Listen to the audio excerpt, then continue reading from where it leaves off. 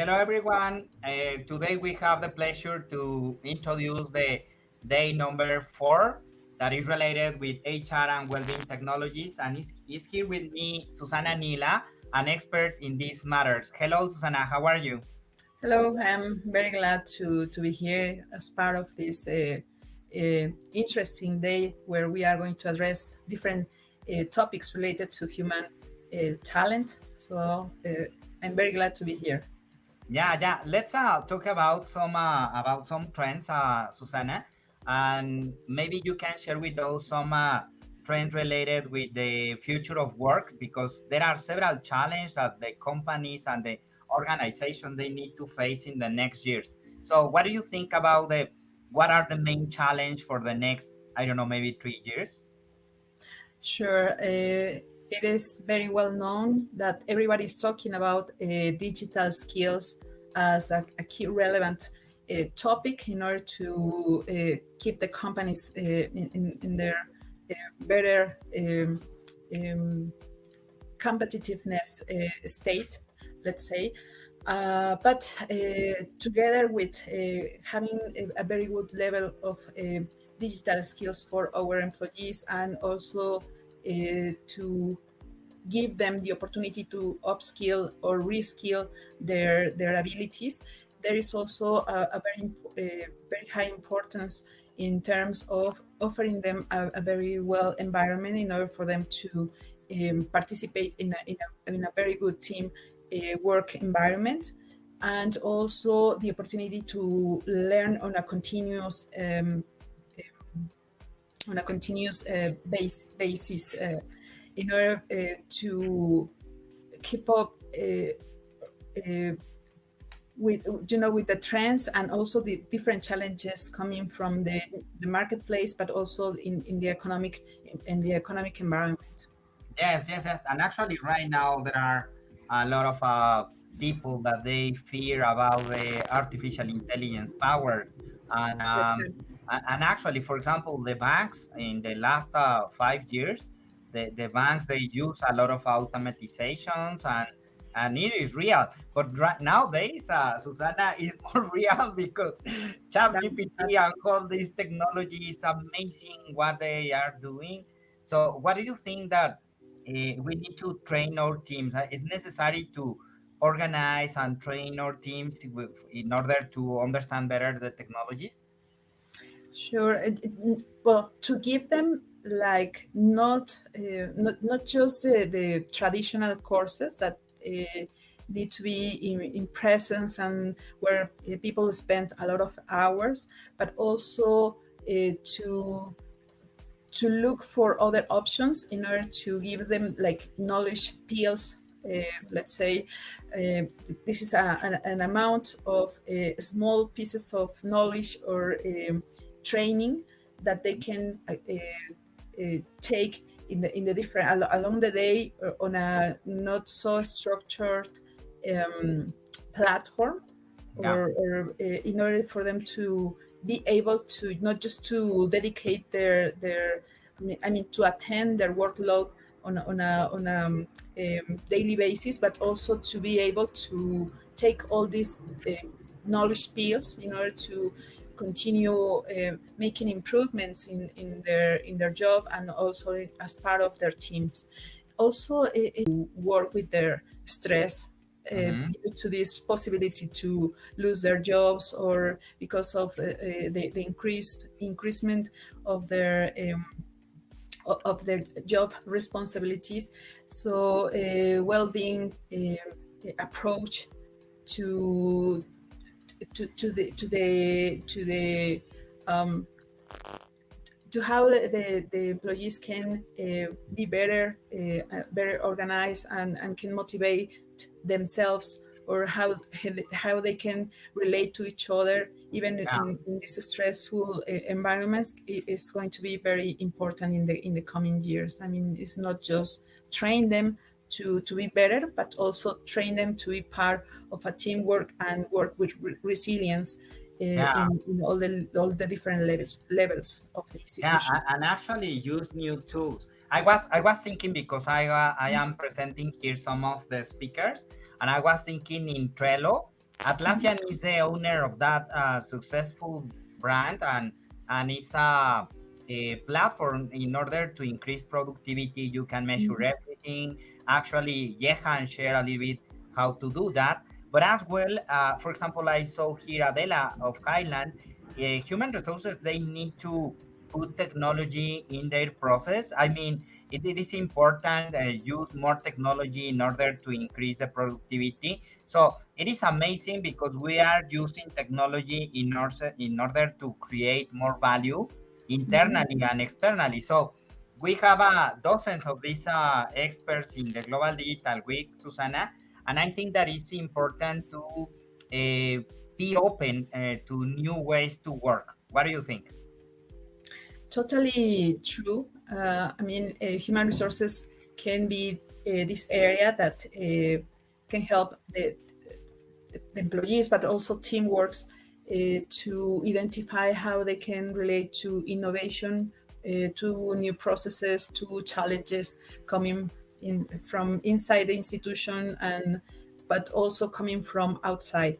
And in order to achieve all these goals, they also need to help people through the different platforms, not just in order to measure the productivity, but I would say also to have learning management systems that allow the people to be recognized, to learn and to identify how well they are achieving a better employability through the Mhm. training that they are receiving from their companies, because this is going to be key for the competitiveness of the company, but also for this like extra that you can give to your employees. So human resources is the area that can be a partner in terms of helping the people to maintain a good level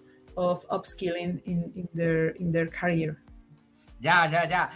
Right now, I'm remember one phrase of the HR director of Coca-Cola, and I Mm. remember that he said that is training is expensive, but not training is more expensive. Totally So, true.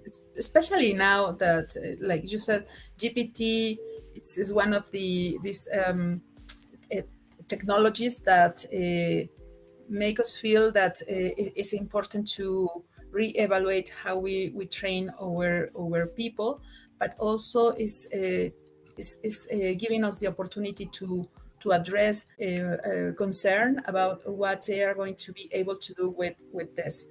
yeah, But now is how we can use in a better way all these possibilities that we have, not just with ChatGPT and this artificial intelligence, but with this also these other environments like the metaverse, etc. mhm, So yeah. we are facing several challenges in terms of how we can think about ourselves and reimagine ourselves and our careers, even if we have a full-time job, right? Yeah, yeah, totally. Well, thank you very much for sharing this space with us. And guys, we have a lot of experts today. Enjoy the day of HR and well-being technologies. Thank you, Susana. Have a Thank great day. you. Good too. You too.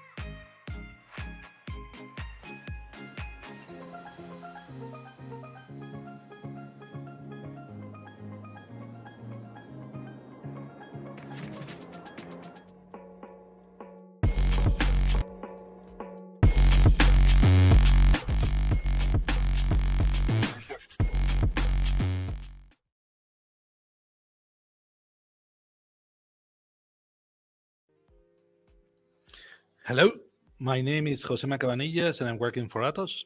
My role is responsible for sales and business development in Eastern Europe of health and life sciences.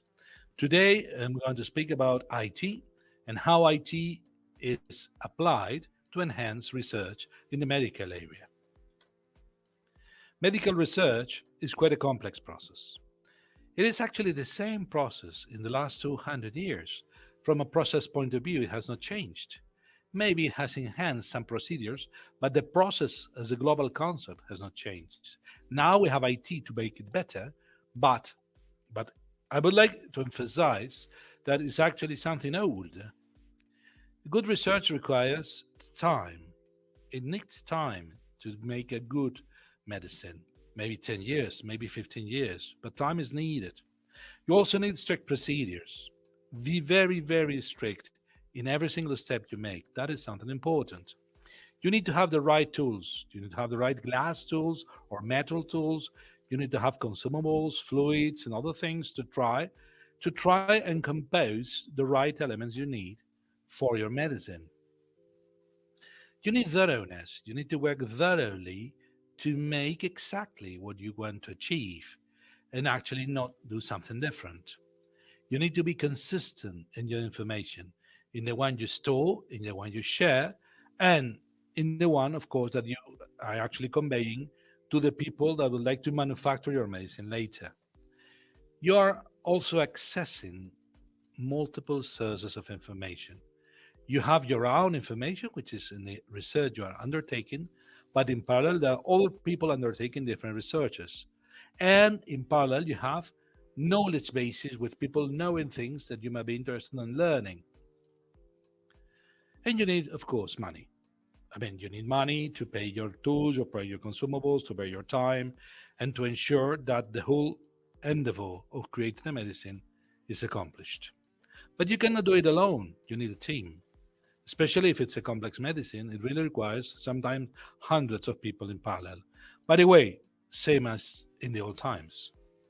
We need a team to do the right research. But when you're in a team, the thing you have to work the most is in the synchronization.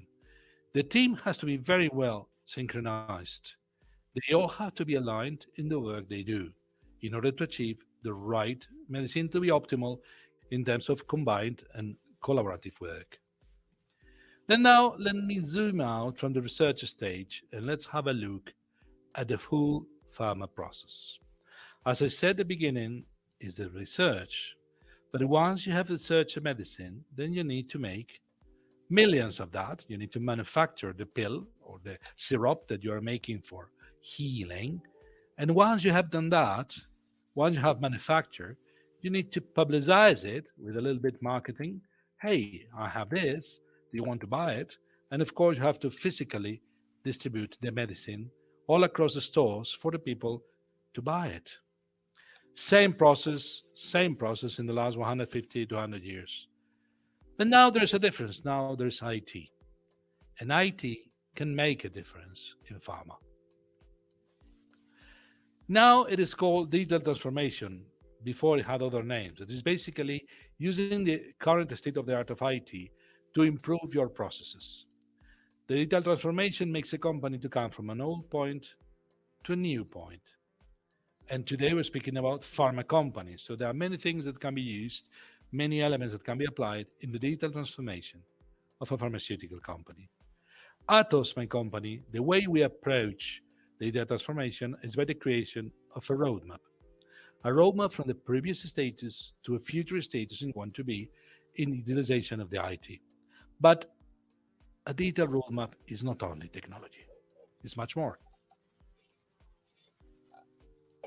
For doing the right data roadmap, you need to understand the business goals of the company because why start to speak about technology if you have not understood where the company goes to? First, we need to understand the business goals of the company. Then we need to know the problems they are facing. If we are trying to get a data transformation, it's because actually we want to improve in some elements, in some aspects. What are your challenges? What are your problems? What are your issues? Let me help them so I can positively drive you through the right roadmap. And the most important point, we have to understand the feelings of the people. A pharmaceutical company is not just uh, an isolated being in space. It's a team of people that work, that feel, that are friends, and we need to engage the people in the digital transformation. This transformation, this process involving the people is extremely important. But if you see, we are an IT company, we're talking about digital transformation, and we have touched 3 points: business goals, operational challenges, and people's feelings, that we have not yet started to speak about technology. Yes, also technology. This is involved in a digital transformation. We have to find the right size of both hardware and software elements which are used in the process.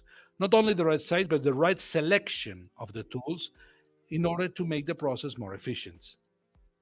We need to also depict what is the evolution from the legacy system, because every single company has a legacy system. You can have a wonderful future, but you're starting from today's present, and your present is this legacy system you have. We cannot start from scratch. We have to make the systems evolve from the current legacy system to the future digital system. And in order to do that, we have to set a clear route, a clear time frame, and a clear resource plan. So the company that's going to undertake a digital transformation can assess whether or not they can do the roadmap, and when will they will achieve every single milestone in the roadmap. We are Atos. We are a global leader in digital services, experts in cybersecurity, and especially interested in decarbonization. We are 112,000 people in the world, business technologies, in 71 countries, and we generate an annual revenue of 11 billion euros. We offer our clients digital services, digital solutions, consultancy services on digital security, and also decarbonization offerings. This is the history of Atos. We started in 1919 when Frederick Rosing created the company Bull based on the tabulating machine, which is the predecessor of the supercomputer. Many companies whose name will be familiar to you have been merging year after year to create what Atos is today. Secos, Sliga, KPMG, Schlumberger Sema, Origin, Philips CMP, all these names will ring a bell in your mind, but most of them merge into two companies, Atos Origin and Siemens IT Solutions and Services, and they both merged in 2011 to create Atos. Since 2011, we have incorporated to our company many other companies like Bull, Xerox ITO, Antilio, Siemens CVC, Experion, Profit Forest Fee, Infidem, Processia, Cryptovision, so many others, which make us the team we are today and the global presence we have today. In a nutshell, as I said, we are 112,000. We have an 11 billion revenue worldwide. We're number one in Europe in cybersecurity cloud and high performance computing. We are the Olympic partner, the worldwide IT partner for the Olympic Games and the Paralympic Games. We started in Barcelona in 1992. We are number one IT service provider according to DJSI Europe Index. We are investing something like 235 million euros on R&D every year. We got 100,000 new digital certifications, and our balance between the tons of carbon emission and our million euros is 9.61, which is actually one of the best rates in the market. Now we are going to deep dive a little bit on the long process to create a medicine. Let me start from the beginning.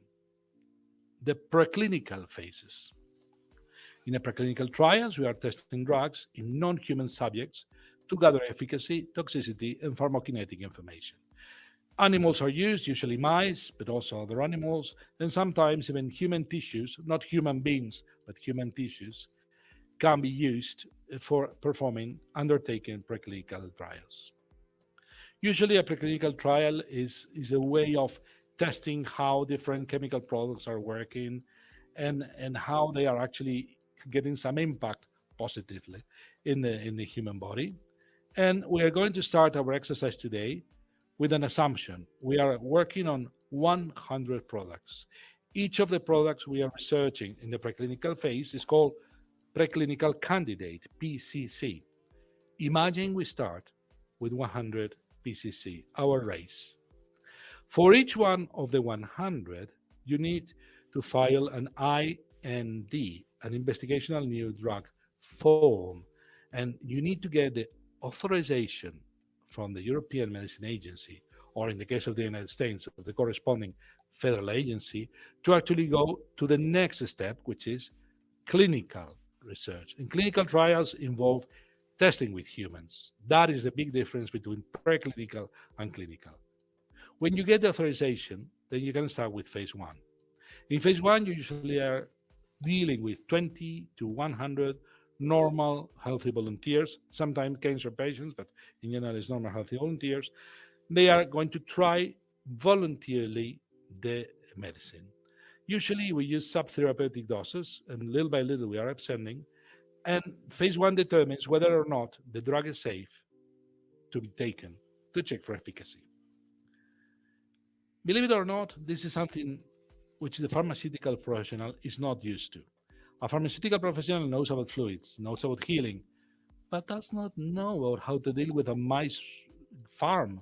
How should I feed the mice? I mean, every mouse, how they behave. How should I work? Really, I need to talk to 20 to 100 people, and in every person, what should I ask him? There is a procedure to be adopted in every single patient testing, in which you have to talk to the patient before, during, after the patient has taken the medicine. And these kind of procedures are basically enabling you to talk, you pharmaceutical professional, to talk to the patient. And it is something that does not necessarily go to your chemical business, to your investigation, but you need to undertake it if you want to overcome the different phases of clinical trials. In this phase one, only 70% of candidates are successful. So if you remember, we started with 100 preclinical candidates. We are ending phase one only with 70 because the others have failed phase one. Let's go to phase two. In phase two, we are testing the drugs in a larger amount of people, between 100 and 300 participants, usually with a specific disease. Now we are not testing anymore, not necessarily as a main focus, the security. We are mainly working on whether or not the drug has any efficacy. Is it useful for anything? Yeah. And we are assuming that the medicine has a therapeutic effect. Only 33% of the medicines are successfully going through phase two. So if you remember, we started with 100, only 33% of the 70 have passed. So only 23 medicines, candidates to be medicines, are successful in phase two. Now we go to phase three. Phase three usually involves between 300 and 3,000 people with a specific disease. Of course, we use therapeutic doses. Of course, this phase is determinant in order to say if a drug has an effect, and if the effect is exactly the one we are pursuing. Again, you pharmaceutical guy, you know about fluids, you don't know how to deal with 3,000 people. It's a too complex operation. It's too cumbersome. It's really, really long to do. So you need some support to actually deal with so many patients. What happens in phase three? In phase three, only 27% of medicines succeed. So we started with 100, went to 70, went to 23, and only 27% of the 23 are successful. So only 6 of the preclinical candidates come to the end of phase three. 94 preclinical candidates have to be discarded, and 6 of them are actually successful. And now it is the time to ask the European Medicine Agency if I can or not manufacture my medicine in millions and build out with all the data of the medicine, going through all the phases, going through all the components, all these reactions with the different temperatures, pressures, etc. And for a pharmaceutical professional, it's really, really boring to do such a thing, and it's really time consuming. So it's another point in which IT can support the work of a pharma professional. Once you have the permission of the European Medicine Agency, then you can give it to the public. You can make millions of them. You can send it to the pharmacies. And all you have to do is to ensure, that's very important, that the factory is doing exactly the medicine you have approved. So the communication between the research team and the manufacturing team has to be optimal, has to be perfect. Once the medicine is being distributed, there is another phase of research, which is called phase 4, which is a little bit intertwined with marketing. It's a post-marketing surveillance in public. Of course, we are addressing a very, very large number of patients, thousands, and it can be either triggered by the pharma company itself. They want to see how the medicine is going, or maybe it's required by the regulatory authorities. But anyway, it's analyzing how medicine, which has been manufactured and distributed, is successful in the market. Preclinical, phase 1, phase 2, phase 3, then manufacture, distribute, and then phase 4. That's it. Let me zoom a little bit on the preclinical phase. If you go to the preclinical phase, you will see here on the bottom left side that the drug discovery cycle is some complex. You can start with a compound collection, and out of that, you start primary assays. If you're successful, you go to a secondary assay. Otherwise, you start a cycle in which you go to lead compounds and SAR, and in an indirect or direct way, you finish up designing again, doing a chemical synthesis, and coming back to primary assays. And this cycle can happen in any direction, many times, and is not necessarily ending soon in creating a preclinical candidate. So this means that when you start the drug discovery cycle, you never know how many iterations of the different cycles you're going to have, and you don't know the time it will take. You can make an estimation, but you don't know with accuracy the time it will take. And this is important for us. Let me go on that later. How can we do smarter, better, and cheaper research thanks to IT? Well, definitely not with artificial intelligence. Artificial intelligence is very fashionable these days, with this ChatGPT. Everybody's talking about it. But at the end of the day, the truth is that human pharmaceutical professionals are doing the research, and no AI tool is doing the research. What we are doing is using the IT to support the researcher. IT is there to make the human work better, not necessarily to replace the human. And then, how can we do it? We do data engineering. We are actually working with a huge amount of collection of data that the pharmaceutical researcher is playing with and supporting him, her, in the whole process. But for a data engineer, the health medical research data is the worst you can find. Why is it the worst you can find? First, because the data comes in heterogeneous formats. So you have pressure measurements, you have temperature measurements, you have volumes, you have comments, which is just text that the patients have given you. You have times, you have a lot of things which are not necessarily aligned and does not help for a data engineer. Secondly, you have a huge amount of data. You have enormous amount of interviews, enormous amount of tests, enormous amount of proofs, but not so many to make it big data, but not small to make it easy to deal with. So, very bad. You are also playing with multiple sources because it's your research team which has to combine what they know with the external sources which are bringing other knowledge items to the tray. But each of these sources have a different size, have a different format. So, just to end up the horror for a data engineer, the data is non-sequential. You have seen in the previous Zoom on the preclinical that actually the cycle is not closed and you cannot anticipate how long or how many cycles you will have. So every single medicine has its own history, has its own cycles, has its own trajectory. So heterogeneous, huge amount, multiple sources, each source with a different size and format and non-sequential.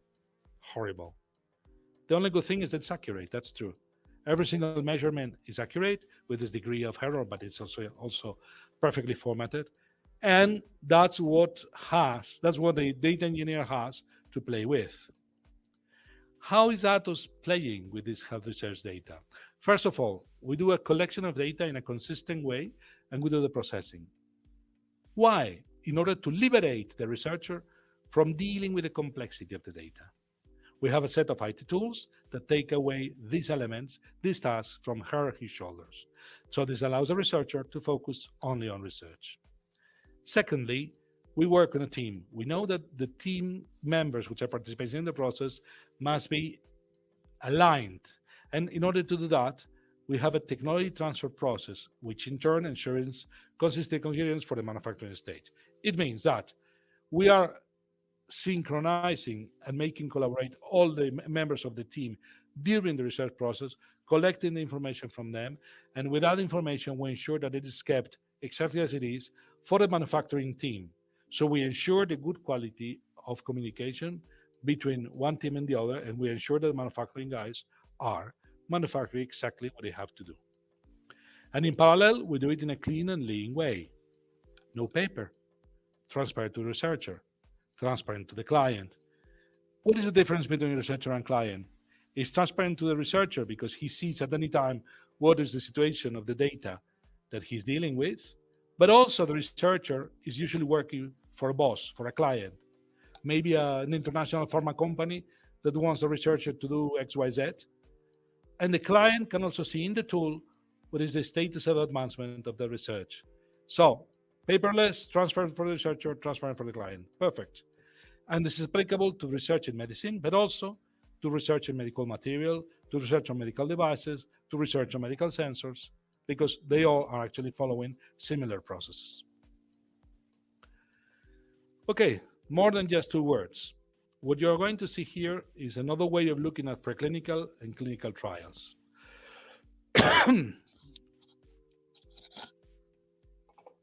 The three first blue arrows, discovery and development, study design, and study startup, are actually the preclinical stage.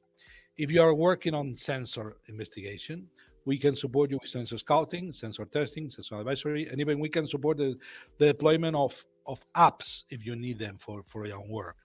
But anything you are researching on, we can take care of end-to-end preclinical process flow automation. And it's something we do with our partners tools and with the service provided by Atos. Then when we end trials, then we do something called kit deployment. What is kit deployment? If you are researching, as I said, in a team and you are 500 researchers, maybe in 100 different locations, every single researcher must have a minimum kit for researching. The glass tools, the metal tools, the fluids provision, and actually to have all the consumables he needs, she needs for developing his work this week, next week, this month, next month.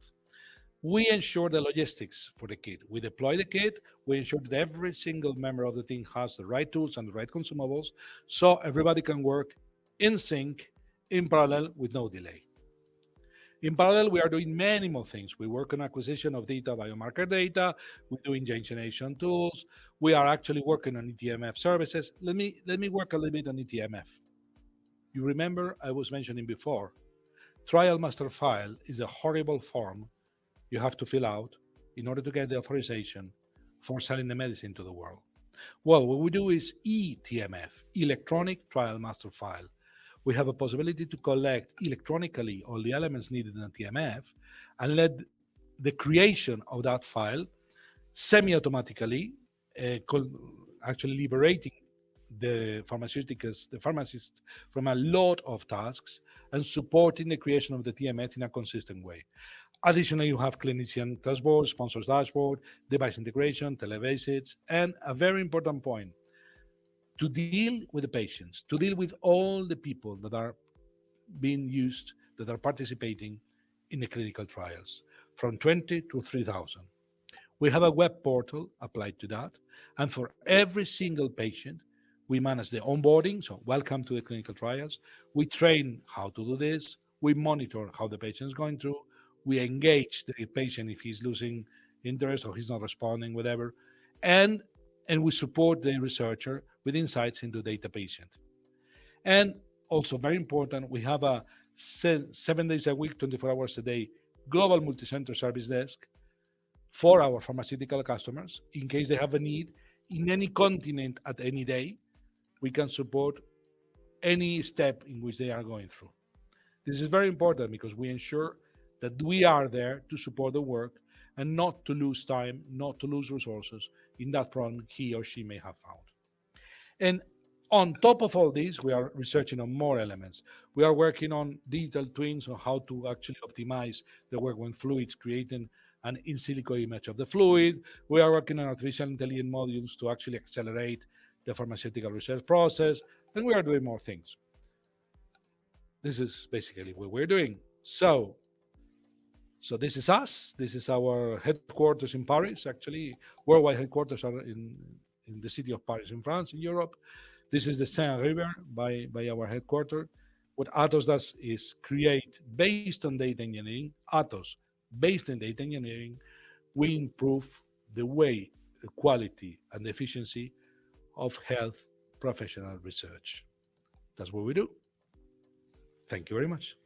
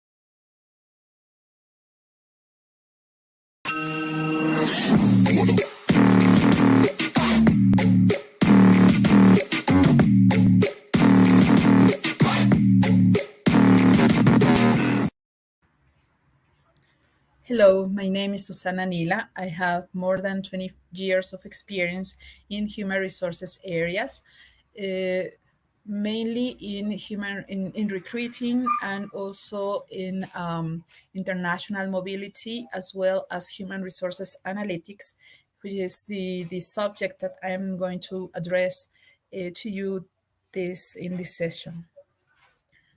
As an introduction, I would say that one of the most important topics that human resources needs to address is the talent shortage in the job market. There are many different factors that as a first point, the low return on educational investment that is an important aspect of that in Latin America we are facing as most of the young people, the Latin American population is not finding uh, um, a good possibility to complete their university degrees, to obtain a university degree in order to guarantee the um, that they will have a very good income in the coming years. So based on this situation, they prefer not to continue their university studies, and then they choose other options to start working and having a good income as soon as possible. The other reason that is having an influence on this situation is that we are facing an accelerated skills mismatch in the job market. This is the reason of this situation is that there are many emerging technologies that are changing the job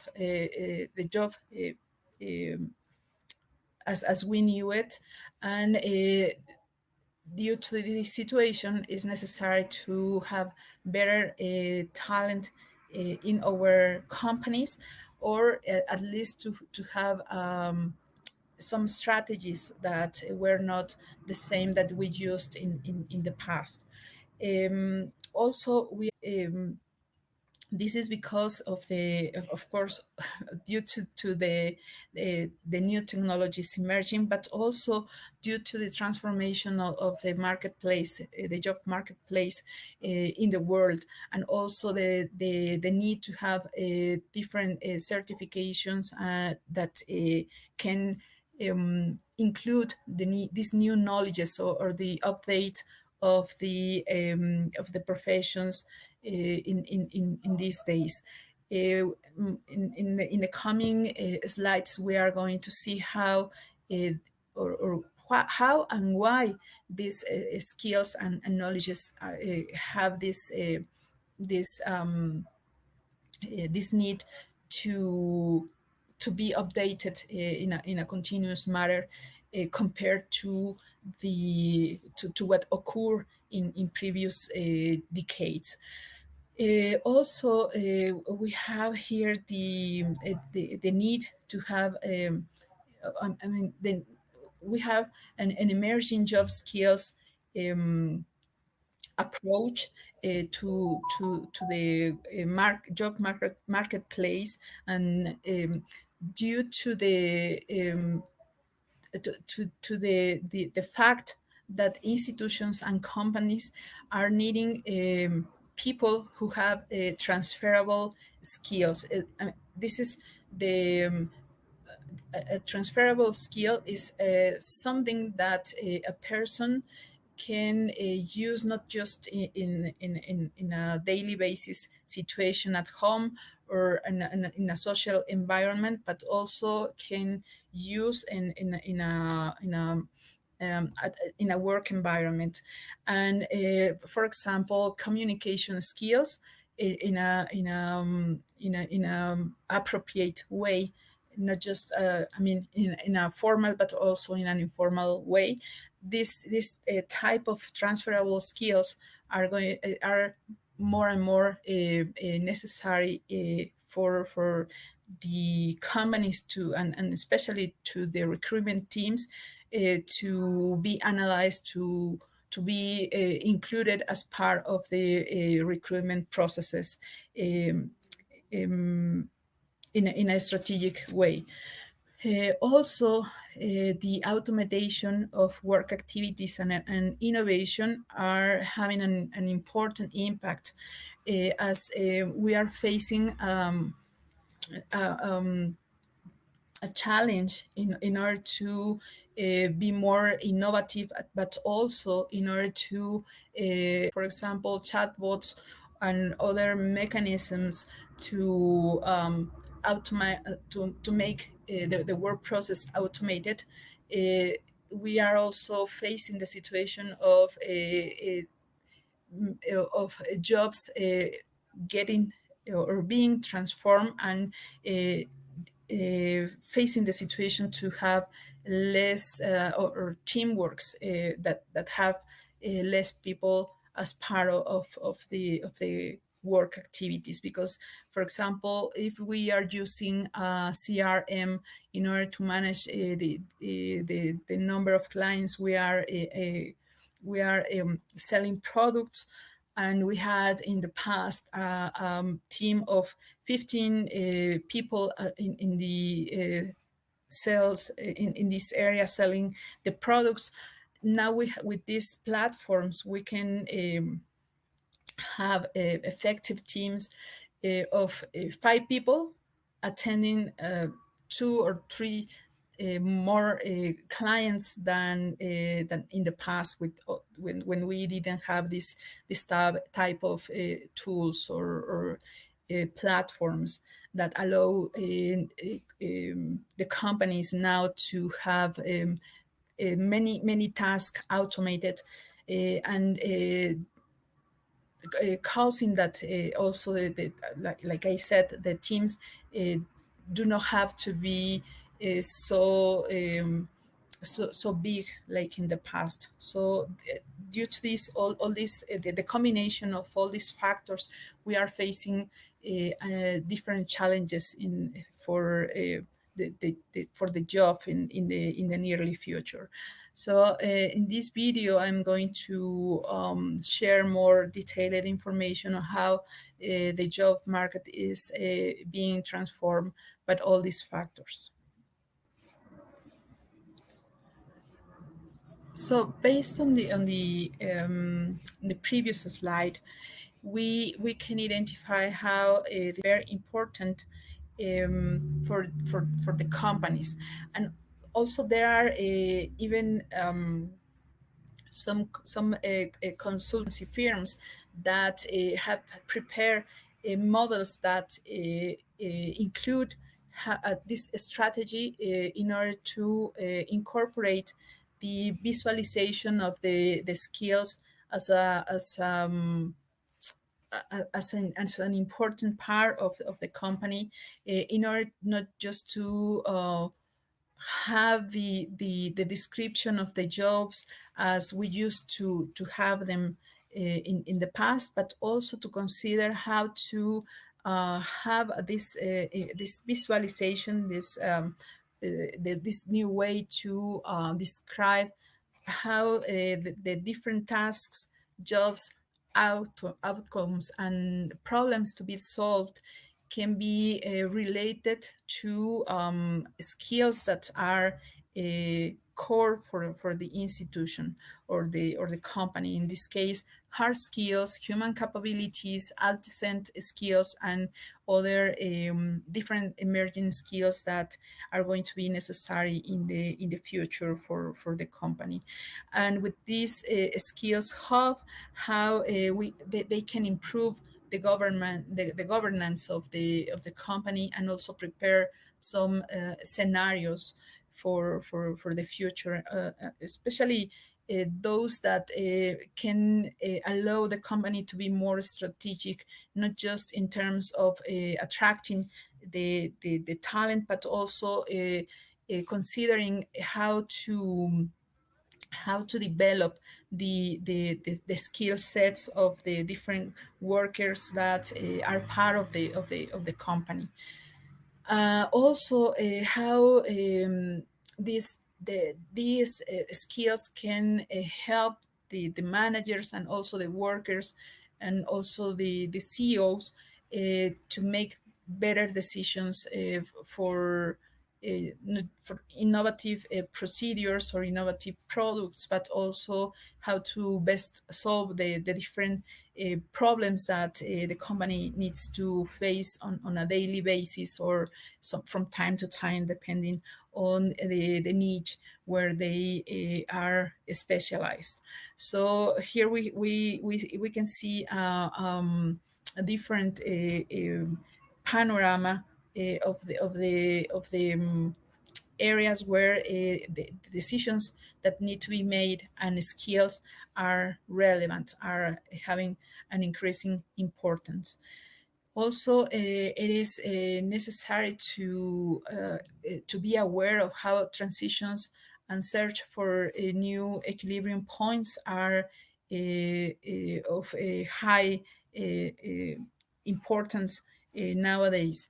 In this case, as we mentioned it, in this model described by or proposed by Deloitte, we can observe how the transition towards organizations that have these traditional jobs very well identified need to be improved by incorporating or by having an inventory of functions based on skills and also labor competencies in order to have a better combination of the value of the organization. This scheme must be added to the need for a continuous updating system of competencies and knowledge, and this type of systems is or are not very well used in most of the companies because the learning process as part of a continuous strategy was not seen as important as it is now, and this is because of all this is transforming and new technologies having an influence on the not just on the companies and the work environment, but also in the way universities and also the society. I mean, the market is evolving and is having the influence on all of these changes, but also technologies that are being used by the different actors of the world. I mean, especially in the business area, but not just in the business area. Also, like I said, in the education arena. So as having a system that then allows us to have all these knowledges and also skills is important in order to be more strategic in terms of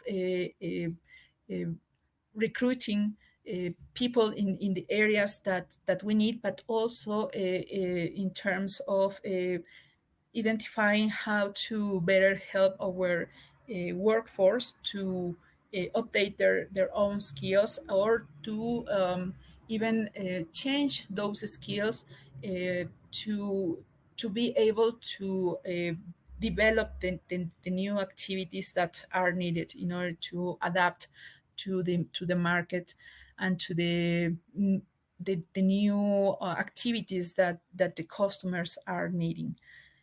In this situation, education and work have always been closely associated, but now both of them are aspects that are more necessary within the company. No, I mean, education is no longer only a problem or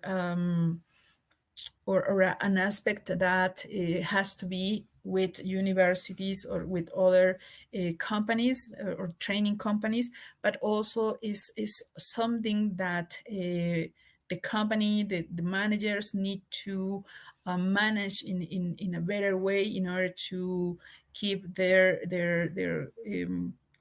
companies competitive in the marketplace.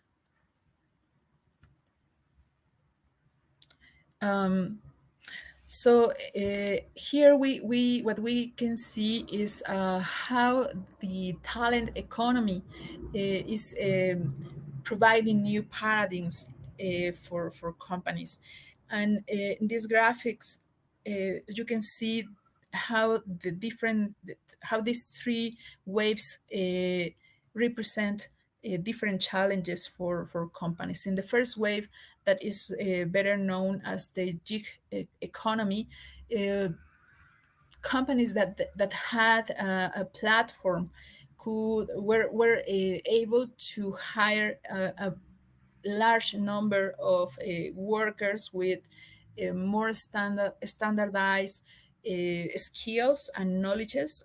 In this case, we are referring, or we are talking about the food delivery companies, and also Uber, or even Didi, or Airbnb. And these workers didn't need very special training, and were able to be hired or to collaborate with these companies that operate through a platform. But what we see in the second and third wave is that now companies are needing talent that have a more specific skills or knowledges, and knowledges that are not be given as in a formal way by the universities, as we are here facing knowledges that are emerging in and not able in that way as as an offer, as a course, or as a specialization provided by universities, like I said. Uh, for example, in the past weeks, we have heard a lot about Chat GPT and how this new technology is changing the the way we learn, and the outcomes we can have by using this platform. Of course, that people who is able to learn in a very fast way how to use chat gpt is going to are going to have a differentiator versus other workers that are not aware of the advantages of this new um, artificial intelligence. In the same way, if we are recruiters and are looking for people who have this knowledge and are not aware about that there are no university courses offering the training necessary to be considered as a specialist in chat gpt, for example, and you are looking for candidates that have a formal training in this area, you are going to be faced or you are going to be seen by this specialized talent as a company that is not very serious, or you're lacking a certain reputation by not identifying how these new knowledges are um, are acquired by auto let's say auto learning, by learning by your own meaning, or by your own sources, or your own research, or by having a mentor in an informal way, rather than going to the university. So there are also other ways to know this talent, and these other ways are not traditional ways to recruit. For example, to participate in activities offered by a learning community or a professional networking um, community, let's say. And sometimes it is important to say that recruiters need to be more prepared to be accepted in these new communities, and in order to have a level of conversation and to talk about the topics that these communities or networking um, or networkers are interested in. So as here we are facing also a challenge for not just for the companies but also for recruiters in order to attract the best talent and in order to offer also good possibilities of training to their own workers at the company. In this case, I am also going to share with you a video in order to go deeper into this topic. The first generation of emerging job markets, known as the gig economy, facilitated mass access to simple, short-term jobs. Currently, in the talent economy, the characteristics have changed significantly. Highly qualified workers who perform complex tasks and have scarce skills are on high demand now. Few of them use LinkedIn, which makes it necessary to use non-traditional, highly specialized recruitment sources.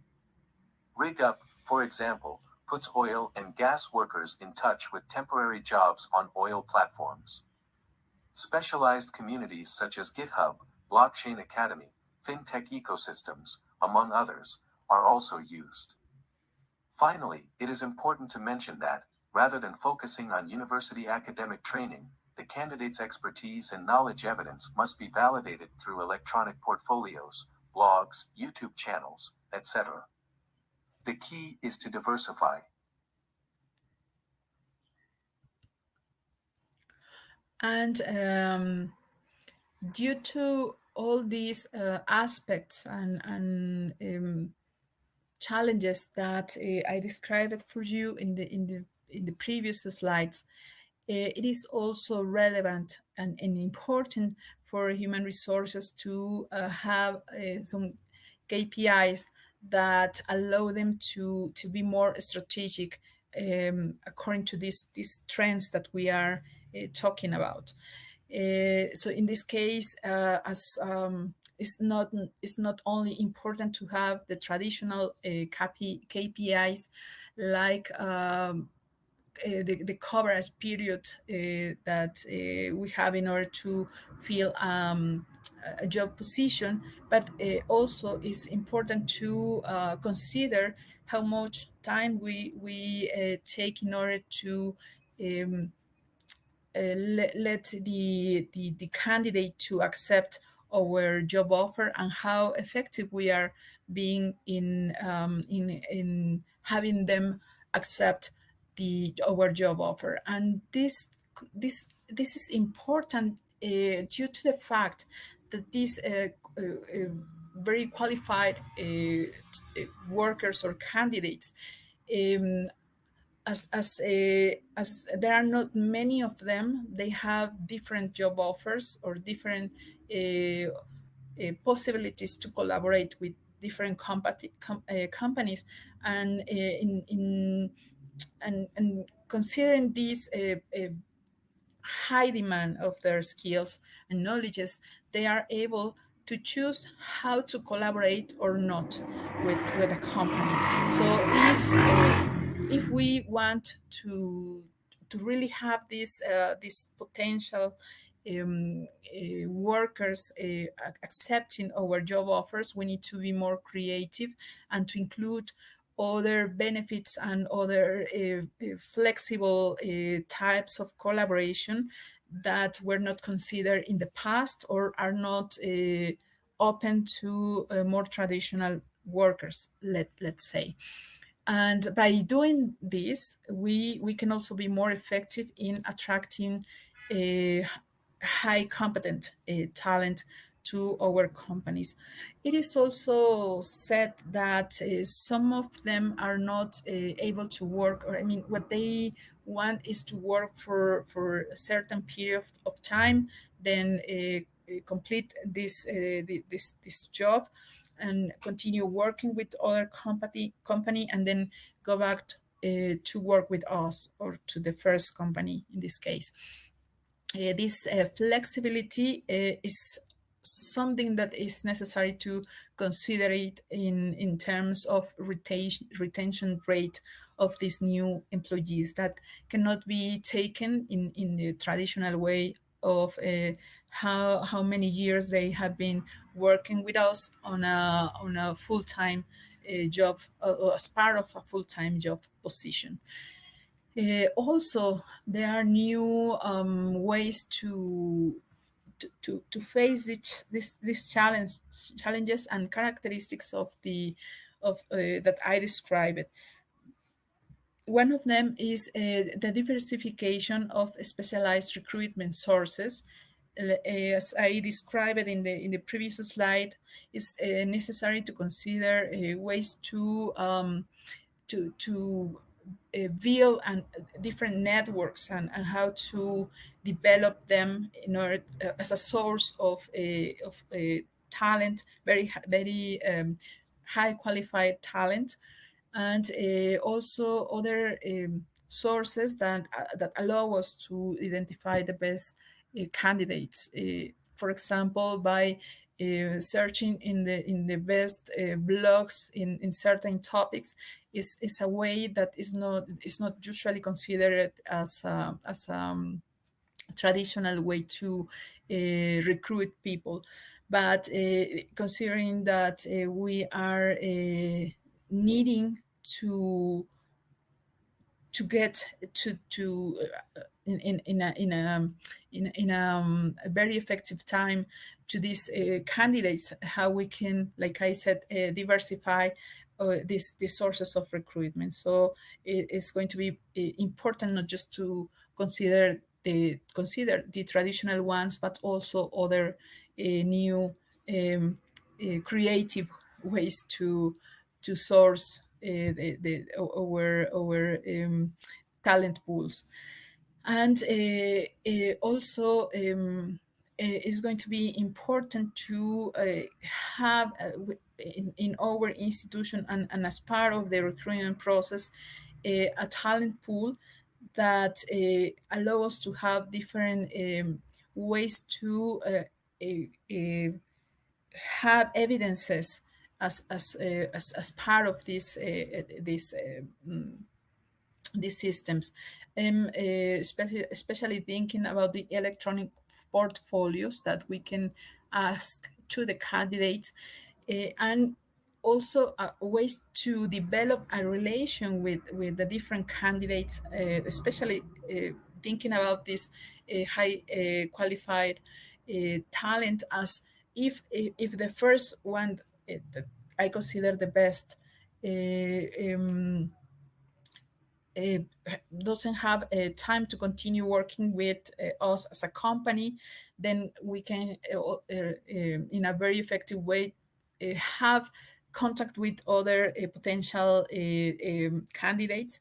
If I develop a relation with them through keeping their portfolio, their electronic portfolios, where they can have evidence of their projects, the knowledges that they are acquiring by developing, for example, an app, or participating in a mentorship program as part of their learning community, like I said. So here we are facing how the knowledge is in constant improvement, so that allow us to be part of this development of the candidate. I mean, it's not an static a possibility for the candidates to show or to prove their expertise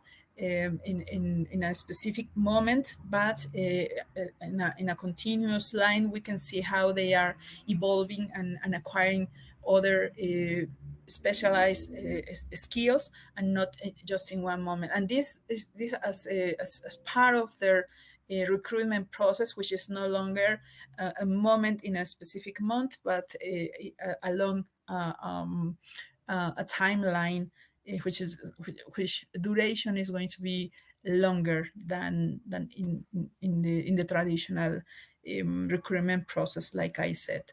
So this is an approach, a different approach that recruitment areas need to consider, as well as, of course, as by including simulators or even metaverse environments in order to identify those relevant skills that we are looking for the candidates, as they are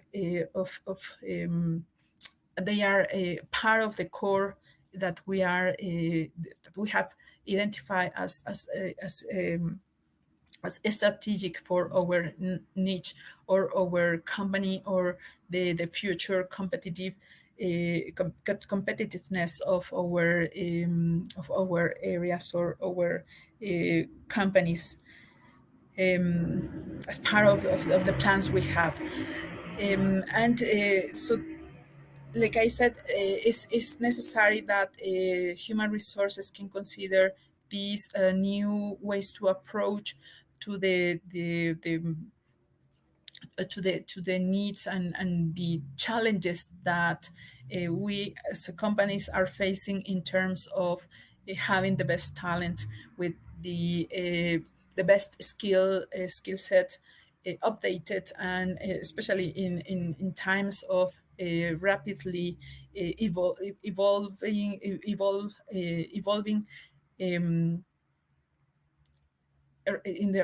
a rapid evolution. I'm sorry, of the skills and knowledges of the workers.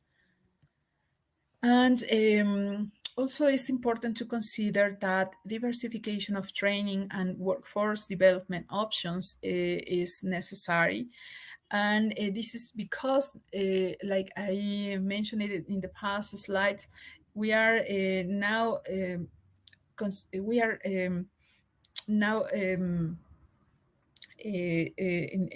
these days having not just the talent coming from universities.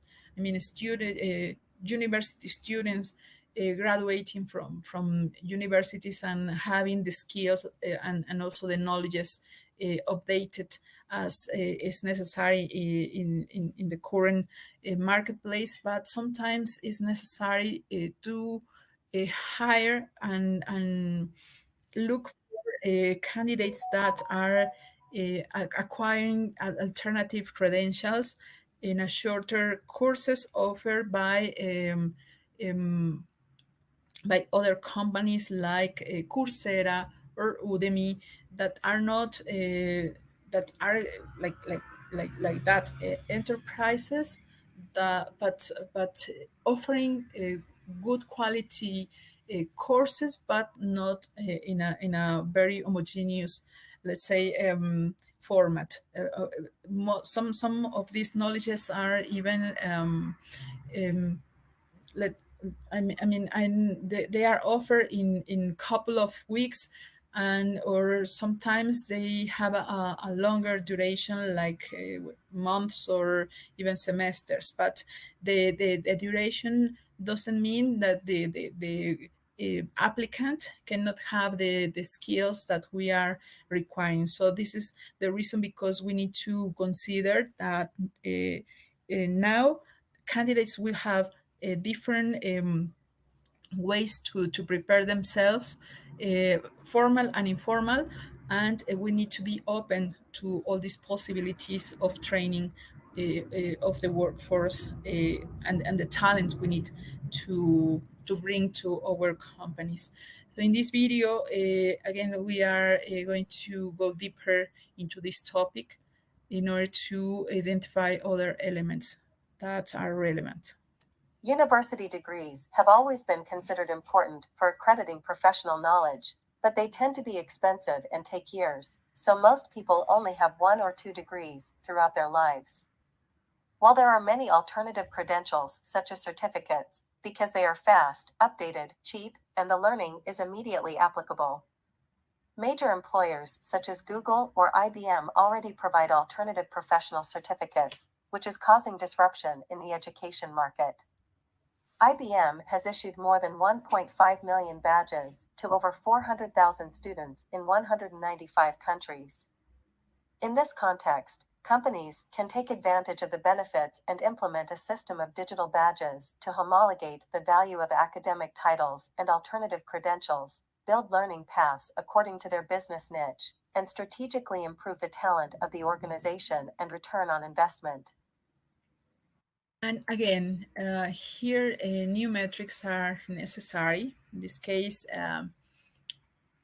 metrics that allow us to have a human talent inventory, not that give us transparency and visibility of the university degrees and knowledges of where employees have, but also skills that is going to help the companies to work for in order to have a future competitiveness. This like we will be discussing in the previous slides, this knowledge of the company is going to be something that needs to be built on a daily basis due to the situation of that we are facing an obsolescence of the skills and knowledges in a way that we never had faced in the past. So as long as we need our own workers and to keep their skills updated, and need also new workers that have credentials or skills in especially in uncovered areas. So we need to have this human talent inventory updated in order to be more strategic.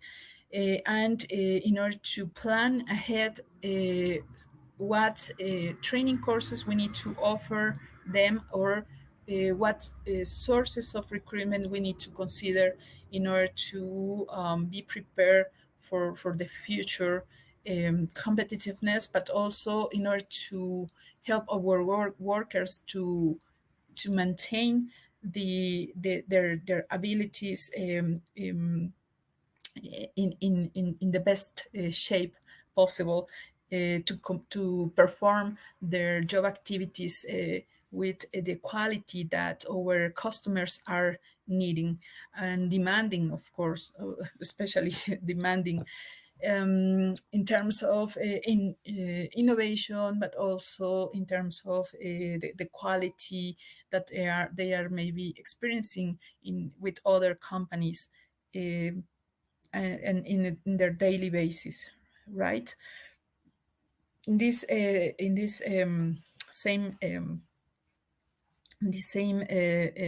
way, we need to consider that strategic learning routes and workplace badges systems are going to be necessary. And this is a new tool that companies need to include as part of their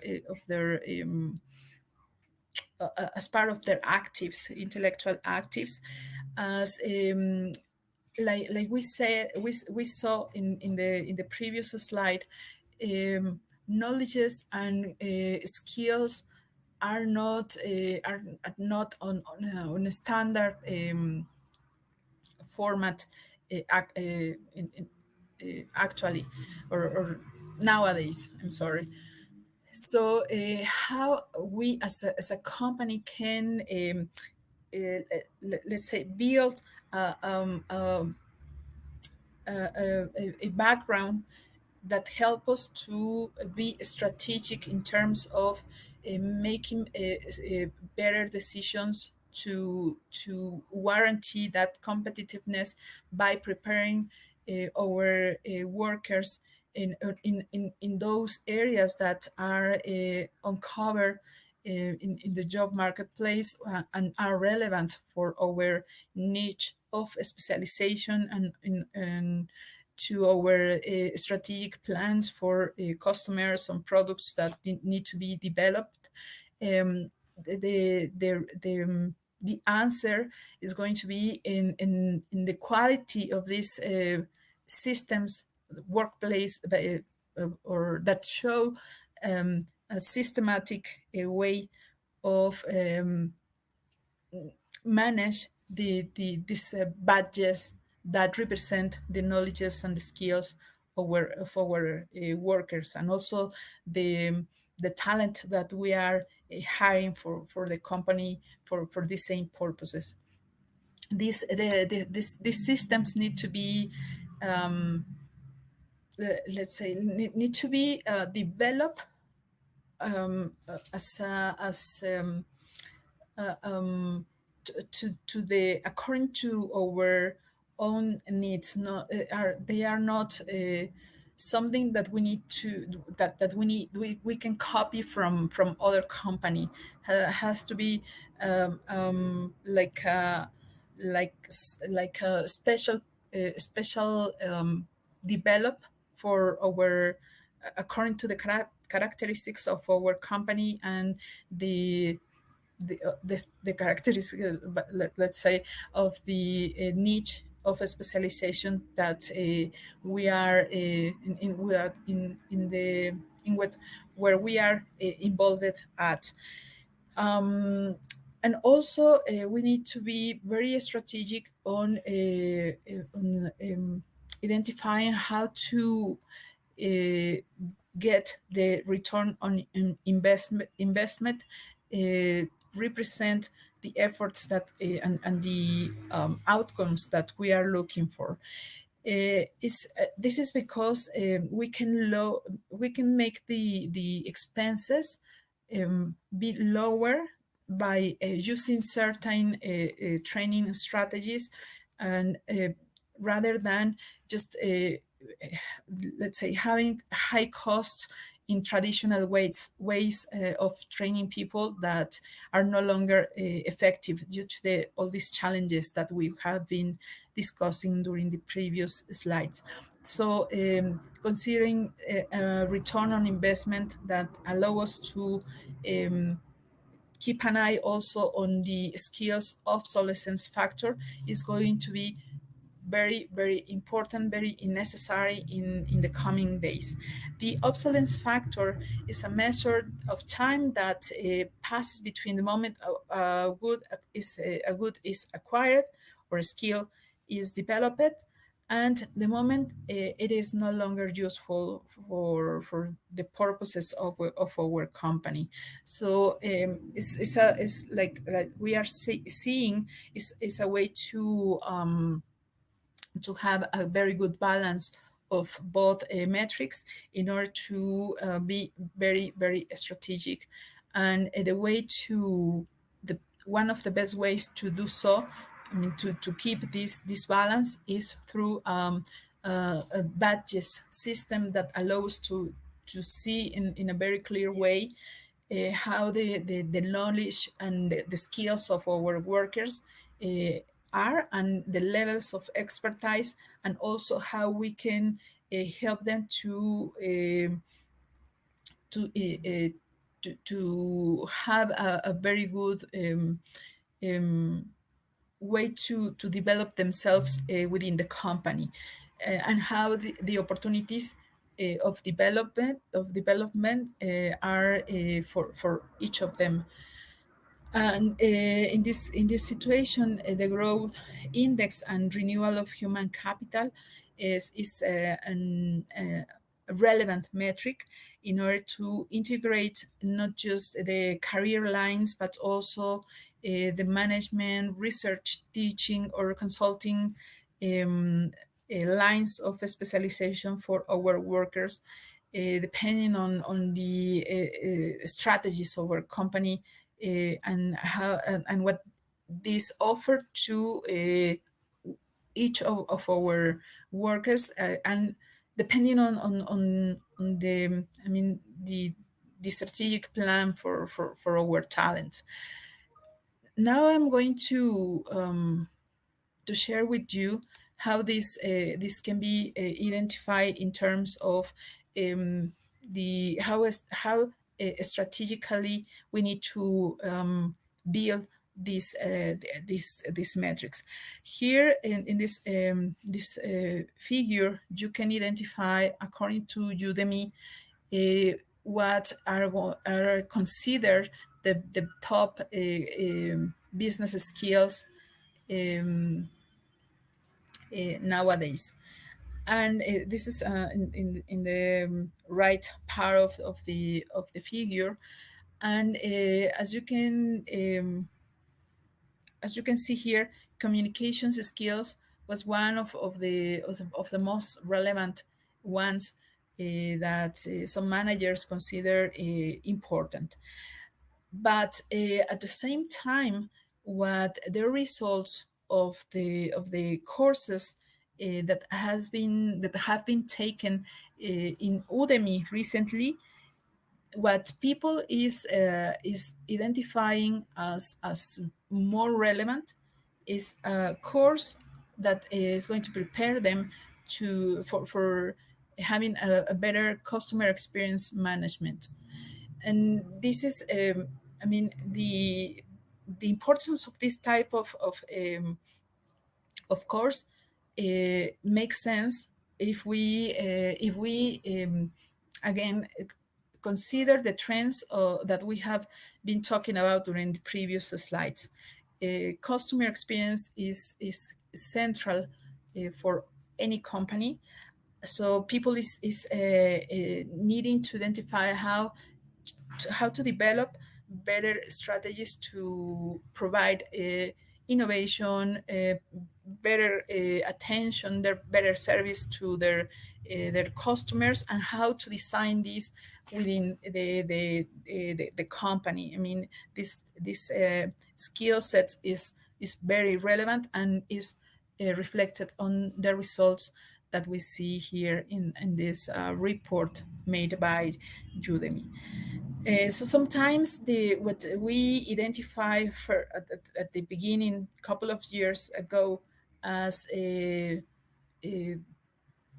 key skills for the company are having the impact of this influence of this changing marketplace, and then we see that new skills, new knowledges are being considered as necessary. Here, again, you can see, for example, recruiting courses are on high demand, or compared to the previous days, and the reason is because attracting the best candidates is being more and more a need for any company that would like to stay competitive in the coming days. So recruitment didn't appear in the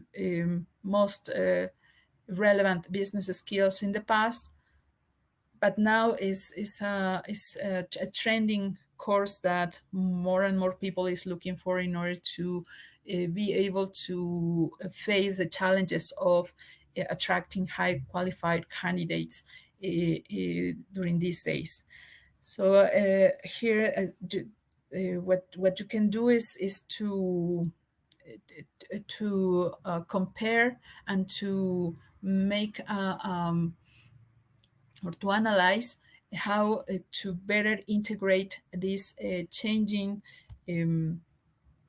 these changing situations in order to be strategic by developing human resources analytics that allows you to have a better proposal of value for your company.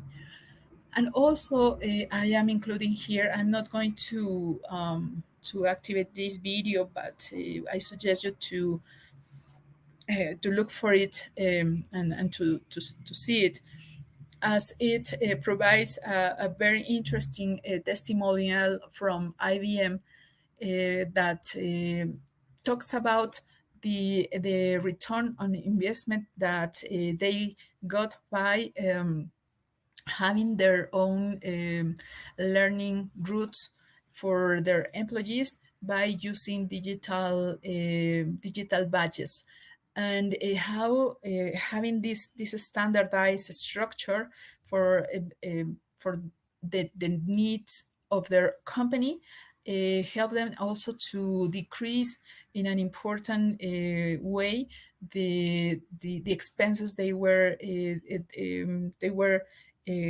expending in training, and how they also at the same time they increase the performance of their employees, the collaboration results, and also the how well their employees feel in the company as part of the company by being recognized by this system that has these badges available for them to show, not just as part of the company but also in their social media. So take a look to this video. Unfortunately, is only available in Spanish, but I am sure that it's going to be very interesting as a case of success in the implementation of a digital badges system, and how well it went for IBM in terms of providing them a very good rate of return of investment in training. And this is all that I wanted to share with you in terms of new human resources analytics that are going to be necessary and also trending in the coming days, based on the needs that we have discussing during all this along this time, and hopefully, I mean, these are not the only ones. I'm sure that there will be more, but here's just a proposal and also an invitation to discuss in a deeper way how other analytics we can consider in order to keep the competitiveness of our companies and the challenges that human resources areas are facing in order to be as a partner of high value for the companies. Thank you very much for your time, and that's it. Hope you find it very useful.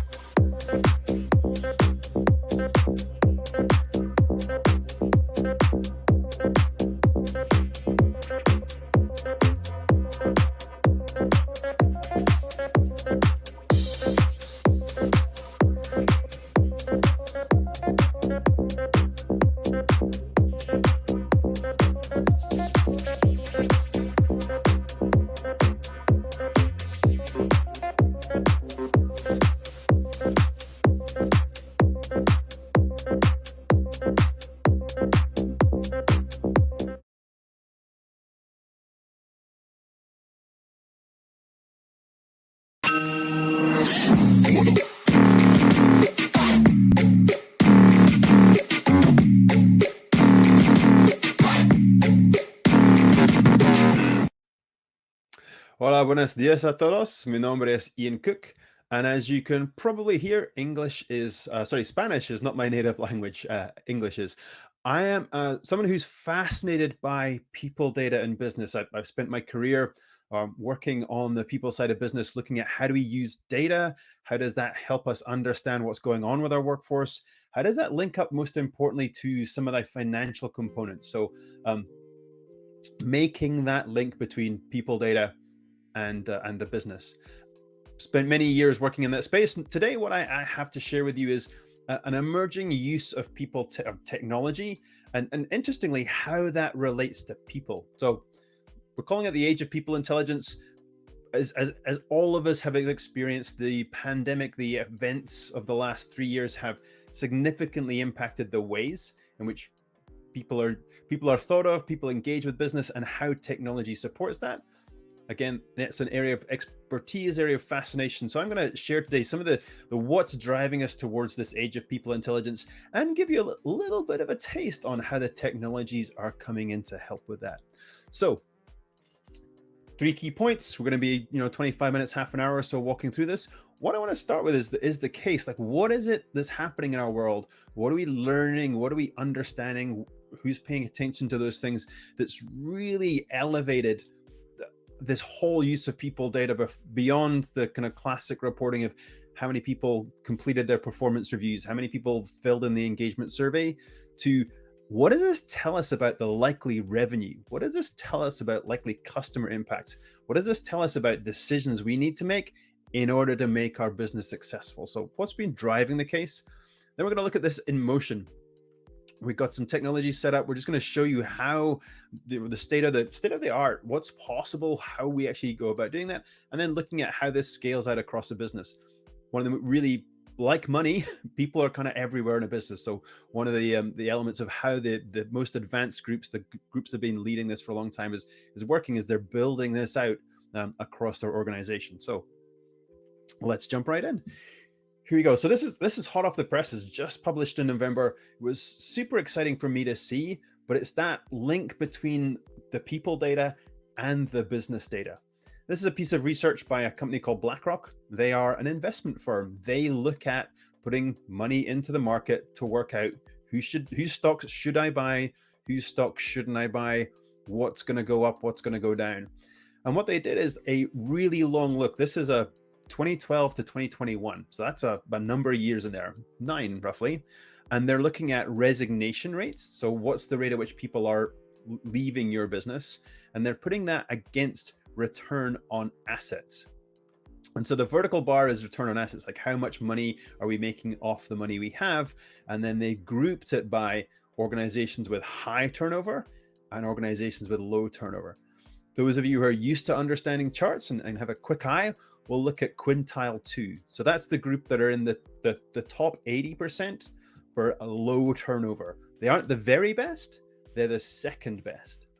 And that's the group where a standout, like their results are above trend in terms of return on assets. And so what that's telling an investor is I need to pay attention to resignation rate. It determines how much money is coming back to a business. It has a direct impact on that. And I also need to know that too little is actually not helpful. Again, lots of people will look at our resignation rates like, oh, let's make it as small as possible. And what this research highlights is that's not actually the case. What we need is a certain amount of throughput. Many people look at an organization like it's an engine. It's not an engine. It's an ecosystem. All the different parts interact with each other. Sometimes they have unintended consequences of how they sort of grow and work together. And so this is saying too little transition in your ecosystem actually has an effect on your returns. Too much clearly has an effect on your returns. Then, 2 things that are key for me with this one, which is like why this is the age of people intelligence. This isn't a research group. This isn't a research consulting business or an HR consulting business putting this out. This is BlackRock, an investment business that have put time and energy into making this. And then, a lot of us have understood this intuitively for a while. And you would depending on who you are. If you're like me, you've argued with CFOs for many decades about exactly this. But now what we're seeing is the proof. And now what we're seeing is people putting that proof there. The next one is, again, released this year and in the Harvard Business Review. And this means for me that people data is on the CEO agenda. Again, what this group looked at is revenue per employee and trying to understand what drives the difference. So guess what? People who are in the top quarter they classified it experience. What they mean by experience is the people who've been with the business a long time. Again, intuitively, this stuff makes sense. I've been with the business. I know what I'm selling. I understand how to sell it. I sell more of it. Many people wouldn't debate that line of argument. But what these researchers are detecting and why this is vital to a CEO is that this has up to a 50% difference in your revenue per employee. So all of us are heading into hard economic times. All of us are questing for that. How do we make the best use of what we have? How do we make the business successful? Well, here is one key driver. Hold on to the people who understand your business well. It's not just about anybody in any seat. It's actually about the right bodies in the right seats, and with up to a 50% difference in terms of those drivers. And this summed it up for me. Is again, like, why are we saying this is the age of people intelligence? Because people like BlackRock, people like Larry Fink, who's the CEO, who have a significant influence on SEC regulation, significant influence on how money is deployed against share prices and can move markets, are viewing people data as absolutely essential in their decision-making process. And so what's the challenge that we have here? The challenge we have is what we describe as the people impact gap. This is something that I've studied personally and put some research into. What's been happening in the people domain is HR has kind of been focusing on HR. Often the group that look after HR, they have to build technology that tracks events and tracks collaboration. They haven't really been looking at what does the business need? How does the business need it? Who are the business stakeholders that we should be serving? And that's created this gap where we have a really rich set of data on the people side, but we aren't working out how to bring it across that gap to serve the business. And we priced that gap. And we looked at it based on research from some folks out of the University of New York, and looked at the number of organizations who were using people data, weren't using people data. We estimate in the US alone, this people impact gap is worth 1.8 trillion. And so we think that's a lot of money sitting on the table. If I roll back to that prior example, I've got 50% more revenue per employee. I've got this gap that is a revenue benefit potentially of up to 1.8 trillion. That to me says this is a place we should go look. We've got the evidence, we've got the data, we've got the opportunity. It seems prime for us to go look. So what stops us going to look? One of the things that, again, I've seen over my career is this explosion of systems of record in the HR space. It used to be you had an HRIS and then you did everything in some kind of spreadsheet, sometimes on paper. Then maybe you had an HRIS, and then maybe you had an ATS, and then maybe you had something that does employee survey data, like a Qualtrics or a Medallia or a Perceptyx or even a SurveyMonkey. And what's happened and accelerated during the pandemic is the number of different technical systems that manage people data. And we call this a transactional system. It's record keeping. As like, who works for me? What is the answer to the survey? They keep static information. It's exploded. You can see there that the average, even a small organization, has 9 different systems they're trying to manage. And that creates this really, really complicated tech stack. But we've got data everywhere. We've got survey data in one tool. We've got what people get paid in another tool. We might have their performance rating in another tool. We know who they work for in another tool. And so this explosion of different components of tech create this spaghetti mess of data. So it becomes slow, hard, complex, potentially expensive, not to manage the records, but to use that data to answer really, really critical business questions. And that's where the people intelligence capability comes in. That's where technologies which harmonize from different systems. And again, in the old world, that would be a data warehouse, and then we'd have some smart people who'd pull people from the data warehouse, and then they would work on it, and then they would post it into some kind of visualization tool like a Tableau or a Power BI, and each instance they would be like the warehouse worker in an Amazon building, where they go, they find what's required, they assemble it into the package, and then they send it out to the person that's going to consume the package. If you think about that as an operating model, that's a lot of work. That's a lot of people going places to assemble things and then distribute that out. It actually starts to break very, very quickly in terms of getting enough information to enough people fast enough. And that's created this space where people intelligence platforms are fitting in. And what they do is they complement the warehouse, but they also step above the warehouse, in that they do the assembly, the organizing, the creation of a space to answer questions all at the same time. So when a request comes in, like, can you tell me if women who moved into leadership positions are staying with us? That's not a request to somebody to go in the warehouse, dig out all the data, bring it out, clean it, organize it, and tell you the answer in a couple of months. That's something that the system can answer automatically because of how it's built.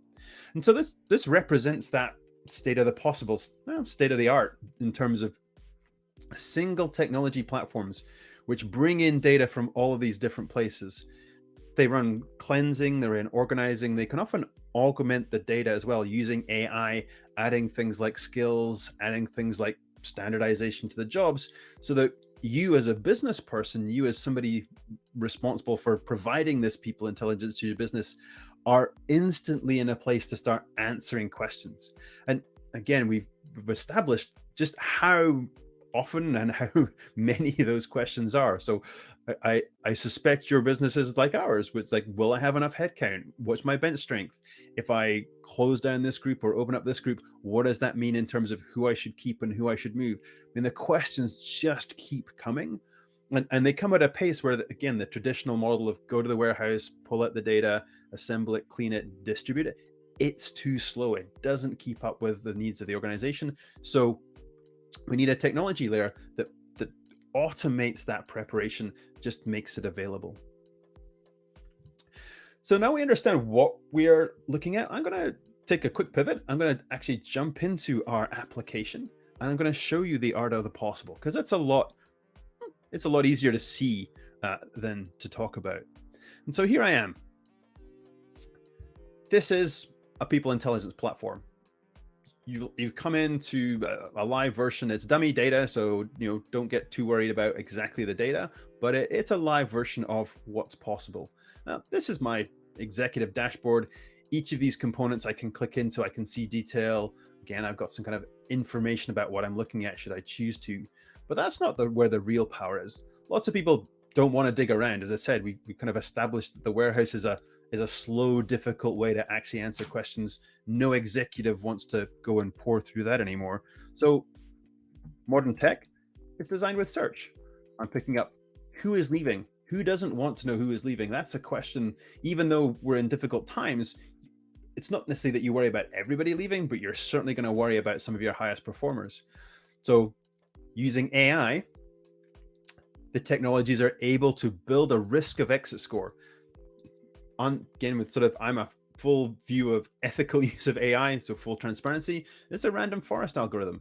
It's trained on prior history. It's tuned to understand which of what's best about the history. It returns that back as a prioritized list so you can understand things. But as we said, I'm not necessarily interested in everybody. I am interested in high performers. So I'm going to instantly fill in my list of high performers. And here I got Juan. I'm instantly served with some of the elements that are important about Juan. That's like that. These are the things that have put him on the top of the list. They aren't always his reasons for leaving. If you want reasons for leaving, you kind of need to look at people who've left. If you want reasons for staying, again, you have to do different things. But this gives me a sense of who is Juan and what is key about Juan. But I'm going to have a whole bunch of other questions as well. So typically when you start to look at trying to keep somebody, you want to understand what's their journey been with the business. So I don't have to go and ask another question. I don't have to say, hey, what do we need to know about Juan? Go back to the warehouse, pull out 5 years worth of data and try and organize that into history. I'm instantly served with a means of scrolling across things that have changed for Juan as he's done that. I also then figure, yeah, I want to keep Juan. He's an important part of my team. So what kind of conversation can I have with him? Well, now I'm going to go and look at his career path. He's an information security manager. We all know those are super important roles right now. And built on all of the data that lives inside this people intelligence capability, again, we can construct future pathways that other people have followed. So this isn't made and then printed into the application. It's actually detected live from all of the information that's built out over time. How many people did what? So if I want to have a conversation with Juan about his career, I can start to talk to him and say, you know, there's a bunch of people who have gone to the IT project office. It isn't a common path. Only 4 people have done that, but it usually takes them about 10 months from where you are. If you want to go into software reliability, fewer people, longer time. The most common place people have gone is into IT infrastructure. So, you know, help me understand which one of these 3 paths is attractive. If it's not attractive, then, you know, we can change the conversation. In addition, once I've got there, simple double click on my infrastructure manager. Here are the steps you can take afterwards. And again, I'm not having to do any kind of, you know, go back to somebody and ask for a rerun on a SQL query or ask for a rerun on any kind of component. It's available to me here. Other simple things to call out: once I found an insight, you know, I can capture it. I've then got a whole distribution methodology, the facility with which we can find, answer questions, share that information with an HR business partner, share that information with the person they're serving. All of these things are very, very, you know, powerful and very important in terms of putting the data and putting the people intelligence to use. Let me take you back to, you know, where are we going after this? So showing you the art of the possible, you can see the speed of the answers. And I think that's a really important thing to understand when we have people intelligence. We're not in a world anymore where it's like, oh yeah, you've got a question, I'll get back to you, is kind of as good as saying, I can't answer that question, you should just move on.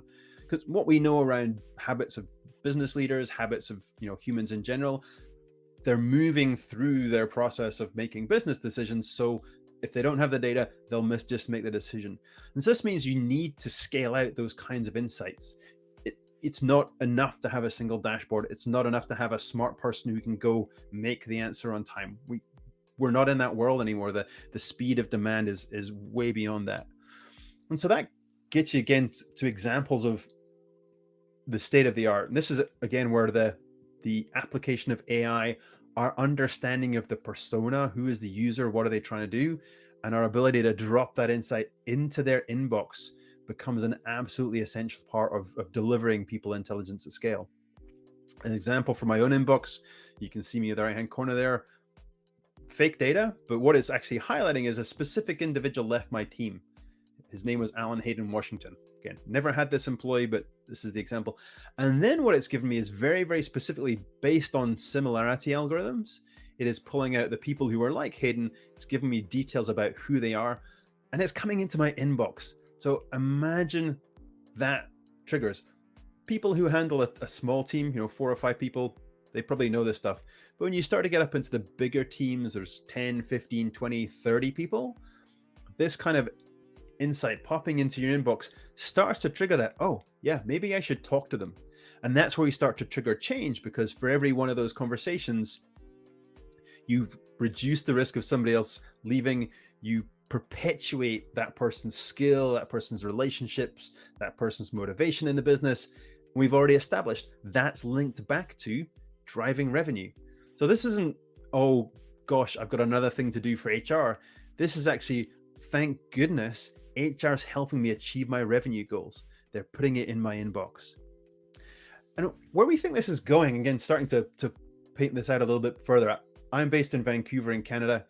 For a lot of the year, it's a cold, snowy place. In my life, that's a great thing because I love to ski in the backcountry. And this is a snapshot of my Strava. And I wanted to start here because when we see this people intelligence scaling, there's an element where, again, a lot of our clients are already serving managers. Recently on the stage with individuals from Wayfair, they are serving 5,000 managers with the kind of insights I've just shared. But where we know this is going is beyond the manager and down to the employee. So this is an individual picture for me. All of us live and work with this kind of technology on our wrists, on our phones, in our daily lives. Everybody has their own particular flavor, be it Apple, be it Google, be it Strava, be it, Fitbit around steps. But all of us are used to this highly personalized, extremely well curated, very relevant information right on our desktops when we need it, to help us think through our own behavior, to help us think through our responses to where the goals we're trying to achieve. And so that's what's happening next with this technology. This is a thing called workplace dynamics. It's linking into the flow of an individual's work. And this is not monitoring tech. I'm really not a huge fan of technologies that count keystrokes or take photographs of you, see if you're working. Those things, there's very few jobs where output is really defined by whether or not you're looking at your computer. Many individuals work with their brains. Other individuals work in terms of outputs. I've got some individuals I've worked with, they can do in 2 hours what other people take 4 to do. So we need to focus on output. So it's also, again, destroys trust when people feel like they're being inspected too far. People will find ways to work around it. I know a bunch of developers have already invented mouse jigglers. As soon as they understood that their mouse was being tracked, well, they write a piece of code that says my mouse will jiggle every 5 minutes, and I will disrupt that listening code just purely because they can. So yet to be invented the system that employees will not, that feels intrusive, that employees will not find their way around. But what employees do value, and I have my own instance of this and I really value it, they value feedback about how they're working. It's really easy to get lost in your own day. It's like, am I putting my time with the right people? Or am I putting my time into the right meetings? My contributions in those meetings, what do people genuinely think of those things? And that's where this notion of personal insights, like workplace dynamics, captured through the flow of email communication, captured through the flow of meeting time use, not again to monitor, say, oh, you didn't do enough meetings. Nobody ever needs to have that feedback, but fed back to the employee saying, here are the people you communicate with. I regularly scan my list of the people I communicate with, A, to see who's the top, and then B, to make some assessment of who have I not spoken to that I maybe should. I'd have to go back through my calendar by hand to do that. This application allows me to make that decision.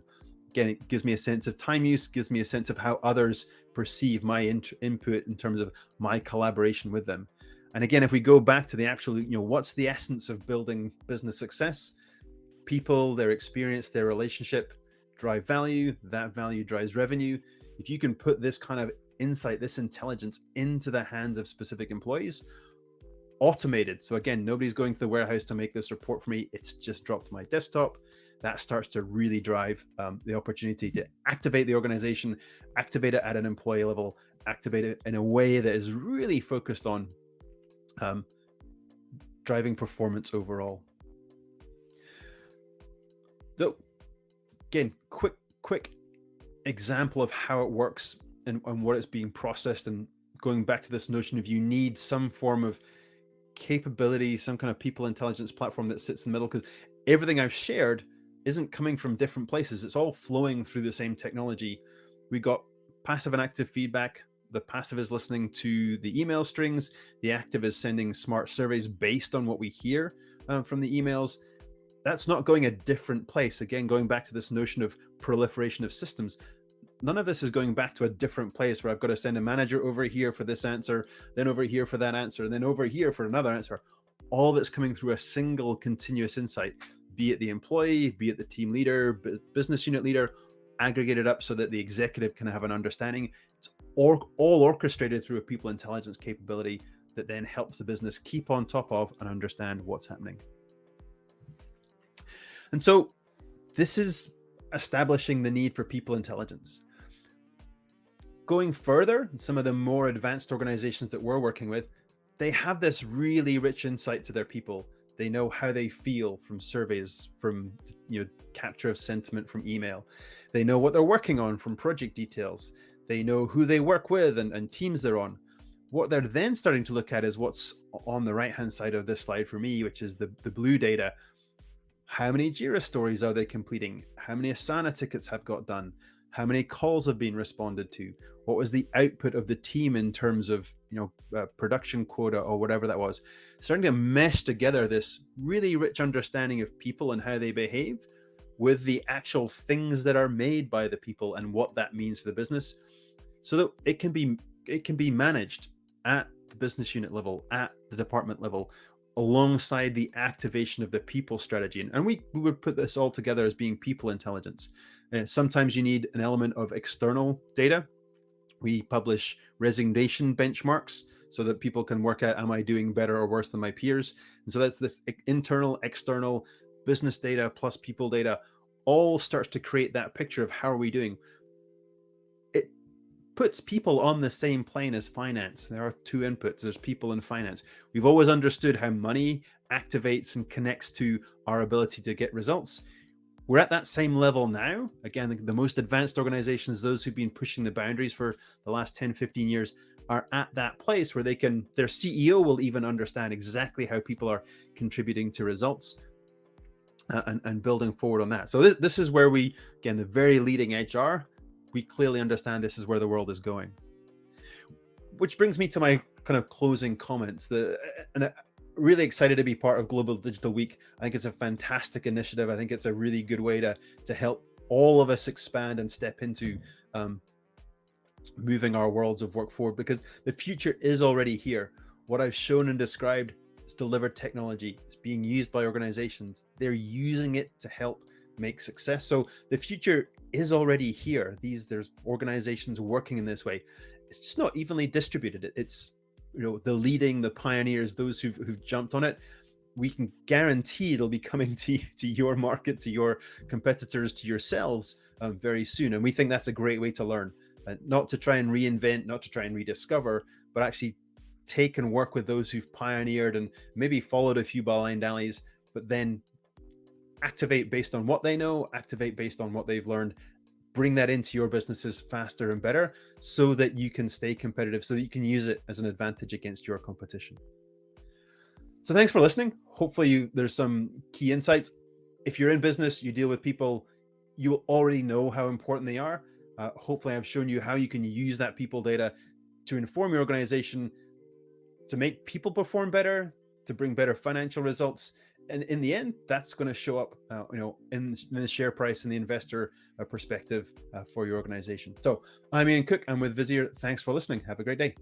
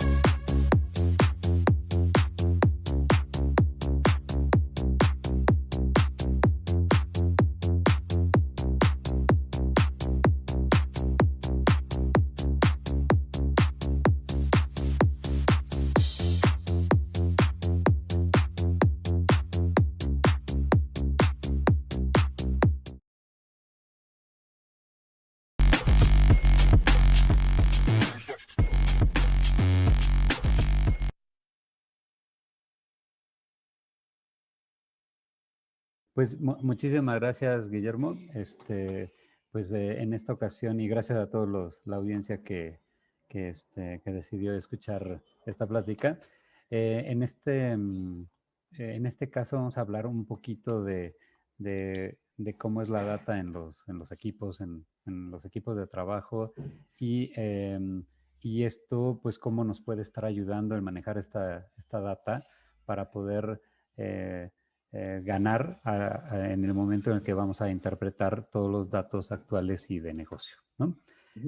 Entonces, vamos a platicar. El video, obviamente, que les pasó Guillermo, tiene mucho que ver con todo esto y tiene que ver con una relación que quiero hacer en la plática entre los que tienen los jugadores y el fútbol y toda esta forma de entrenar y de jugar, en este caso del PEP, cómo se relaciona con lo que nosotros actualmente hacemos dentro de nuestras empresas con el recurso humano y en relación al negocio, ¿no? Entonces, todo esto tiene una relación y creo que tomar el caso del fútbol puede ayudarnos a entender de mejor manera, pues, cómo podemos utilizar la data en el recurso humano, pero enfocada a negocio. Gracias. Bueno, pues básicamente vamos a recapitular un poquito cosas interesantes del video, de que haciendo énfasis de que la forma de entrenar que tiene Pep Guardiola es como hacer machine learning dentro del fútbol, ¿no? En donde el equipo realmente lo que está obteniendo con todo esto es un modelo de juego.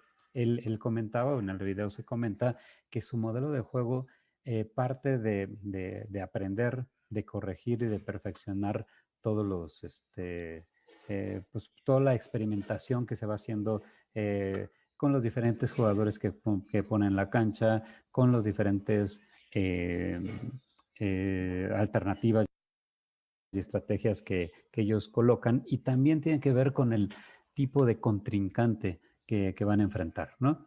Entonces, él establece un modelo de juego y en cada uno de los juegos, pues tiene que aprender, corregir y perfeccionar ese método de juego que le permita, pues, enfocarse a ganar el partido, ¿no? Posteriormente nos habla de una serie de tácticas, ¿no? Esas tácticas tienen que ver inicialmente con la superioridad en el centro del campo y para esto pues necesitamos usar algo que en matemáticas se llama centroides, más adelante lo vamos a ver. También la táctica tiene que ver con avanzar juntos con el balón. Esto tiene que ver con tener una coordinación y continuidad en diferentes actividades que tengamos que hacer en una empresa, en un partido o lo que estemos pensando realizar. La tercera táctica hablaban de colocar una línea defensiva alta, es decir, empezar a avanzar desde la parte baja y en ello pues necesitamos fijar un KPI. El KPI para él es siempre ir hacia adelante y eso pues le da mayores probabilidades de anotar, ¿no? Y finalmente la cuarta táctica que se comenta en el video tiene que ver con que el balón ordena al equipo, ¿sí? Es decir, donde está el balón, la posición del balón va a hacer que se ordene todos y cada uno de los jugadores dentro de la cancha para tener mejores opciones de pase y de ir hacia adelante, que es un poco lo que se está buscando, ¿no? Más adelante vamos a ver todo esto, cómo funciona con una metodología de distancias que se llama diagramas de Voronoi, que tiene que ver, que es más matemático, pero que es utilizado en este tipo ¿Qué hace esos diagramas? ¿Para qué tipo de decisiones sirven, Emilio?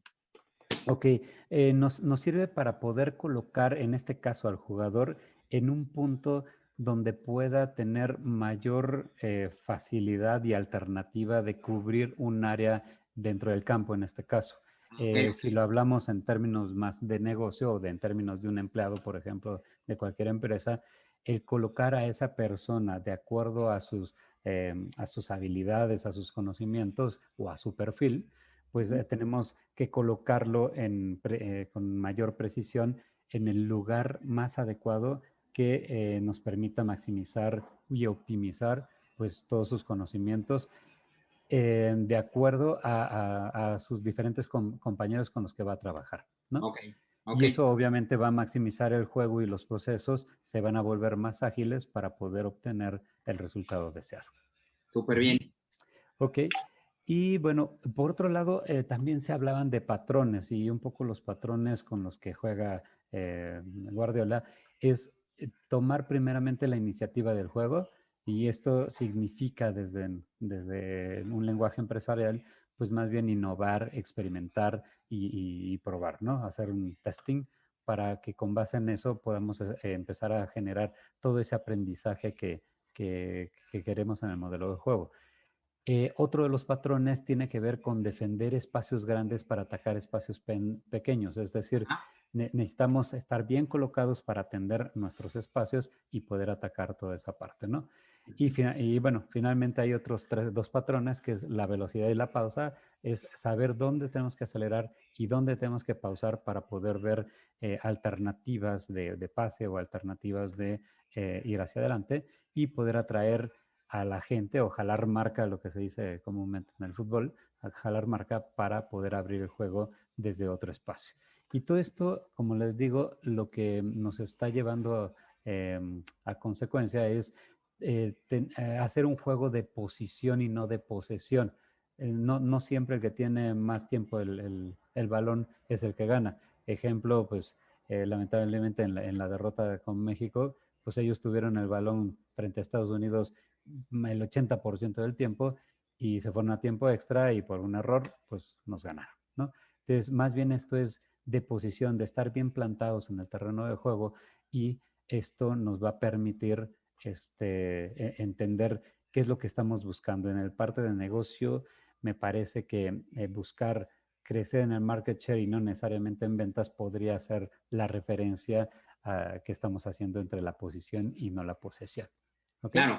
Oye, una preguntita de, por ejemplo, ahí hablas de entrenar como la parte de Machine Learning.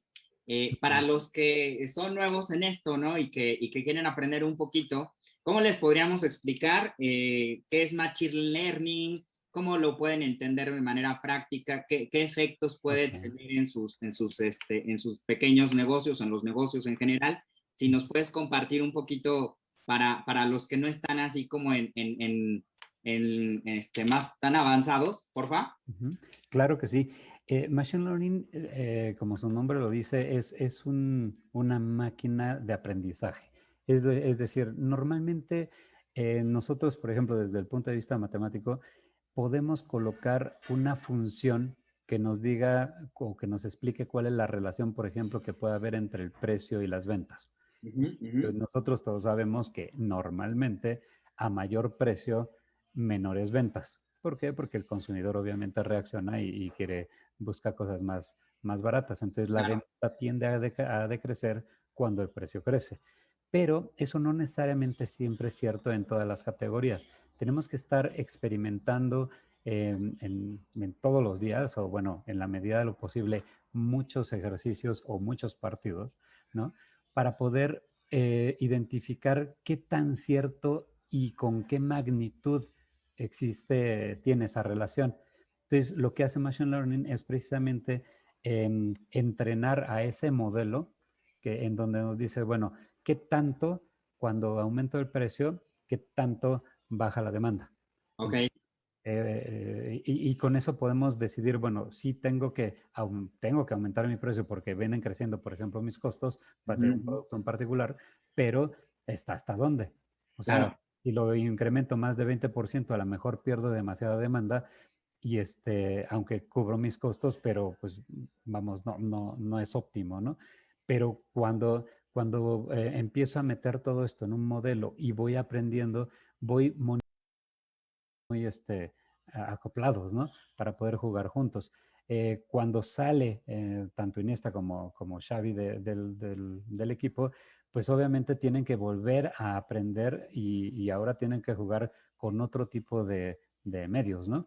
Entonces, se tiene que activar otra vez ese proceso de aprendizaje porque has cambiado a los jugadores y esa maquinita de aprendizaje se tiene que volver a colocar y volver a programar para poder entender ahora cuál es la mejor forma de jugar porque tienes diferentes jugadores, ¿no? Claro, claro. Oye, Sandy, ¿cómo ves a ti que te gusta el fútbol? Meterle ciencia de datos y de negocios. Pues claro que sí. Bueno, hola Emi, ¿cómo estás? Pues acá feliz de saludarte. Bueno, hay algo que está pasando al interior, por ejemplo, en el fútbol en este momento, que es justamente la salida de Messi. ¿Qué pasa en una organización cuando tenemos un empleado que lleva bastante tiempo y que es nuestra estrella y esta persona se va? ¿Cómo hacemos nosotros en las organizaciones para no permitir la centralización de la información en una sola persona y que la compañía no se vea afectada si esa persona que tiene tanta experiencia, donde todo el conocimiento no está mapeado, no hay procesos y procedimientos previamente grabados en la compañía? A empezar a usar esa cultura de data y de analítica, digamos, en donde el factor humano no depende en el proceso. Exacto, y es una pregunta increíble porque realmente no siempre vamos a tener a Messi. Ahora, lamentablemente, bueno, se va del Barça, no saben cómo me duele, pero, pero al final, en su momento también pasó, cuando tuvieron que sacar hace algún tiempo a grandes estrellas del Barcelona, o cuando en su momento ahí estuvo Maradona, siempre tenemos que estar viendo y evaluando en este caso, nuevo talento, para poder identificar quiénes pueden cubrir todas esas posiciones y ahora cómo pueden jugar, porque el objetivo siempre sigue siendo el mismo, es meter goles, ¿no? Y es jugar de tal manera que se gane el partido, independientemente de con quién jugamos, que precisamente ahora lo que vamos a platicar es cómo y con quién jugamos y cómo podemos escoger y elegir a los mejores jugadores para poder hacer que jueguen un mejor partido. Y ahí tiene que ver con los cambios, con las alineaciones que tenemos que colocar en el partido. Y ahí la data pues es bien importante y precisamente ahora les voy a platicar cómo es que funciona. ¿Vale?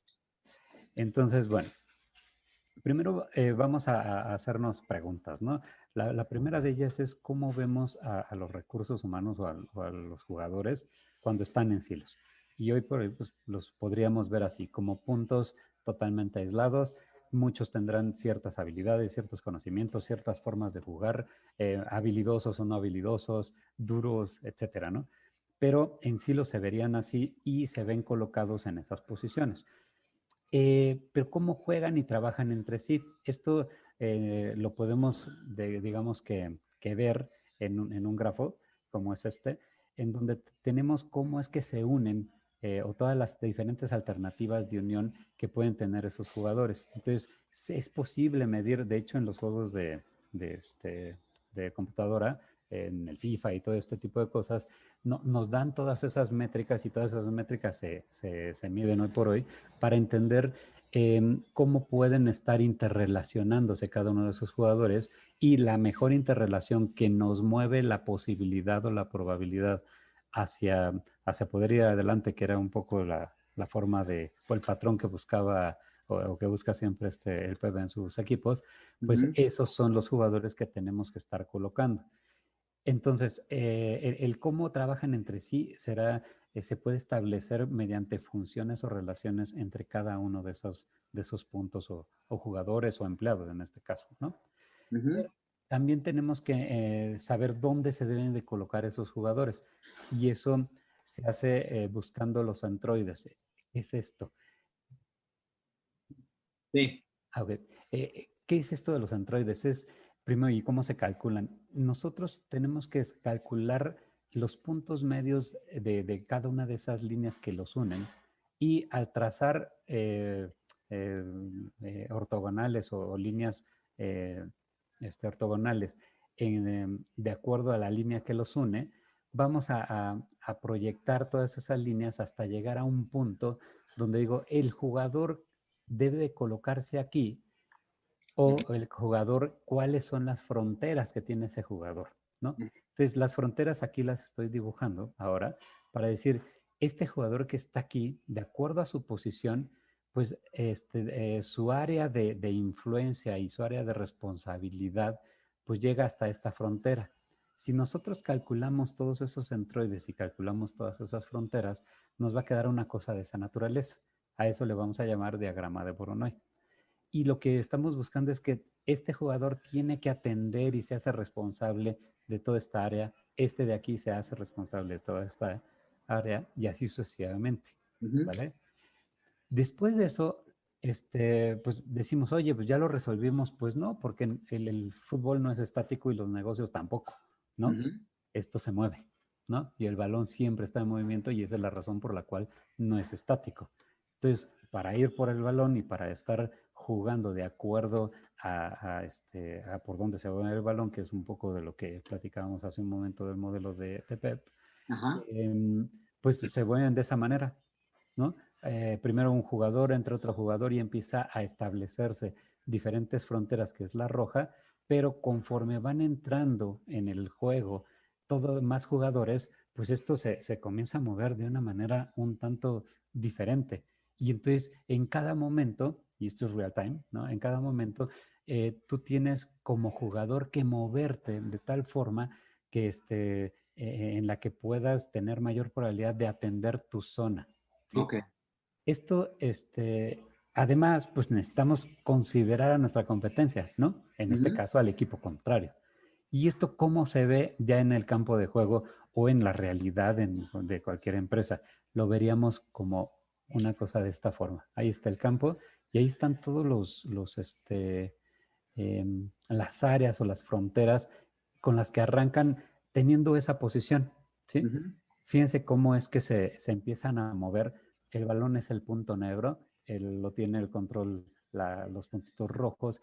Ellos jalan marca y si se fijan, se la pasan a alguien que tiene un área de volumen más amplia. Se empieza a cerrar porque lo empiezan a marcar, pero trata de desmarcarse para poder abrir otra vez a esta área más amplia. Y eso tiene más probabilidades de que él no tenga problema y no pierda el balón para que pueda mandar al centro y anotar el gol. Entonces, bueno, qué interesante como análisis. ¿Sabes qué pienso cuando vi este video? Cómo los profesionales al final traen como ciertos lineamientos de cómo operar bajo una jugada, pero ¿has visto jugar a los niñitos que están chiquitos de 5 o 6 años? Todos que van hacia el balón. La pelota anda y se ve el remolino de niños, ¿no? Entonces, incluso pues se podrían hacer análisis, ¿no?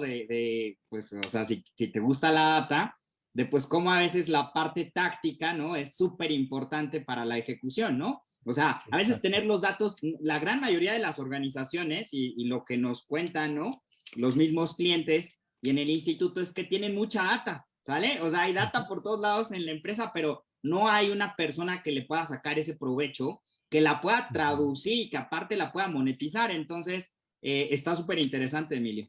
Correcto, y de hecho la idea es ocupar todas estas cosas que hoy por hoy se usan en el fútbol, o sea, no es mentira, o sea, Pep Guardiola tiene gente de data trabajando en todo eso que le está diciendo continuamente, oye, esta vez vas a poner esta alineación porque vamos con un equipo diferente, que juega diferente, que es más vertical, que es más defensivo, que es más duro, qué sé yo, y que están analizados todos y cada uno de los jugadores. Entonces, hoy por hoy, se tiene mucha data para poder hacer ese tipo de análisis y como tú bien dices, las empresas también tenemos mucha data ahí, pero primero hay que organizarla, hay que empezar a conocer no solamente la data que nos arroja el negocio, como pueden ser las ventas, como pueden ser las distribuciones que tiene un producto, como pueden ser también las inversiones que se hacen para poder empujar ese producto, sino también tenemos información de la gente que hace que un producto se venda, de la gente que lo distribuye, de la gente que está en el día a día en todo el negocio y que obviamente sus perfiles, sus habilidades tienen mucho que ver para poder empujar de mejor o peor manera el negocio. Y obviamente esos mismos jugadores pues están con la competencia. Entonces, todo esto se puede también ver de una manera similar. A veces es un poco más compleja porque aquí el juego no es contra dos contrincantes. Muchas veces aquí el juego es con varias marcas y esas varias marcas pues juegan diferente, tienen territorios diferentes. Unas se Ujú. venden en autoservicios, otras se venden en tiendas tradicionales, otras se venden en farmacias, otras se venden en digital. Y todos esos son campos diferentes que tenemos que estar estudiando para ver cuáles son nuestras mejores estrategias y nuestras mejores tácticas para poder pues, empujar el negocio hacia donde queremos, ¿no? Ujú. Y un poco, pues al hablar, como decíamos, de personas o de jugadoras o de jugadores, desde el punto de vista analítico, vamos a buscar identificar y cuantificar de manera sistemática eh, aquellas que impulsan los resultados de negocio. Es decir, cómo deberíamos de contratar inicialmente a la gente, ¿no? O al personal para poder eh, tener las mejores características que se supone que van a empujar de mejor manera los resultados de negocio. Y Ujú. con esto, pues el objetivo que buscamos es tomar mejores decisiones del crecimiento, enfocadas al crecimiento de negocio, pero desde que podemos contratar a las personas, desde que las entrevistamos, desde que buscamos cuáles son las características que mejor mueven al juego. Hoy por hoy, pues el Barcelona tiene un gran problema sin Messi. ¿Por qué? Porque para que consigan un perfil de esos está muy complicado, ¿no? Ujú. Lo Ujú. tienen que formar y demás. Entonces tienen que ver la manera de ahora cómo van a rehacer su forma de juego, ¿no? Ujú. Ujú. Sí, sin decir que esa persona era indispensable, pero sí era muy influyente en el tipo de juego que tenía el Barça, ¿no? Y eso mismo pasa pues, con todos los juegos, ¿no? Si se fijan, el Pep recién acaba de contratar a un muy buen delantero y que tiene unos números fantásticos. Creo que de 150 y tantos juegos mete 120 goles, está a un nivel como del 90 y tantos % de un gol por juego, cosas así. Y es un número 10, que al final, a lo mejor al momento de contratar a ese, ya se perdió la oportunidad de traerse a Messi, no lo sé, ¿no? Pero Ujú. está Ujú. armando un Manchester City tremendo, ¿no?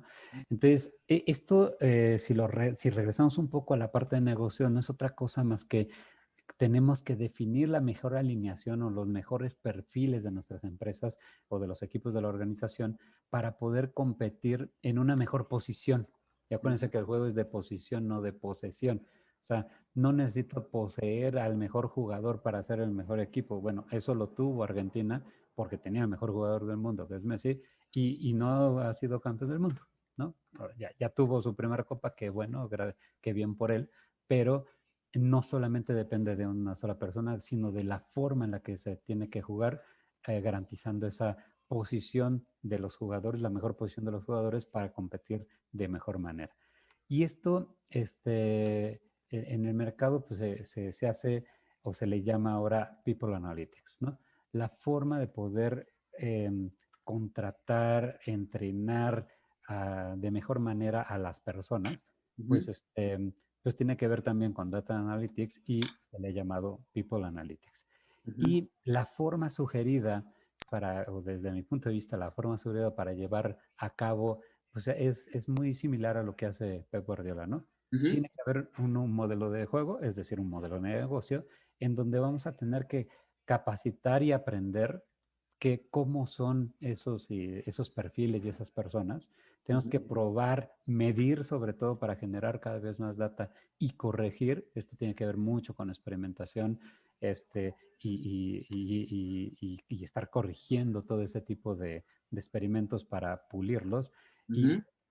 enfocarnos a la otra etapa del modelo de negocio, que es identificar las características de cada uno de los jugadores y que tienen entre ellos o las sinergias que pueden tener entre ellos para perfeccionar el estilo de juego o las estrategias o la forma en la que una organización lleva a cabo todos sus procesos y procedimientos para generar una venta, para poder mover un KPI, cosas de esa naturaleza, ¿no? Ujú. Y las tácticas pues tienen que tener superioridad en perfiles. Hoy por hoy las empresas dicen, oye, pero necesito un nuevo perfil como el del data scientist. Y todo dice, quiero un data scientist o quiero un arquitecto de datos y quiero alguien que sepa arquitectura de datos, machine learning, inteligencia artificial, estadística, que lo sepa programar y que me haga todo. Eso no Lo que existe. eres soñado. Exacto, es como querer al Messi que hoy por hoy no existe en data, ¿no? Pero sí puedes establecer ejemplos. ¿Cómo se llama? Equipos, ¿no? Y esos equipos tienen que complementarse y jugar de una manera muy coordinada, ¿no? Entonces, necesitamos buscar esa superioridad de perfiles, no solamente con más conocimiento en data, sino también conocimiento de negocio, conocimiento de los procesos y procedimientos de una empresa. Y eso, pues vamos, no lo tiene una sola persona, lo tienen entre varias personas, y en eso es en lo que tenemos que trabajar dentro de las organizaciones, ¿no? También otra táctica tiene que ver con elegir a los empleados que mejor se complementen. O sea, yo puedo tener al Messi de la data, ¿no? Si es que existe, creo que no. Pero seguramente sí, sí los tienen las tecnológicas, los Messi de la data. Claro, de qué chiste. Puede haber. Puede haber, pero no saben todo, y es que es imposible. Sí, o sea, es imposible, me queda claro. Pero ya ves que en el Exacto. documental de Social Dilemma, ¿no? Hablan de todos estos growth hackers que le pegan bien duro a Behavioral Economics, ¿no? Entonces, sí, coincido contigo, pero sí hay gente que es muy capaz, ¿no? Exacto. Y acá lo interesante es colocar a esos grandes perfiles o grandes jugadores a jugar junto con otros grandes, ¿no? De negocio, o a otros grandes de recursos humanos, o a otros grandes que saben de procesos y procedimientos, o de supply, o de otro tipo de áreas, para que empiecen a jugar juntos. Y cuando empiezan a jugar juntos, entonces empieza a haber un tiki-taka, ¿no? Yo soy fan del Barça, así no se nota, pero empieza a haber un juego lindo, ¿no? Y eso da muchas oportunidades y mayores probabilidades de éxito para que se ganen, pues, más trofeos y más, y obviamente más negocio en el caso de los negocios, ¿no? ¿Y qué le podríamos compartir a los que nos estén viendo para la parte de People Analytics? O sea, ¿qué ejercicio les recomiendas? El típico como satisfacción o rotación. ¿Por dónde pueden hacer como entrenar pequeños modelos? Digo, aquí está Nicole, que Nicole que nos está acompañando en que le puedas mover, ¿no? Que puedas hacer como algunas pruebas piloto para crear tus modelos de Machine Learning. Digo, obviamente todo en chiquito, ¿no? Porque los que no estamos como tan metidos en eso nos tienen que llevar como, ahora sí que a palitos a palitos 1 y 2, ¿no? Sí, claro. Y pues el primer paso para comenzar, desde mi punto de vista, tiene que ver con empezar a generar data. Y generar data, ¿qué significa? Significa, como tú bien decías, oye, ¿qué niveles de rotación tengo? Pero también poder entender o generar una clusterización de los diferentes perfiles, ¿no? A lo mejor si tú estás hablando de vendedores, ¿no? Vendedores que van, se salen a la calle a poder vender un producto y es venta directa casa por casa, vamos a suponer, ¿no? Si esos vendedores, las personas tienen diferentes perfiles. Hay unos que hablan mucho y te envuelven y al final acabas comprándoles, o hay otros que te hablan mucho y dices, ya que no quiero nada, y insisten e incluso pueden fastidiar un poco al posible consumidor. Y así como hay diferentes perfiles, necesitamos primero ubicar cuáles son esos perfiles, y para eso necesitamos información de las características que tiene cada una de esas personas, hacer clusters y empezar también a analizar, por otro lado, quién es mi objetivo. Por ejemplo, mira, las casas de nivel socioeconómico alto, o las de bajo, o las que están en la colonia fulanita o sutanita, tienen cierta aceptación o no aceptación a personas a lo mejor de venta directa, vamos a suponer, ¿no? Entonces tenemos que estudiarlos para decir cuál es la forma en la que ellos se pueden enganchar con productos que van a venderse puerta a puerta. Mira, estos los compran más desde de forma digital, pero estos son más análogos y entonces tienen que ir a ver y tocar el producto, o estos más son de que, si mi vecino lo tiene, entonces yo también, entonces quiero preguntarle dónde lo compró, pero le da pena. Entonces, todo ese tipo de información es bien importante levantarla de manera continua para poder estar evaluando tanto a los que venden como a los que pueden comprar. Y con eso empezar a ver las relaciones para decir, mira, a estos los voy a atacar de esta manera, a estos de esta otra manera, y comenzar a entender, a empatar, ¿no? ¿Cuáles son esas relaciones y cuáles son las conexiones entre los puntos que habíamos visto que son los jugadores y cómo pueden juntarse más rápido, cómo pueden darle el pase más rápido, ¿no? Súper bien. Oye, fíjate, tenemos a Verónica que está en línea y nos pregunta que ellos tienen diferentes estudios internos para levantamientos de la NOM de riesgo psicosocial, que si se podría entrenar un algoritmo para evitar riesgos, ¿no? O sea, que no solamente estén en el monitoreo, sino que hagan predicción. ¿Qué le podrías compartir? Pues eso está súper interesante. O sea, el hecho de tener información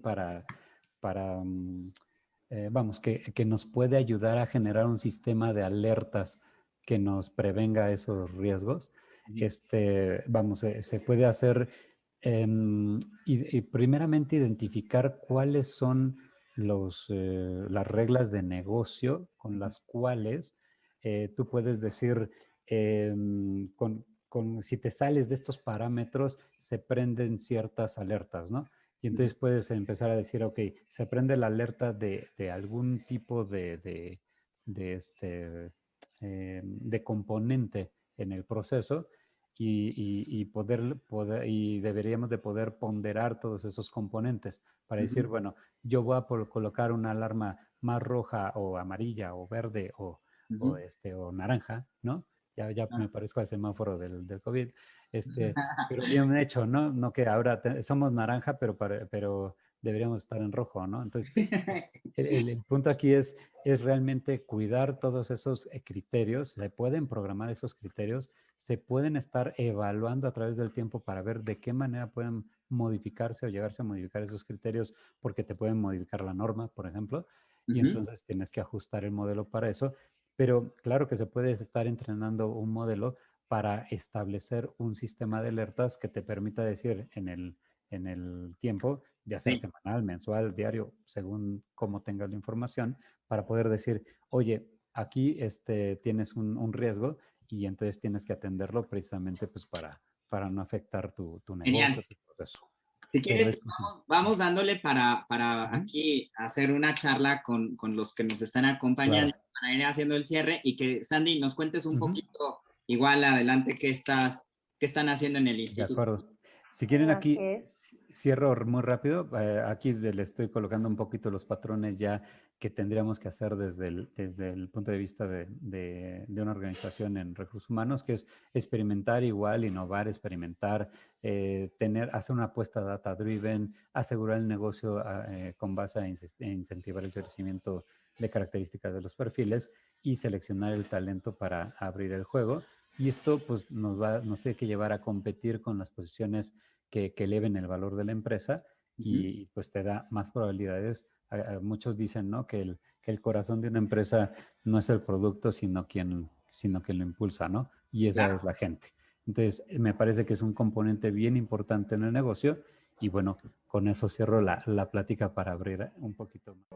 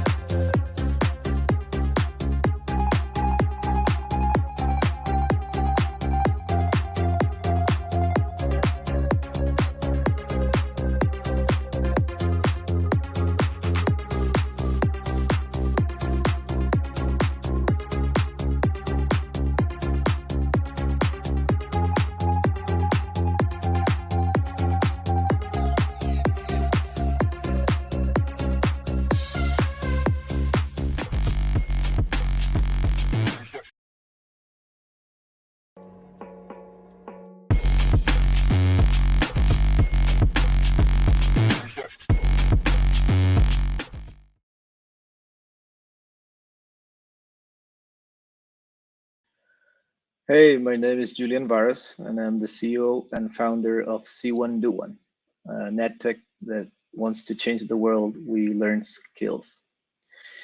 For those who don't know me, I'm also an associate professor at Católica University. I'm a general surgeon who has been dedicated to research how we transfer skills in person and remotely for the last 13 years.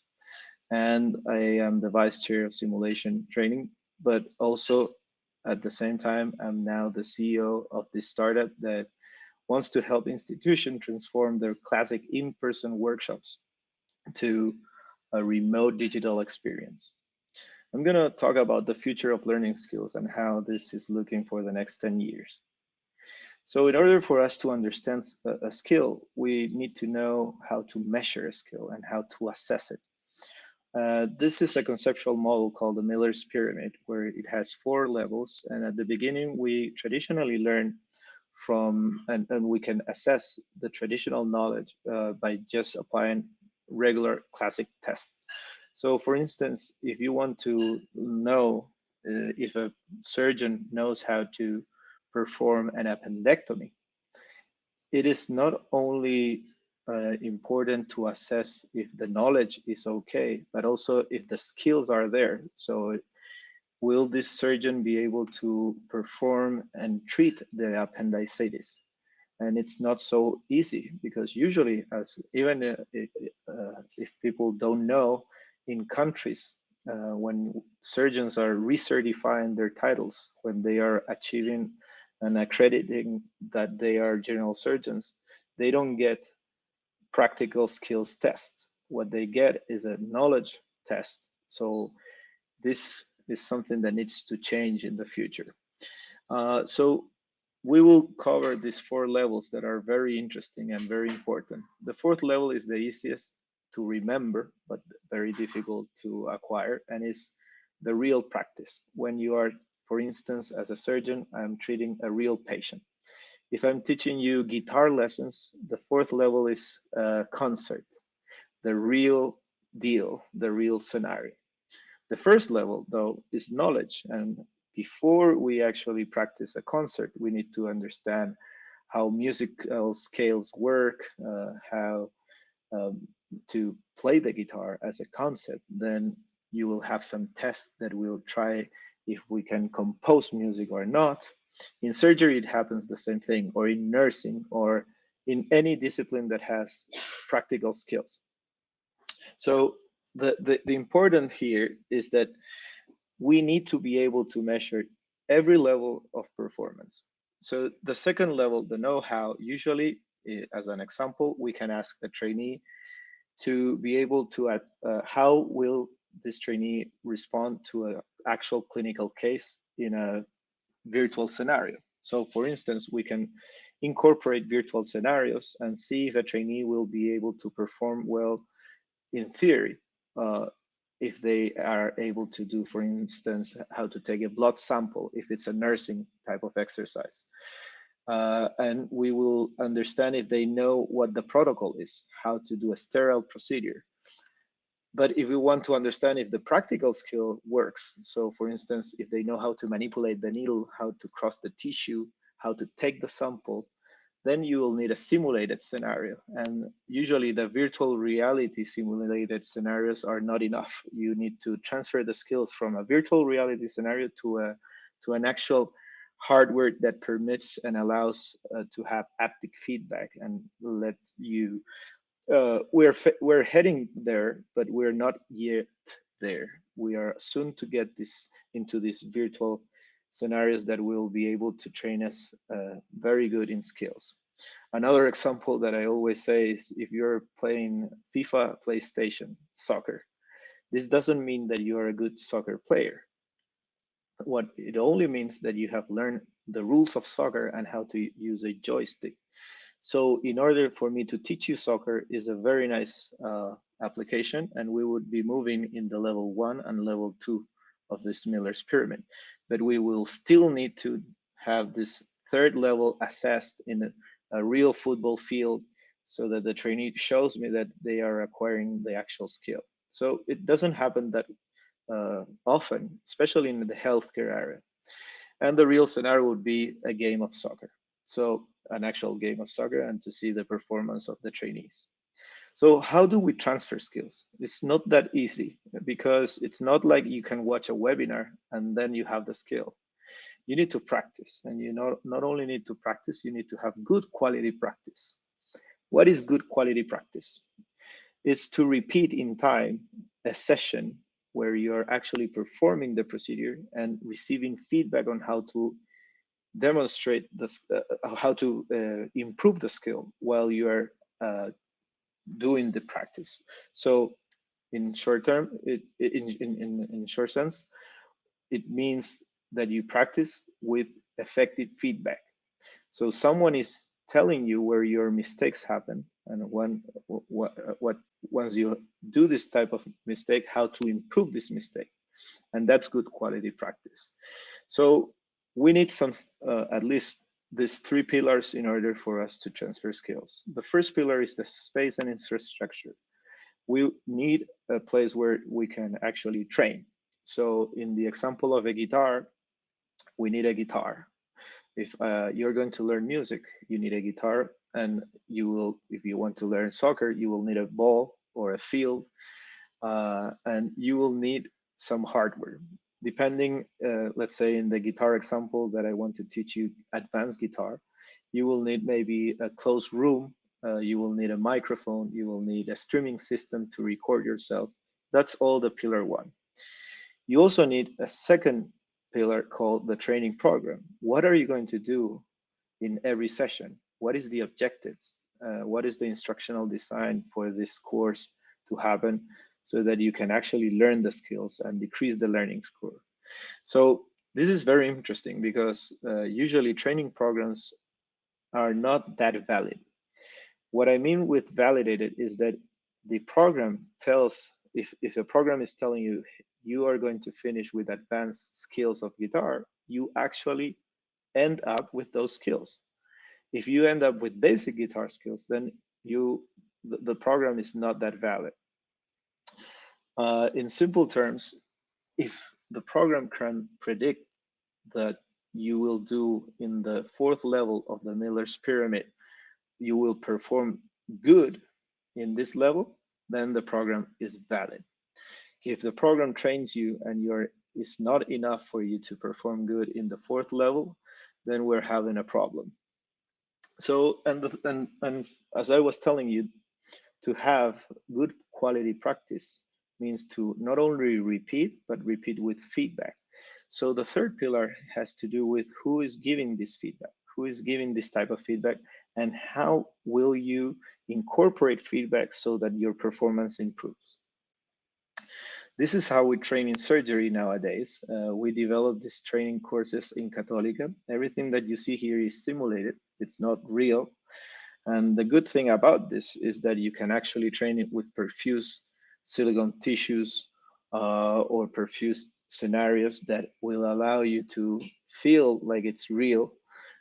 It will have haptic feedback. Many training programs are now evolving to virtual reality type of programs, but still this kind of scenarios that are more complicated and more complex to solve, usually surgeons need this type of other simulators that are hands-on. We are seeing here that they are basically trying to replicate all types of scenarios, but this is only a first pillar. It doesn't mean that there's a simulation program going on. We need to understand a second pillar. So here I'm showing you a video of a second pillar where trainees are trying to do a bowel anastomosis. This is very complex for a surgeon to perform. This means that they will get together this side of the bowel and with this other side of the bowel by doing intracorporeal suturing, and it's not very easy for trainees to do it. So they need a lot of feedback and they need a lot of sessions. How many sessions? In order to understand how a training program behaves, we need to measure every session and understand how the learning curve is now showcasing. So for instance, in the first to 16 sessions, I can see that a group of 25 residents that are here, once they are trained, the blue line is the outliers and the light blue is the outliers. So worse and better performance. And the media is the black line. And we can see how the complete group gets over 20 out of 25 point of scores. That for us is the expert level threshold after session 10. So once we're training surgeons, we know for sure that after session 10, they are acquiring a very good level of performance in the simulated environment. This doesn't mean that they will actually perform better in the real scenario. I need to do an experiment that is, we call it a transfer of skills to the real scenario. So we need to measure also in the real scenario with actual real patients if these trainees will perform better or not. So you can see here that the complete group has a very low performance from a surgical point of view, from a technical point of view, and the complete group ends up being very good in the simulated scenario. But again, this is not predicted validity. We still need to measure in the real scenario. This could be that, for instance, with the example of FIFA PlayStation that I was telling you before, if a kid is playing FIFA and they are really good at now the game, does this mean that they are going to be good at the actual real game, playing soccer in the field? And we need to measure this. So what we did next was to compare junior trainees. This means recently graduated medical doctors, physicians that get into the surgery residency at their first year, and we train them with the advanced laparoscopy program, the one I just showed you. And we compare them to general surgeons graduated from 5-year traditional formation, but without this kind of simulation. And what we wanted to understand is the performance improved with this simulation training before the patients. We measured them on patients, and also we compared them to experts.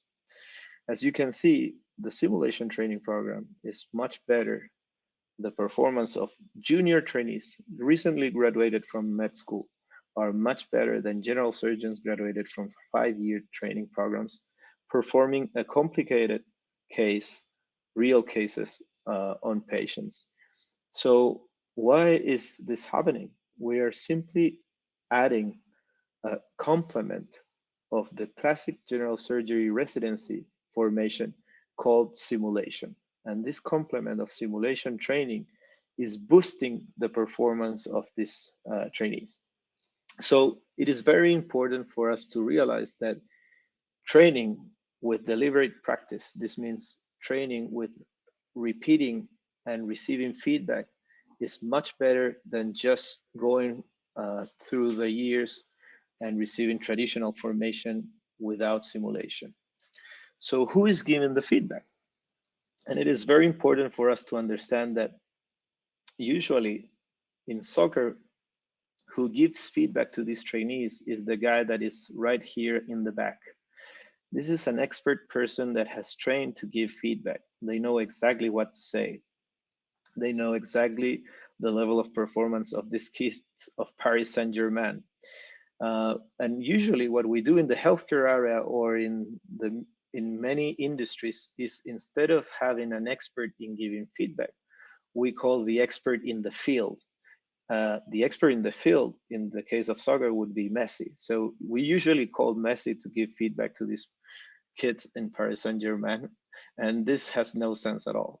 What we need to do is to start creating professional teachers that know exactly what type of input these trainees need and how to train these teachers to acquire the way to communicate well to these trainees.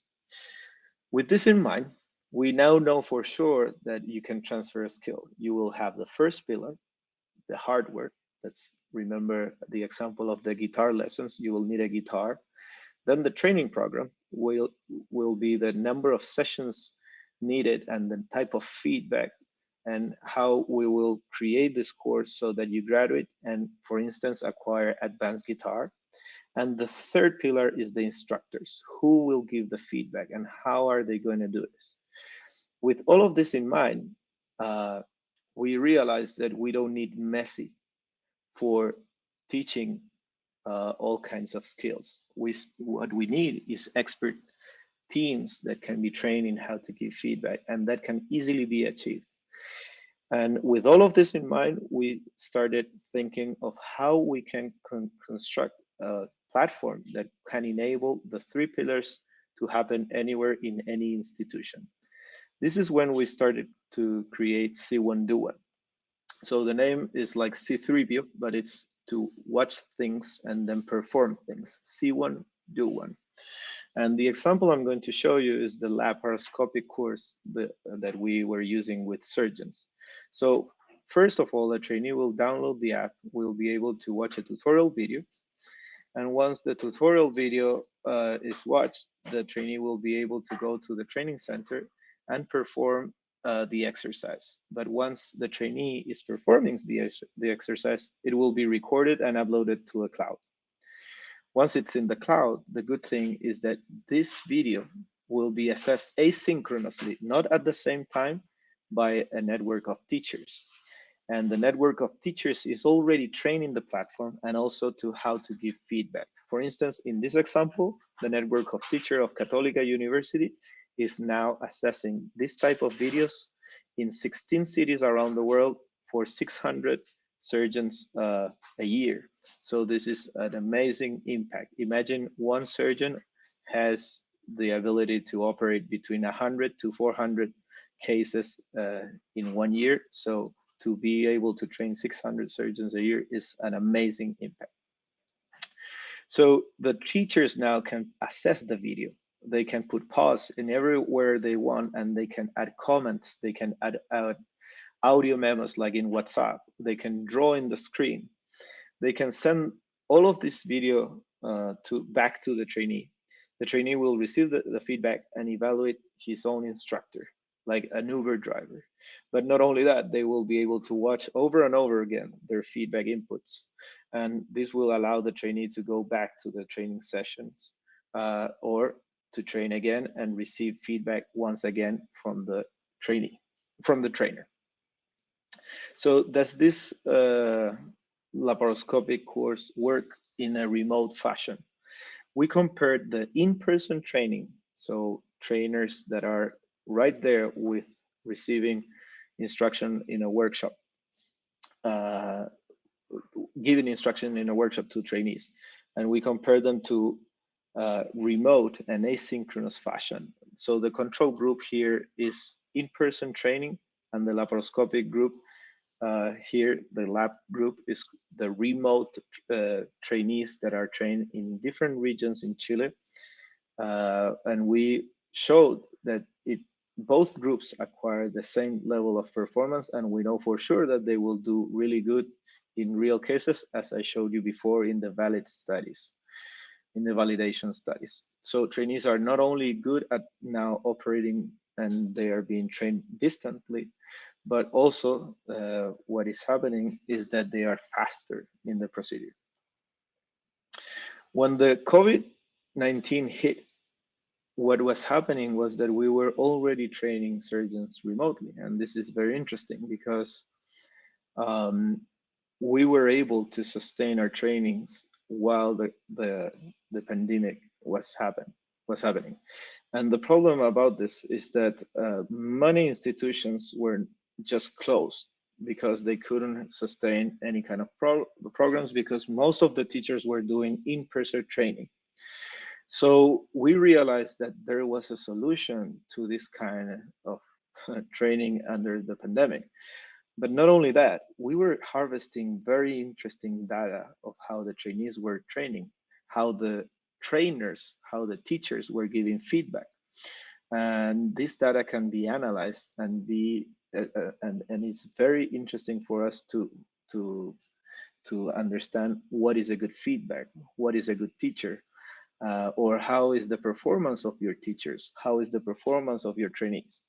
So we were very happy with this kind of minimal viable product in surgery. So what happens in other areas?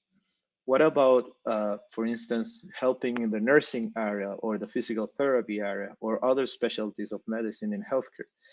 We expanded this type of training to other areas fastly, And they were using the platform to train physical therapists, nurses, and other skills. I'm going to show you how different disciplines are using C1Do1 to receive feedback, effective feedback, and videos of different types of trainees in different disciplines.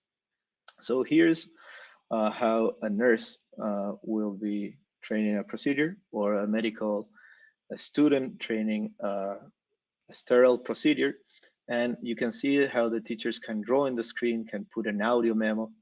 Then the trainees will be able to receive this in her or their own cell phone, and they will be able to watch it over and over again until they feel that they have the skill that they have understand it, how to improve the skill, so that they can return to the skills lab and train again.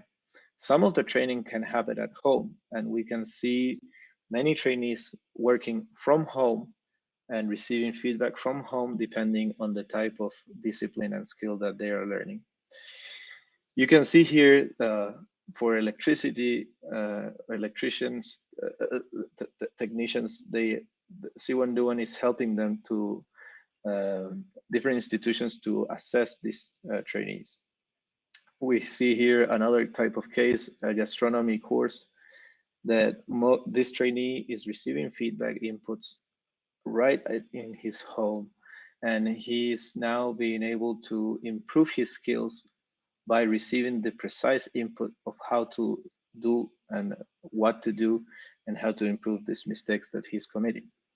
Sometimes they don't commit mistakes, and you can just mention that they're doing the right thing. C1Do1 is also being used now for many types of areas, such as in this case, they're teaching how to code in different programming languages, and they are being able to write in the screen. They are also adding audio memos of what to do and where to do. And in mechanical engineering, it's a very nice example too, because all of the skills that are needed, you can start improving them by repetition, but now adding digital remote feedback. So as I was mentioning, this is very interesting because we are now collecting a lot of data, a lot of inputs. We can analyze these feedbacks. We can understand if the comments have a certain pattern, if the audios have certain tone, if the drawings are in a certain way, and we can understand better the way we're learning.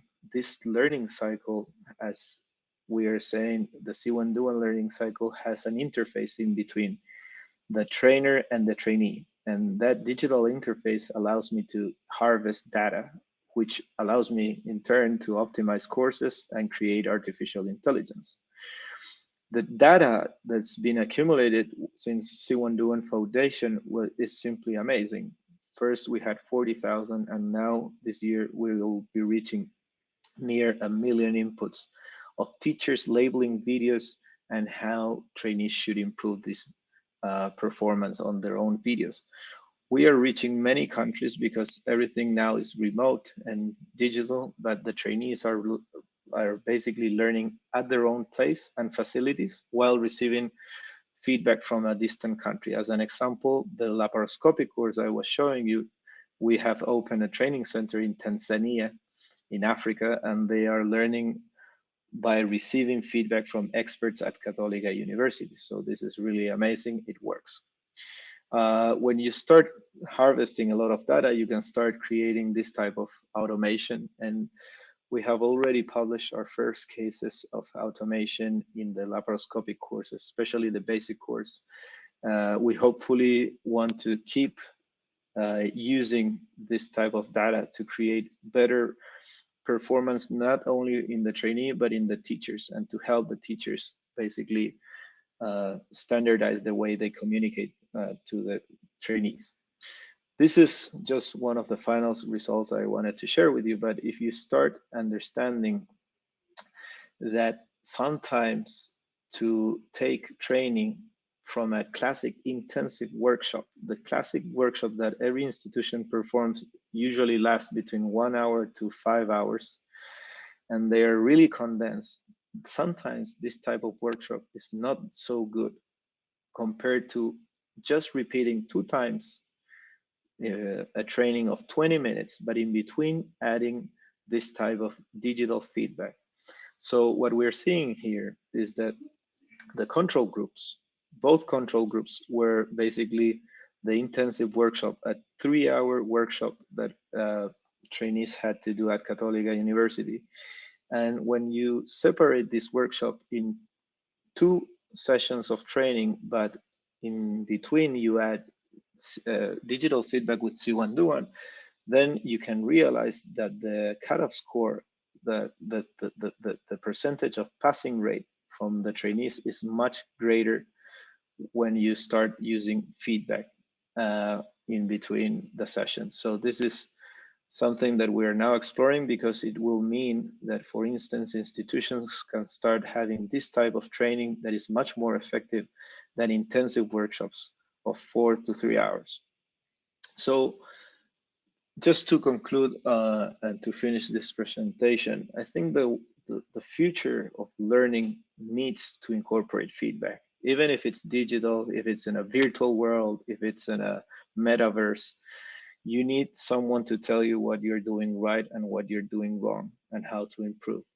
And we need to hopefully reach as many trainees as we can. And the only way we can do this is by creating networks of teachers that will, if it's going to be an artificial intelligence in the future, this can only happen if you have the data set to create this. And the only way for that to happen is to have human networks, feeding this type of data sets. So we are in the right track to change the way we're learning. To imagine when in a close future where you can ask Siri or Alexa how to basically perform anything you need.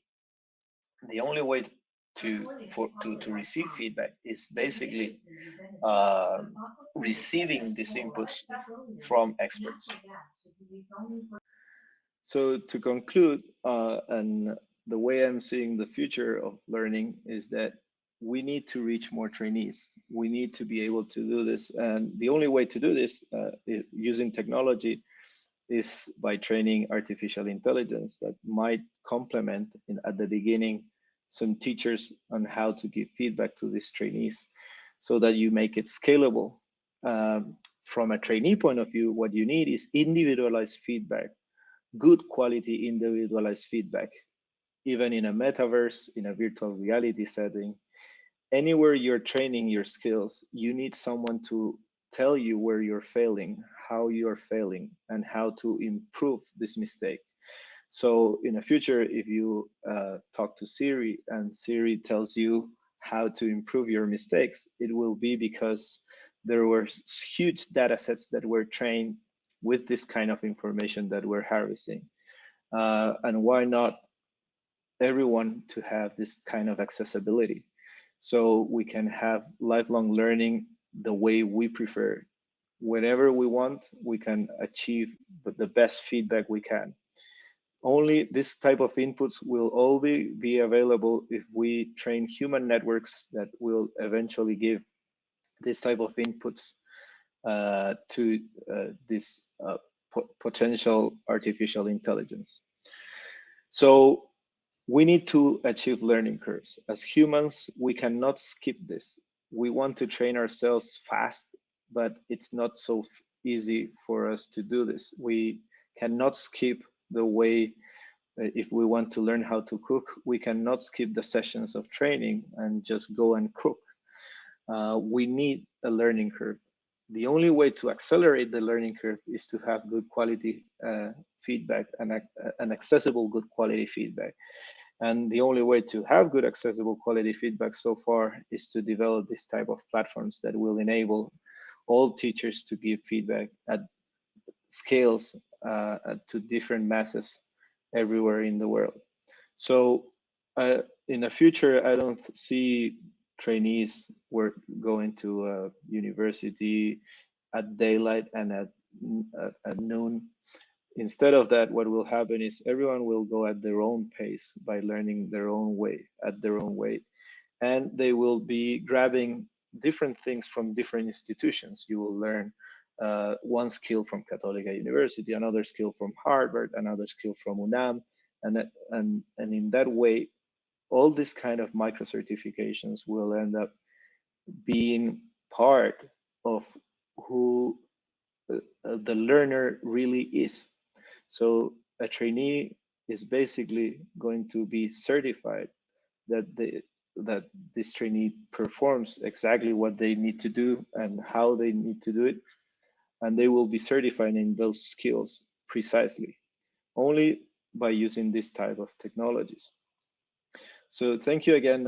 Especially, I wanted to say thank you to the Global Digital Week for this invitation, to Horizons for kindly considering us, and hope we can see each other in person in a close future or in a metaverse. Why not?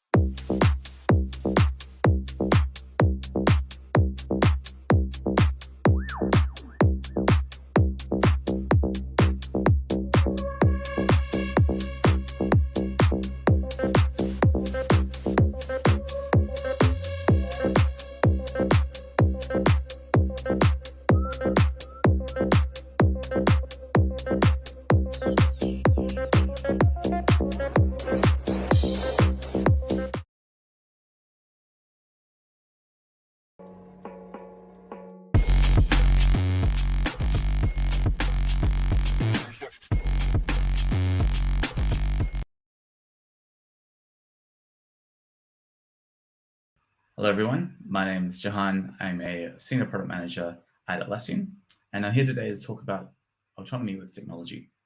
Okay, so we're talking about getting results for the win-win. So I'm going to jump right into it. So what are we talking about today? Well, today we're talking about how to use technology to track performance while empowering your teams. So the goal here is that we are using technology, but we're also using technology to empower your teams. So there's a human side to this, and there's also a tech side to this. So let's get into it. In terms of the agenda, I'm going to walk through the old model, the way that things used to work, the way that many businesses used to operate, particularly last century. However, many of you might be partially or entirely stuck in this old model, and I'm here to argue that there's a better model. I'll also talk about what motivates people and recap a little bit of the research around human motivation. And then we'll talk about the new model, a new way of working, which I think is far superior, that many of you are seeing rising up, particularly after COVID, and I'll get into that. So let's talk about the old model. So what was the old model, the old way of working? Well, the old way of working was really focused on process optimization. There was a huge focus on process optimization with Six Sigma, with total quality management, with business process engineering, things like that. The whole idea is if you can get humans to work more efficiently, you'll get better results for your business. There also was a much more command and control style of management. So work would be decided at the top, and it would cascade down, trickle down to the other layers of the business. This model, along with simply optimizing processes, is also flawed now in today's world. And the last thing is that work was simpler. So work placed less emphasis on creativity and technology and more on, well, like I said before, processes. The reason for that was, well, we used to kind of be computers. Well, humans try to compete with computers. We did the things that now today computers do for us, and we take them for granted. So imagine organizing a meeting in 1972, for example. That meeting that you'd organize, you would have to call people and use a physical diary to figure out if they're free. You probably have to have support staff just to book the meeting for you, because otherwise your entire day will be spent booking a meeting. So things have totally changed now, because obviously we have Outlook, we have cloud-based tools that allow you to book meetings with ease. So the way that we work, the things that we actually focused on are very different. Because back then, the whole point was to basically try and do what a machine could do. Now we're trying to do the things that machines aren't so good at. And obviously we've got things like ChatGPT coming in that are showing us that maybe computers can do more than we thought. That said, what's left over is the more creative work. So let me give you an example of process engineering. This is an example I hold very close to my heart. And when I say close to my heart, it's not one that I like. This was a difficult experience. This is the process that I went through when I worked at a company that did research. So we did these projects, we worked with clients, and to optimize the process, they had these various stages that we went through. Now, these stages involved a series of meetings that required certain attendees at each meeting, certain agenda points for each meeting, and if the meeting didn't happen with the right people or follow the right steps, it didn't happen. This was meant to make sure that we were all successful in our projects. But the truth of the matter is, it was a complete nightmare. We were always late, we were always over budget. We had a lot of stress from people being freaked out to people being angry to ultimately management being unhappy with the results. And that was just because there was no real way to map a clean process to the unpredictable world of work with our clients. So while we can optimize our processes, until the cows come home, we'll ultimately find that when the work is complex, that doesn't quite work. And my experience of that work personally was very demotivating. I would have project managers come up to me daily asking me if I was finished with my tasks, because they had a sense of exactly what I was meant to be doing. But obviously with the unknowns coming up, things might take longer. And also there was a certain expectation that things got done faster than we had planned, and things never really went to plan. So it was certainly not the most motivating, exciting way to work. And the problem here is that we were really stuck in the old world of work. And this is not a company from 30 years ago. This is less than 10 years ago. But we were stuck in the old world where we're working in a simple world with stable markets, stable industries, stable technology, and we haven't really moved into this new world where technology is allowing for rapid shifts, and that means that we need to be more, we need to be able to respond more dynamically. So we need to be more responsive. So that is the old model, and like I said, I don't believe the old model works particularly well. So let's just recap what motivates people. This is something you may have seen before. I don't think that a lot of the stuff is particularly new, but it's important to recap this because when we think about a new model, we should be thinking about a model that optimizes for better performance for teams and organizations. And that's what we're coming to here. So the old way of working was not good for people. It was very boring to sit and be a better bean counter, to be always optimizing the repetitive tasks that you do every day. That's, like I said before, what computers are good at. It's not something that humans necessarily thrive at. So let's recap the old model. Well, the work was boring. We're trying to optimize it, but it was boring and tedious, which means that people start to switch off. There was a focus on inputs.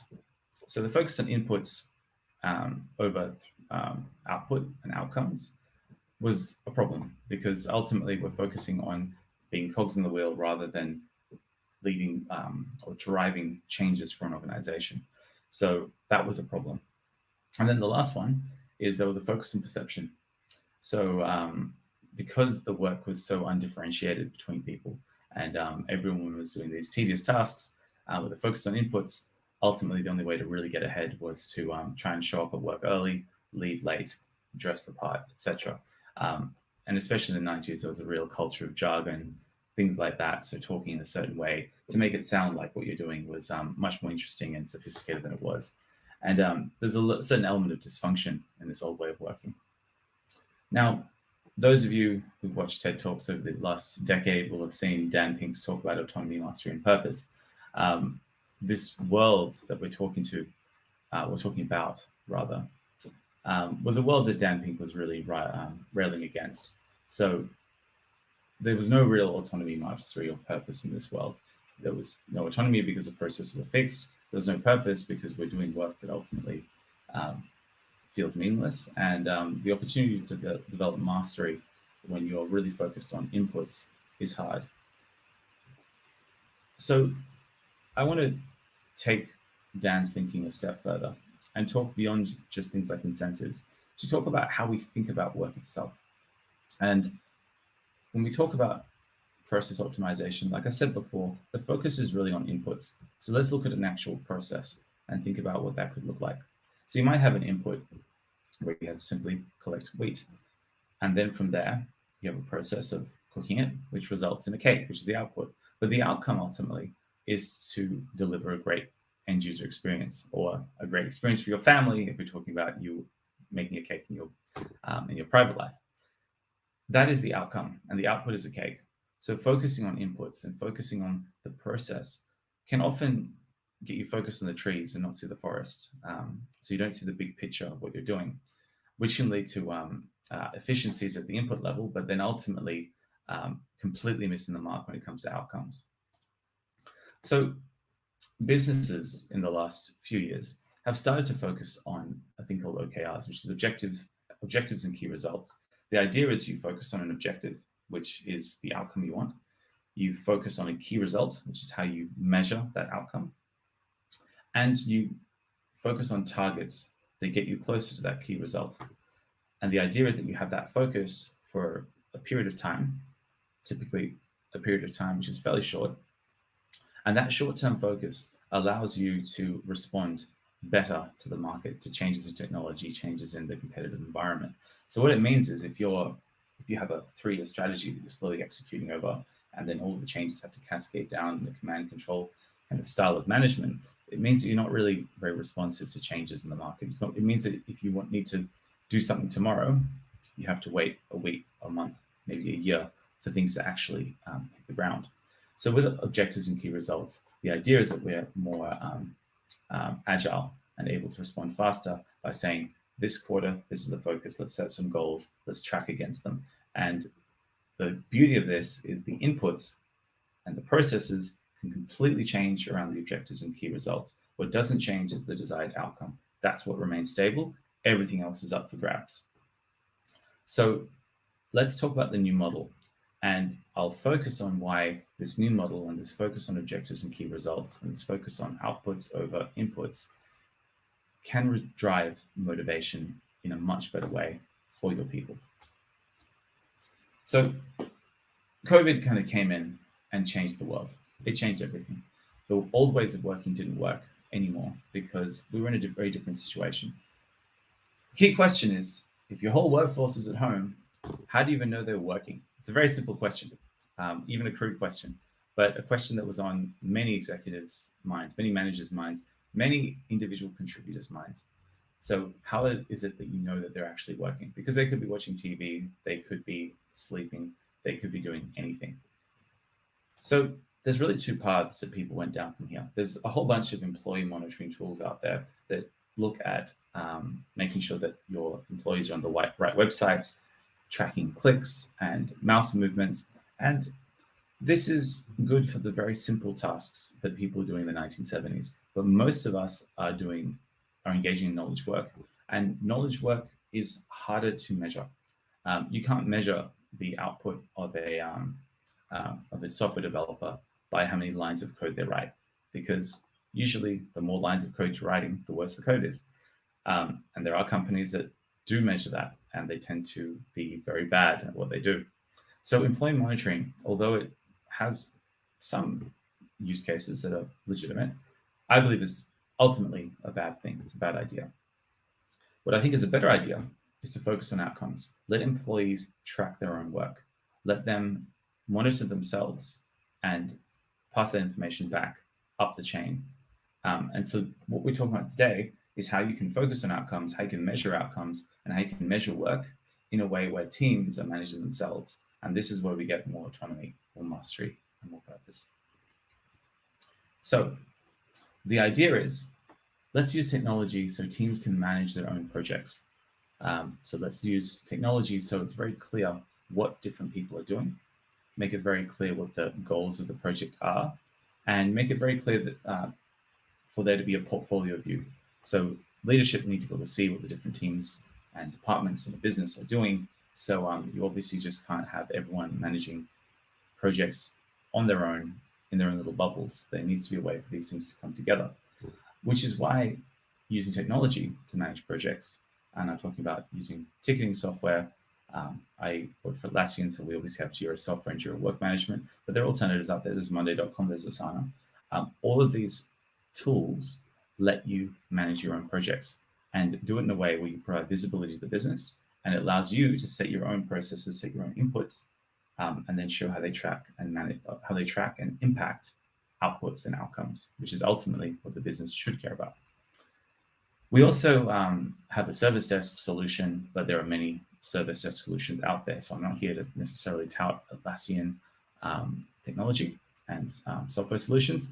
There's a whole bunch of service desks out there, but we're getting to a point now where it's not just IT that should be having a service desk. If you're providing a service to the business, like HR, legal, marketing, facilities, all of these teams are providing services to the business. There are people that will go to these teams and ask for things. And using a service desk is another way to make sure that you are accountable, and the team is accountable for the outcome of making sure that that service is delivered the right way at the right time to the right people. And I'm going to get into details shortly and walk through an example. Another thing that this technology allows you to do is report back to leadership. So obviously I'm not talking about a world where leadership step back and tell everyone to just do their best work and then don't follow up at all. Leadership does need to be able to see how they're tracking against objectives and key results. And this is where accountability and transparency comes in. And obviously empowerment and autonomy without transparency and accountability is a recipe for disaster. So reporting is how you report back on the status of things so that you can see where things are at. But once again, you're letting people tell you where they're at, how much time they need, because they're the ones that are closest to the detail. Because as work's getting more complicated, you can't be across all the things. Now, here's a quick slide showing how we do it at Atlassian, but remember there's plenty of competitors out there, so I don't want to say that you have to use Atlassian tools. I just think that we have to do it quite well. But the whole purpose here is you have Jira Work Management as a way to create projects and track those projects and provide visibility to leadership. You also have Jira Service Management as a service desk tool that lets you take incoming requests and show that you're delivering against those for the business. So the goal here is to make sure that there's accountability and transparency on what you're doing and the value adding to the business. So let's look at an example. What I've said so far has been very, very, maybe let's say theoretical. So I don't want to be theoretical. I want to make sure we're focused on real examples. So let's look at this team. This is an HR team. They're working in an organization with, say, 1,000 employees, reasonably large. In North America, you wouldn't call that enterprise, though. With this team, they have some challenges. So one challenge is that there's perception that they don't get back to people fast enough. And in many cases, people don't know how to contact HR. They might just literally email or Slack message or Teams message one of the HR team members, hoping to hear back from them. And then there's also this perception that they don't really do anything of value because it's really hard to find out what this team does and why they're important. So there's a lack of documentation and transparency across the business. So they started tracking projects with the ticketing software. So they started using, let's just say, any one of the ticketing software solutions out there to track their projects. So one of the projects they were engaged in, one of the top ones they were engaged in, was a project to make sure that they drove employee engagement. So employee engagement was down, particularly during the pandemic. So they said, okay, let's try and increase employee engagement from 60%, try and get it back up to 80%, which is the pre-pandemic levels.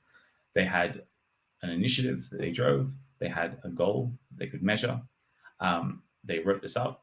They had a weekly update that they provided. They first did it by email, but then later they found they used Atlas, a new tool by Atlassian, to provide updates as to where the project was at. And then afterwards, they could really make a bit of a song and dance about it and say, hey, in 3 months, we've done these activities. Here's the impact it had on employee engagement. They also started tracking their services with ticketing software. This case, in this time, they used a service desk. So like I said before, the standard way to talk to HR would be to go to their desk and try and interrupt them, or to give them a phone call, or to talk to someone that you know who might have a personal relationship with them. So instead they said, no, we need to make it as a help portal. They created the portal, and what that meant was that they could then they could track on customer satisfaction, so to make sure that the end users were happy. And they also could track against SLAs to make sure they were responsive. And they did a survey at the end of this after 6 months, and they found that the perception of the HR team had drastically shifted. And most importantly, from a leadership perspective, there was technology to enable reporting to the business. So they have this dashboard that kind of shows how they're handling tickets. It showed the work that they were putting through and allowed them to track their KRs over time. So let's recap. What I'm talking about here is, well, today the focus is really going on autonomy. Teams need autonomy to thrive in a complex world.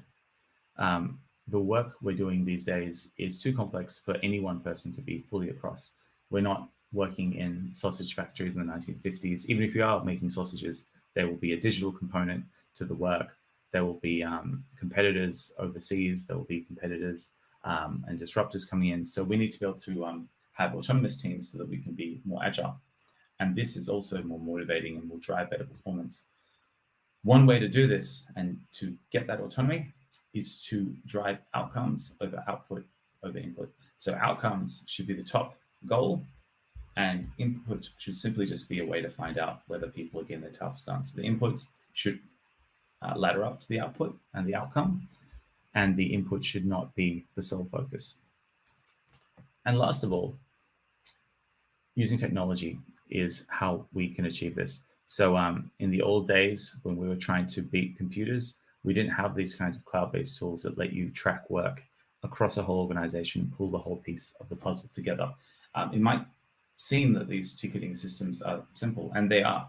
I'm not here to say that this is AI. I'm not here to say that this is the latest, fanciest machine learning algorithm that will revolutionize things in ways you can't imagine. What I'm saying is that having simple tools that are cloud-based that allow you to get visibility of what a whole business unit or a whole organization is doing can drive the human side of autonomy and a focus on outcomes while maintaining empowerment and accountability. So technology is a way for you to achieve this, a way to help drive that outcome. But that said, this is more a human story. And there's a big mentality shift if you want to focus on autonomous teams driving outcomes rather than command and control, where the focus is on process and inputs. So if you can make that cultural shift, technology is there to support you.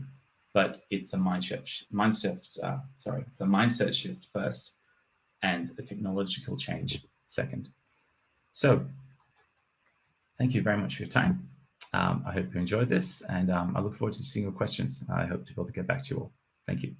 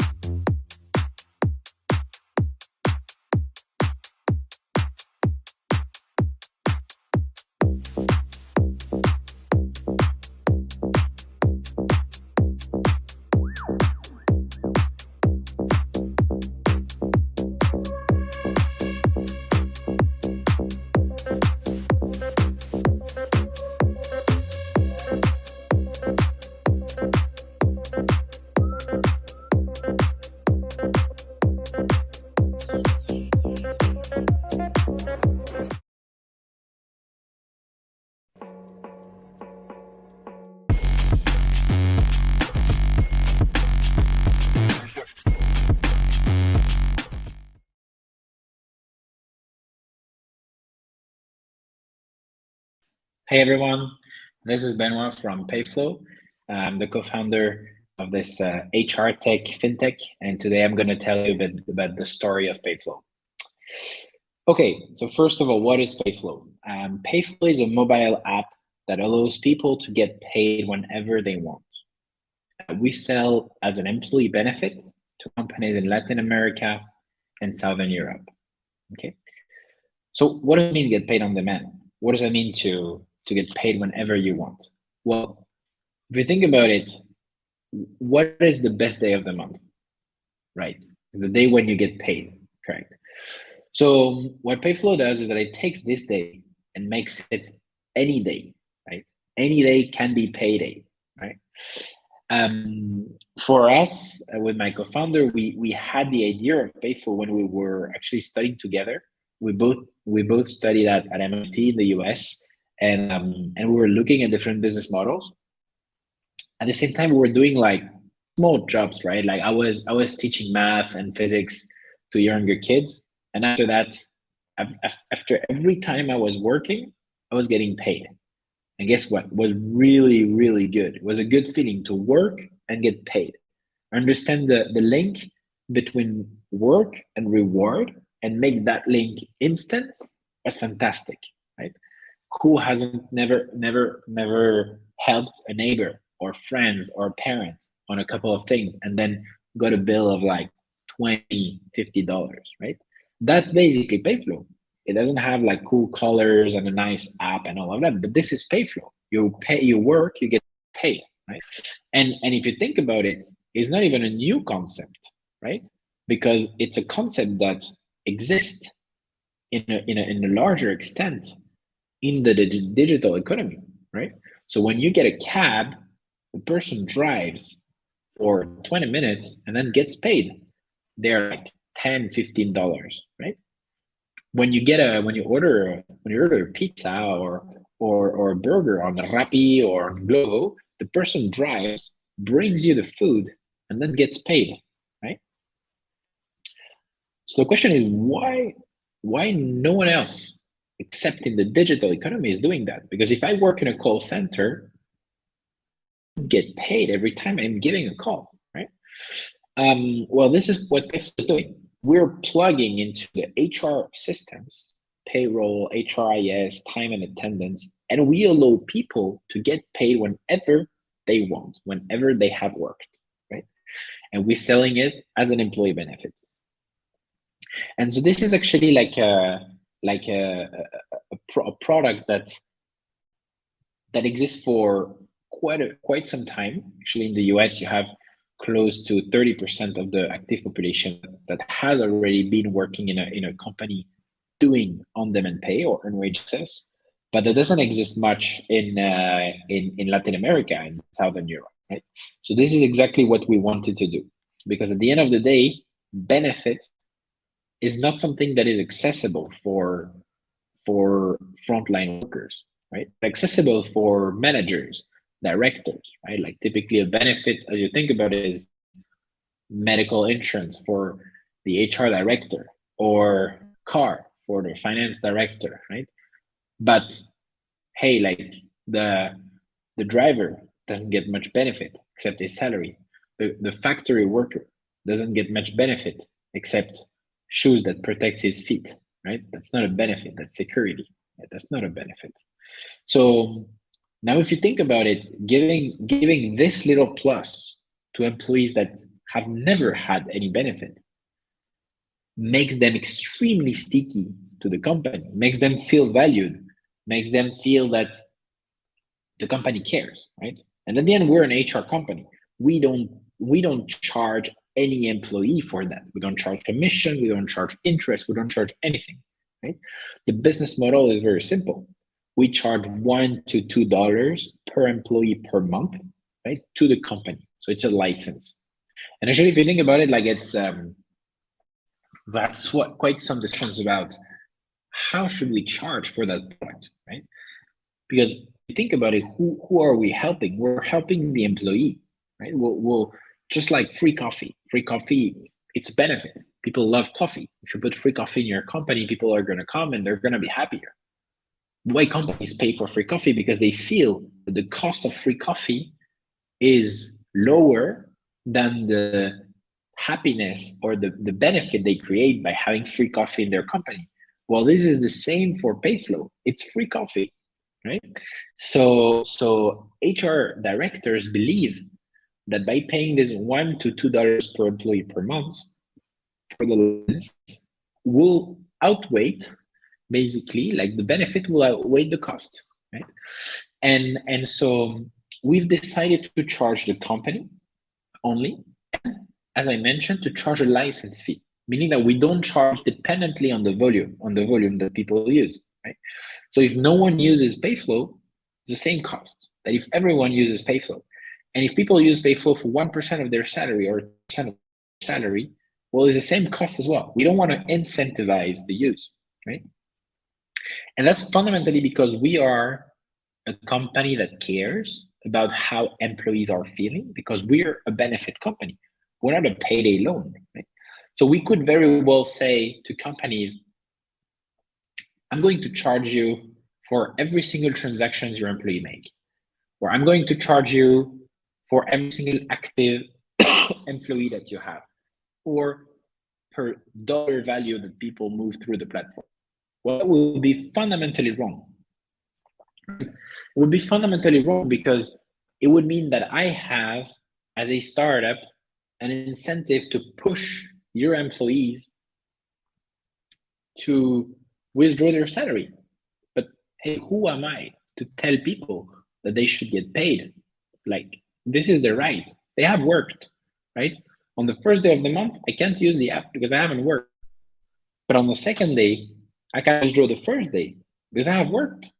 I should be the one deciding. I should not have a company, Payflow, telling me, hey, it's Black Friday today. Why don't you withdraw your salary and go spend it? That feels wrong, right? So this is a little bit like our vision, right? Like we want to have employees aware of the safety net that we're providing to them, but without having to push them to do anything, right? And that's why fundamentally we want to charge a license, right? But we didn't stop there. We didn't stop there because what we want is not to just create a way of people to get paid whenever they want. What we want is create a financial wellness platform, right? And to have an ecosystem where people have a lot of products that help them have less financial stress and live better overall, right? Payflow, the first product we developed. We realized that if you only have Payflow, there could be misuse. There could be companies or they could be employees that just withdraw their salary. So when we had that behavior, we did two things, right? The first thing is that we provided safeguards, right? We told companies, hey, now you're going to be able to block usage to prevent usage that is too high, just to protect your employees, right? And that's why we introduced limits, right? So a lot of companies actually put limits around 30%, right? Typically because 70% of the salary goes into 3 basic necessities, which are basically transport, food, and rent, right? And 70% of your salary will go there, right? So we would rather not touch it. So that's why we recommend companies to put that as a first limit, right? That's to rehab it. But you can't just do limits. You have also to educate people, right? And this is why we created LearnFlow, right? So LearnFlow is a financial education platform. It's an e-learning platform. Think of it as a Coursera specifically for financial education. So what is the problem with financial education? The problem with financial education is that it's not easily accessible, right? So first, it's not given to everyone, right? If you don't have like a family that has given you like basic concept of finance and of how to manage your personal finances, you can't really learn it by yourself. You don't learn it at school. You don't learn it in high school. You don't learn it at university. You don't learn it anywhere, right? And if you still want to learn it, you're going to Google financial education, how to manage my personal finance, how to get better at managing my money. Well, guess what? You will land in websites of banks, of financial institutions, which in a sense are not really incentivized to give you right advice. They are more incentivized to give you advice that will help them sell more products, right? Well, if you have a problem in your money, you should get a short-term loan.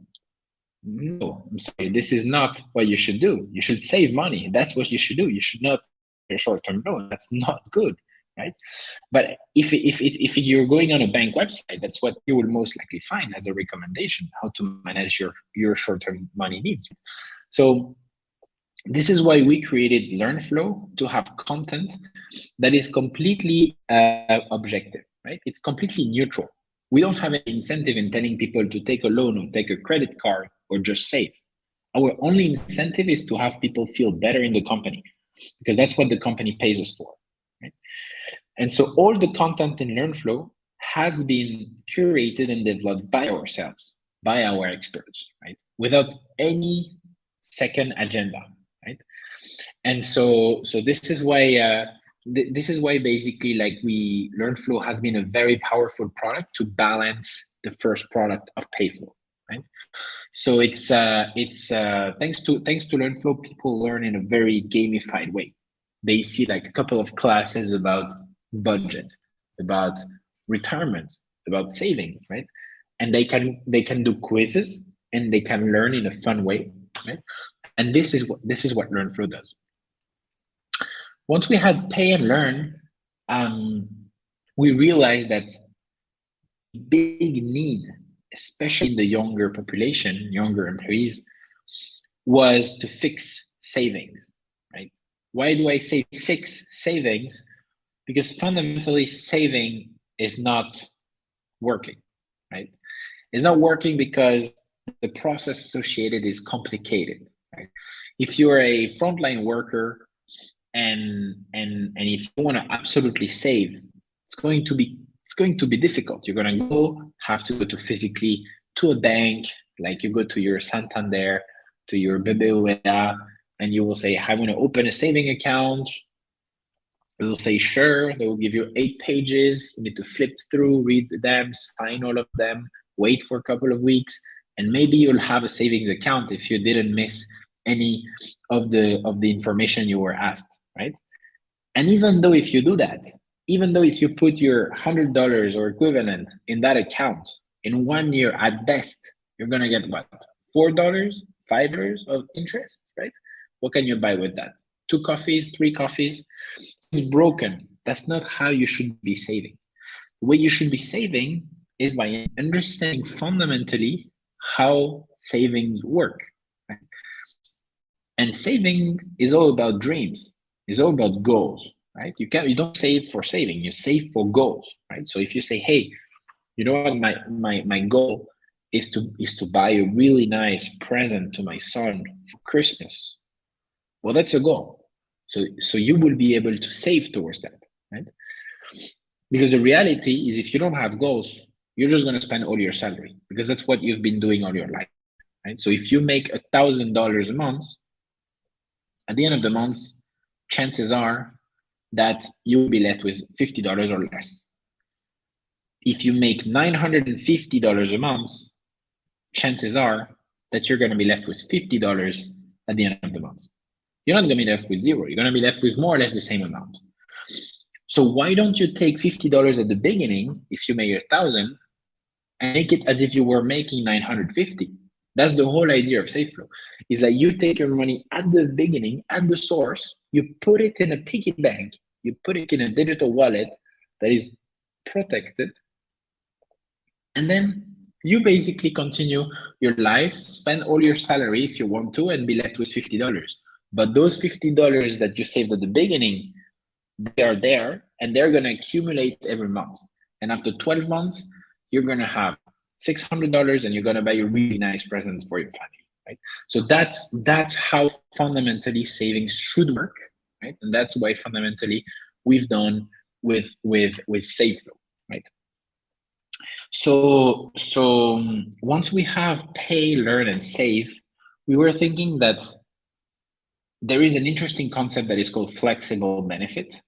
That has started with food, right? Like the ticket restaurants, right? When you go to a restaurant and the company is giving you those like paper meal vouchers, and you say, hey, I want to buy whatever, like a burger, and they tell you, oh, we accept those meal vouchers, and the company has given you these and you can pay with it, right?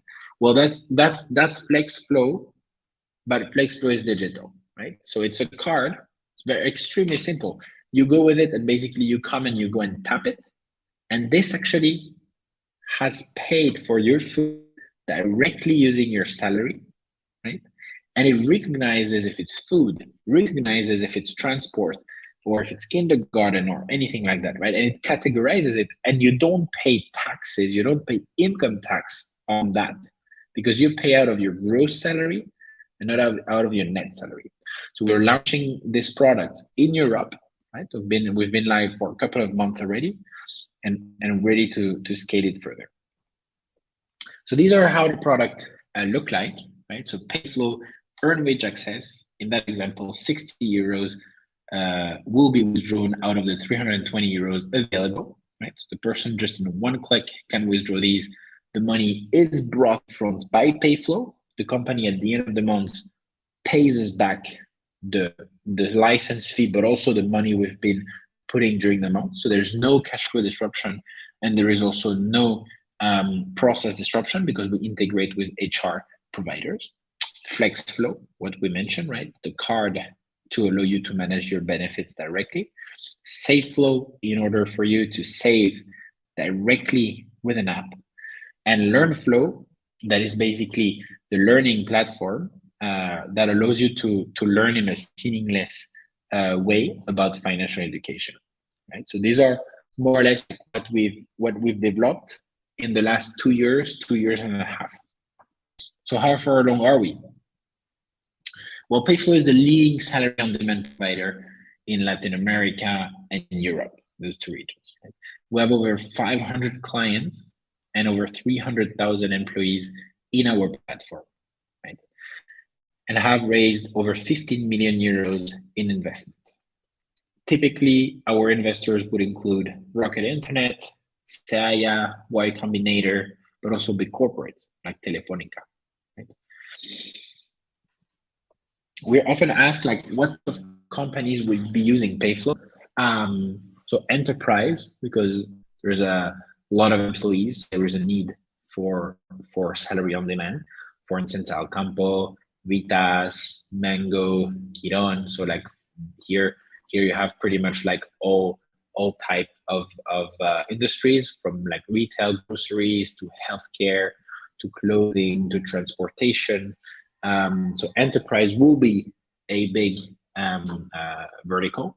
Restaurants and hotels, right, will be also heavily using PayFlow. So for instance, Five Guys, NH Hoteles, or like Ibis, like a lot of hotel groups are using PayFlow to pay their employees on demand and all the benefits that go with it. Industry is also a very large vertical. Con Concreto in Colombia, from the construction industry, to also like Coren, Covap in Spain, but also retail, right? Like, so grocery and also clothing retail, like Flying Tiger or Lanidor in Portugal, right? And that allows us to operate in 4 main markets in 2 regions: Colombia, Peru in Latin America, and Spain and Portugal in Europe.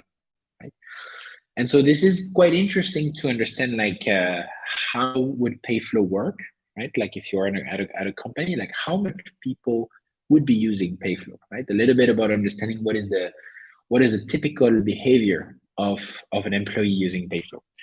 Well, first of all, over 40 or even over 50% of the employee pool will be using PayFlow, right? So it's a benefit that is extremely heavily used.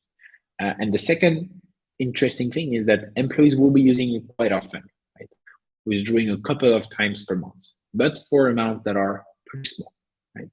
And so that will create like a huge benefit for HR directors that will basically see their employees using the benefits a lot more than they would be using any type of other benefits that they typically have. Right?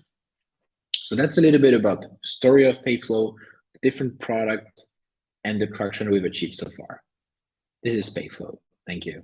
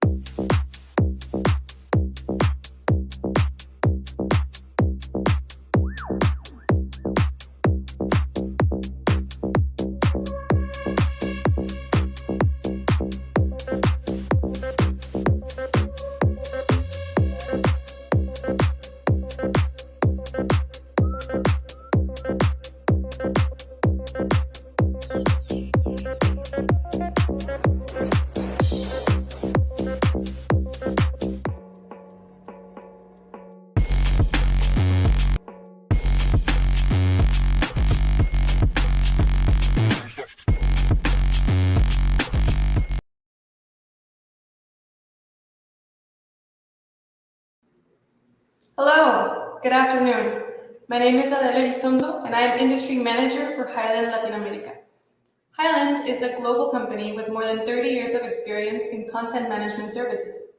My particular area of focus as an industry manager is the commercial vertical, or what is commonly known as cross-industry.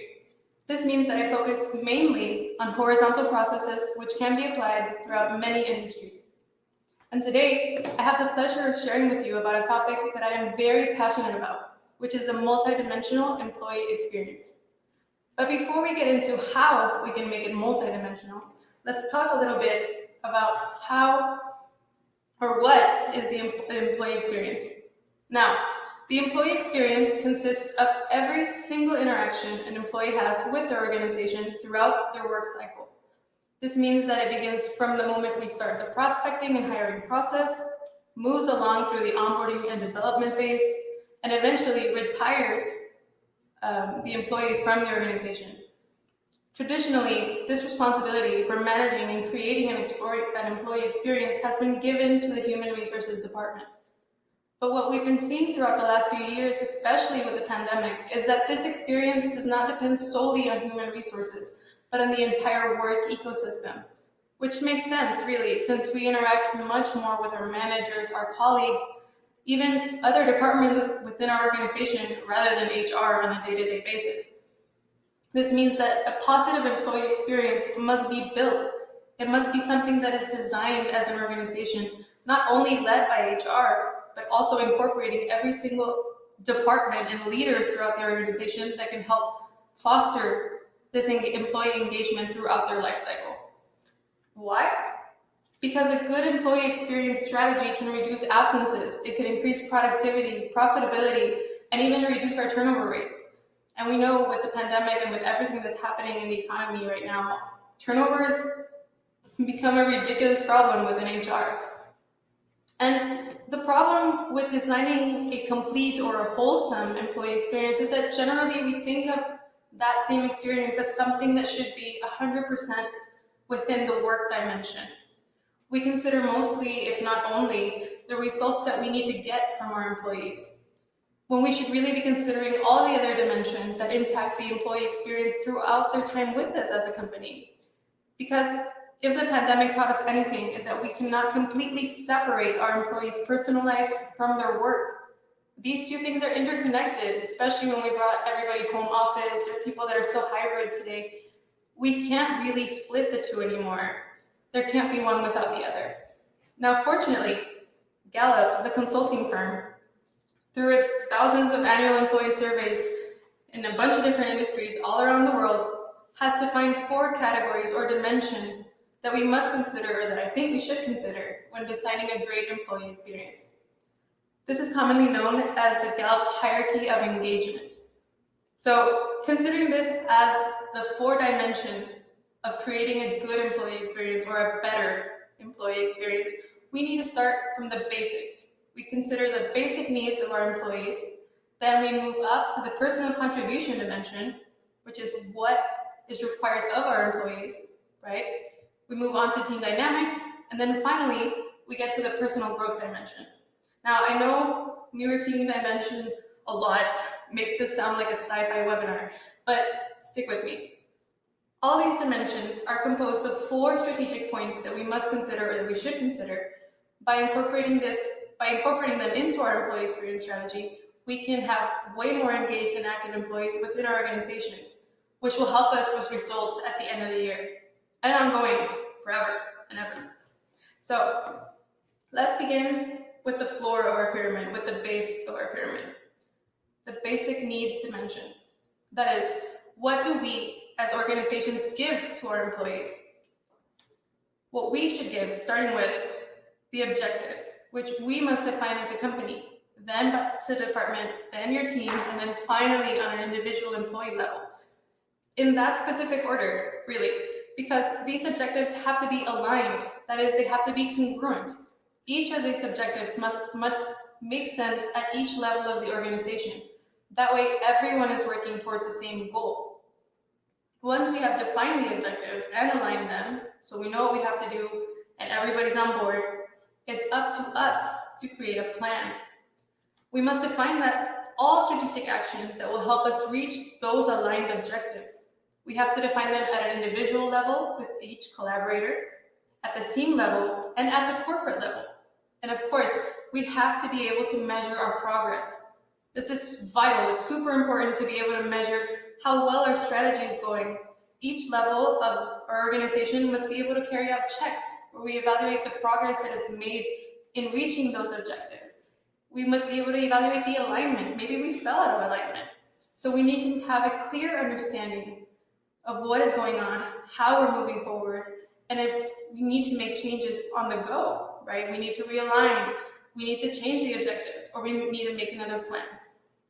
So now that we have objectives, alignment, and a plan to reach all these things, what else could we need? We need tools. We need to have the necessary materials and equipment to get the job done. Because if we don't have the materials, if we don't have the equipment, we'll never get the other 3 points done. Imagine setting a goal for your employee.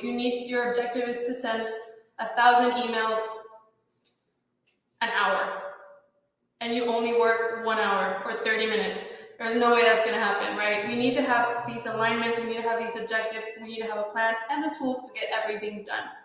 Now, this takes care of the base of our pyramid, the first dimension.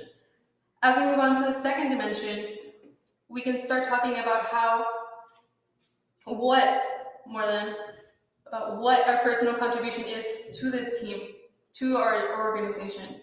And starting with our impact, humans, all of us, we need to feel that what we do matters. We need to perceive the impact that our work has on the organization and our goals, right?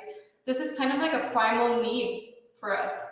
And if we take this basic need and we make sure as a company to recognize our employees' work, their impact, we will make them feel like they're part of our project. We will make them feel like they're on board. It's their own project. They will feel more responsibility and commitment, and they will be engaged with our goals as a company, with our goals within their department, within their team, and personally. Now, employees also need to know how their performance is going to be measured, how they're going to be punctuated. I guess that was a bad translation, but how their performance is going to be measured. And this is basic, and it more or less follows the same line of defining the objectives we talked about in the first dimension. How are we going to measure our employees' work?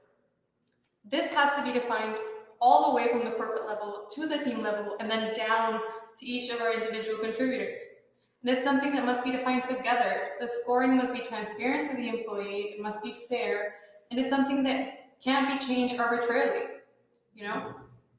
If we do this alignment, if we set these goals and these metrics together, they'll be more attainable. There's no way that somebody in corporate can set a goal for someone on 6 hierarchy levels down without knowing what the reality is.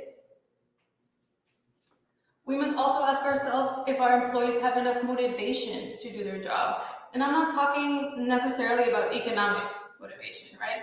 But the sense of responsibility, the sense of investment, the feeling that they've already invested time and effort in their work, and they don't want to let down their teams or their managers or their partners.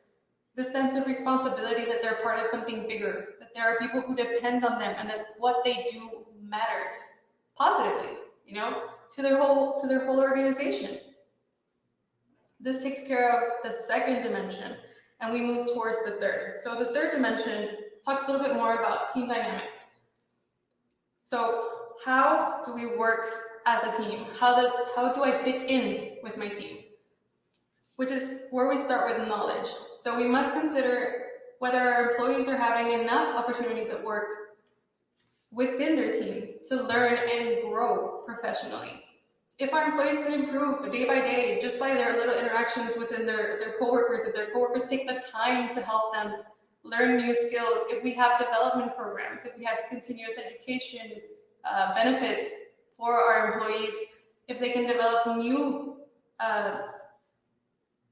skills, it will not only benefit them, but their team and their organization as a whole.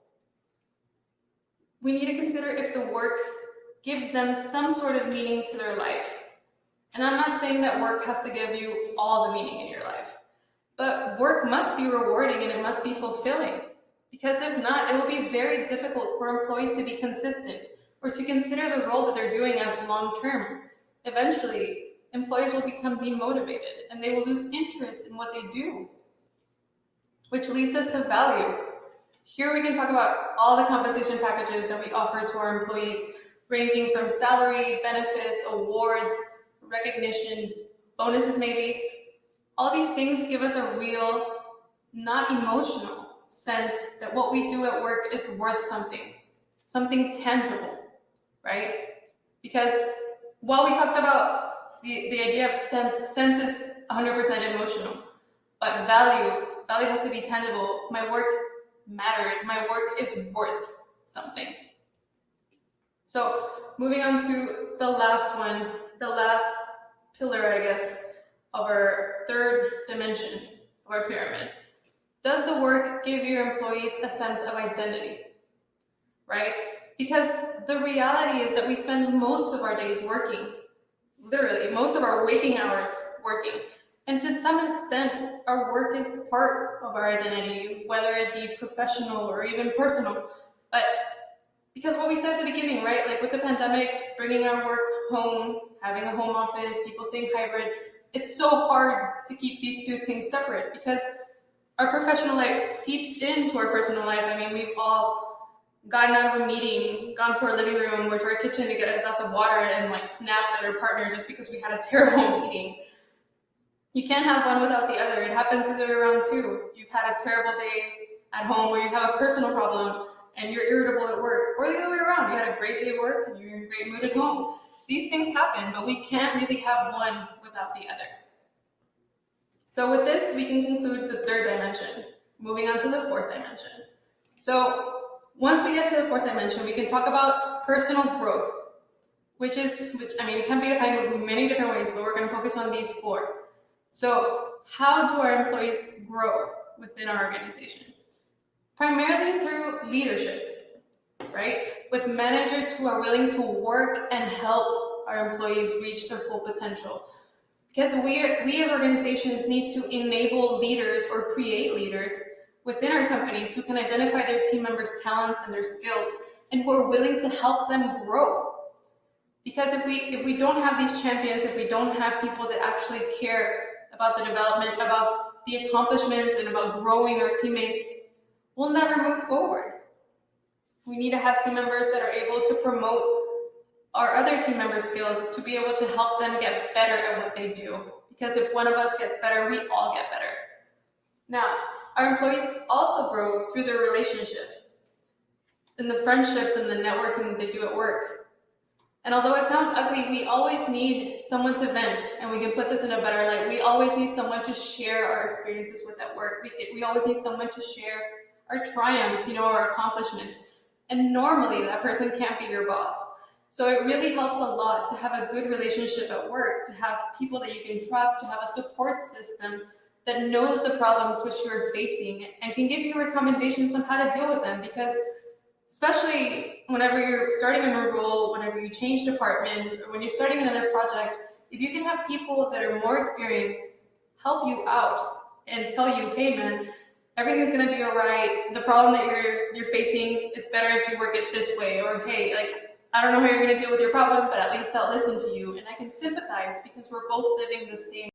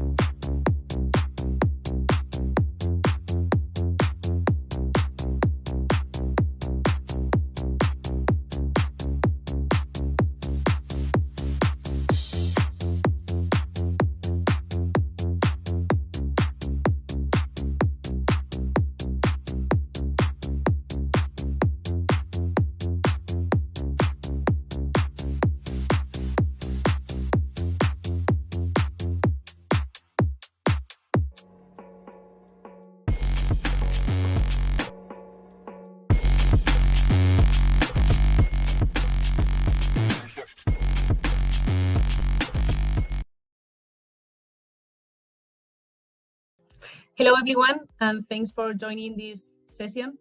My name is Paloma, and today I want to share with you the idea that Alter has regarding IoT and how to power the transformation towards digitalization on different projects. Before starting, some things about me. I studied industrial engineer here in Madrid, and in the same university, in Universidad Pontificia de Comillas, I did my master's degree. And during the last year of my master's degree, I started to work in an internship in Alter IoT department. And once I finished it, I started my full-time job as a product specialist. And right now I'm working as senior product specialist. So basically, my daily routine in Alter involves managing the deployment and the development of all the IoT platform, talking with clients, understand their needs, and all these different activities regarding clients and business.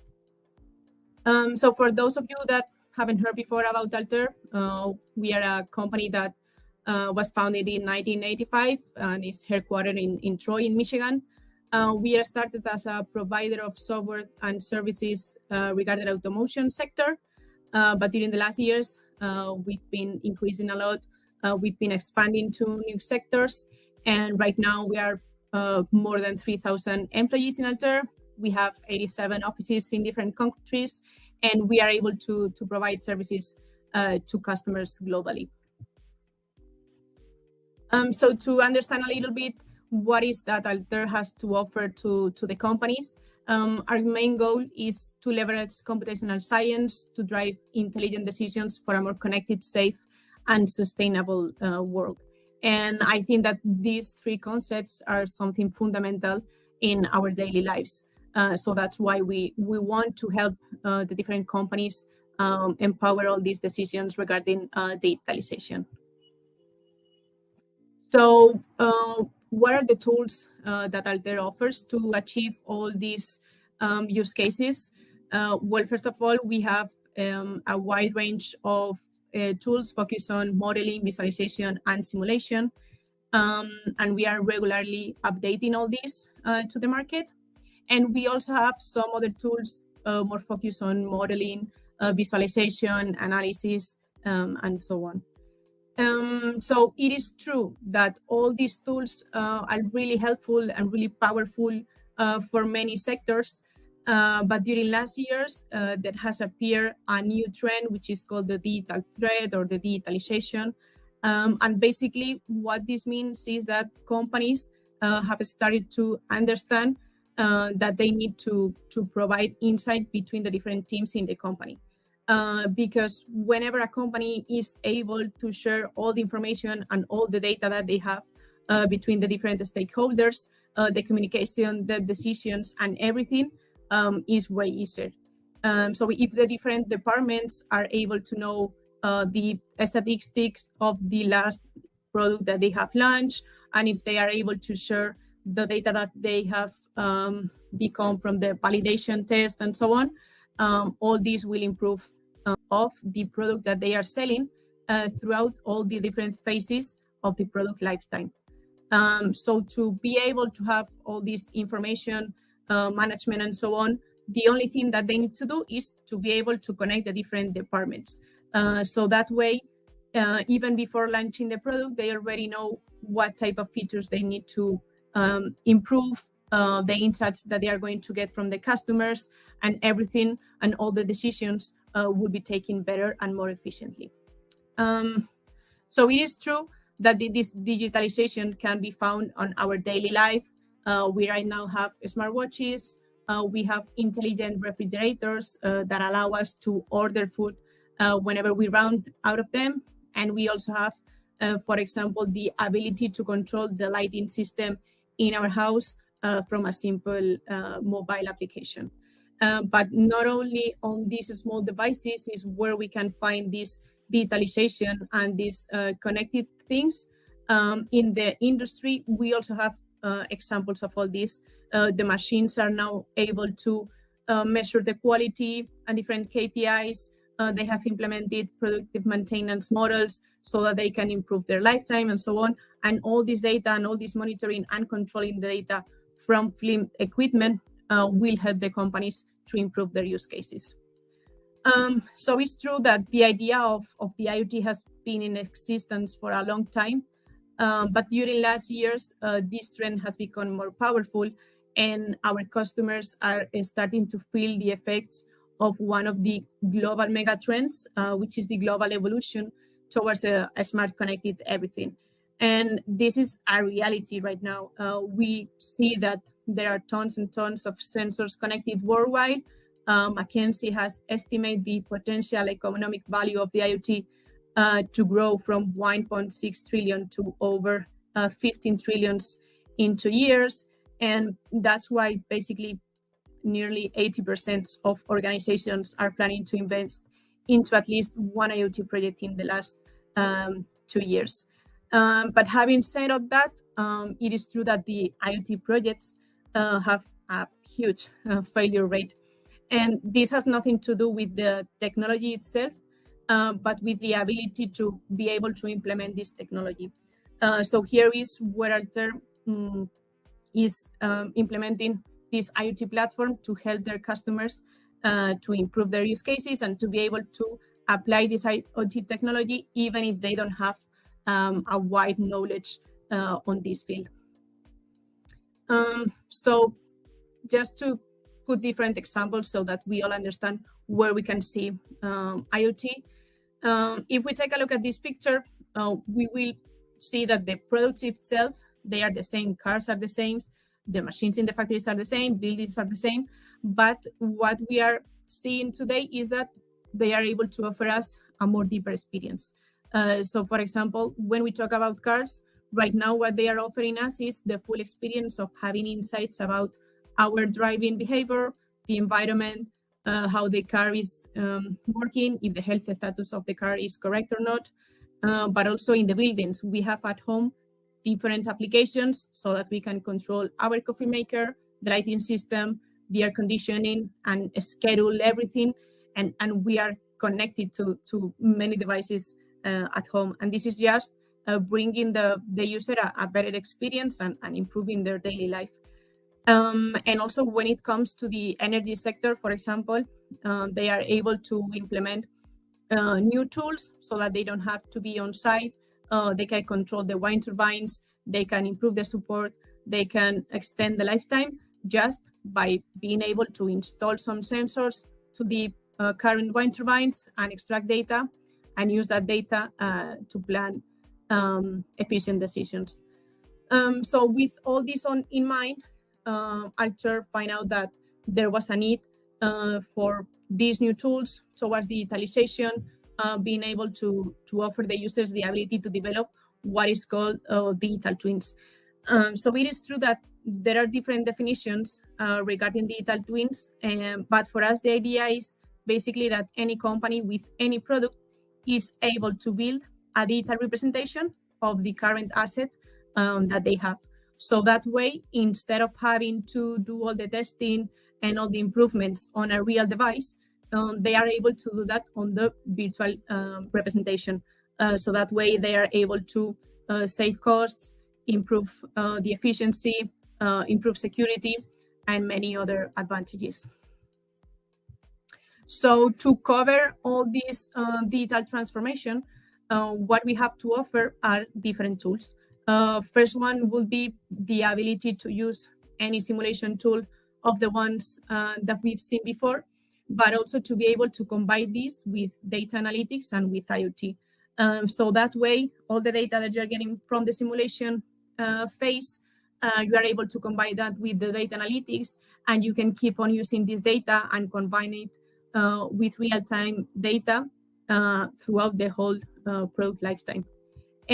So our idea basically is to be able to offer the user what we call the Alter Digital platform in the sense of being able to join the different tools as needed. So for example, if one customer, they just need to use some simulation and join that with that connectivity, then they will be able to join all these tools from Alter in order to achieve this use case successfully.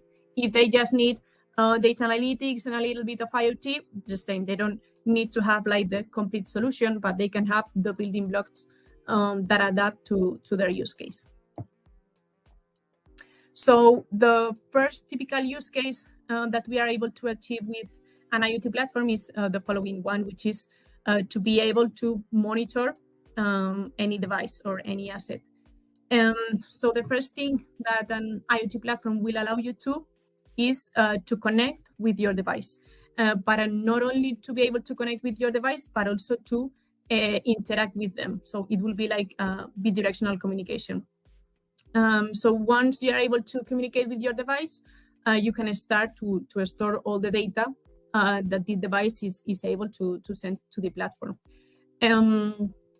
And it is true that sometimes the devices, they tend to send a lot of information. So one of the advantages of having an IoT platform is that you can start from the beginning to filter this data, transform it, aggregate, and once you have all this data clean and ready to use, you can implement any type of business logic that is needed for your use case. So that could be simple alerts, notifications by email, by SMS, being able to determine some actions based on the parameters that you are retrieving. And then if you want to go a step forward and you have machine learning models developed or custom algorithms, you can also include all that into the IoT platform. So that way, at the same time as you are gathering all this data on real time from your devices, you can also execute all these models and all this logic to get the results and the predictions on real time. And then the final result of all this will be a dashboard. And the good thing about them is that will allow you to control remotely your devices, measure the different KPIs, do simple visualizations and analytics, because that's the best way to understand if everything is behaving as expected or not. And also from the dashboard, you are able to interact with the device. So to understand this workflow better, I would like to share one of our use case, which at the beginning might seem like a not really digitalization project, because nuclear power plants tend to seem a little bit complex. But the reality was that for them, discovered that they can implement IoT was something really useful, because they already have been gathering data for years and years, and they even have developed these complex algorithms, but they weren't able to find a way to join all this and to really get insights from that on real time. So thanks to the IoT, they were able to connect the data they were gathering from the nuclear power plants, but also join that with other streams of information. So for example, with the actual weather conditions, and all this data, run them through the algorithms that they have developed, and get at the end the result of the conclusions and the predictions of these algorithms on real time. So for them, it was really powerful to be able to have a dashboard that they can access it remotely without having to be in the nuclear power plant, but also to be able to predict if something was going to help before it already happened.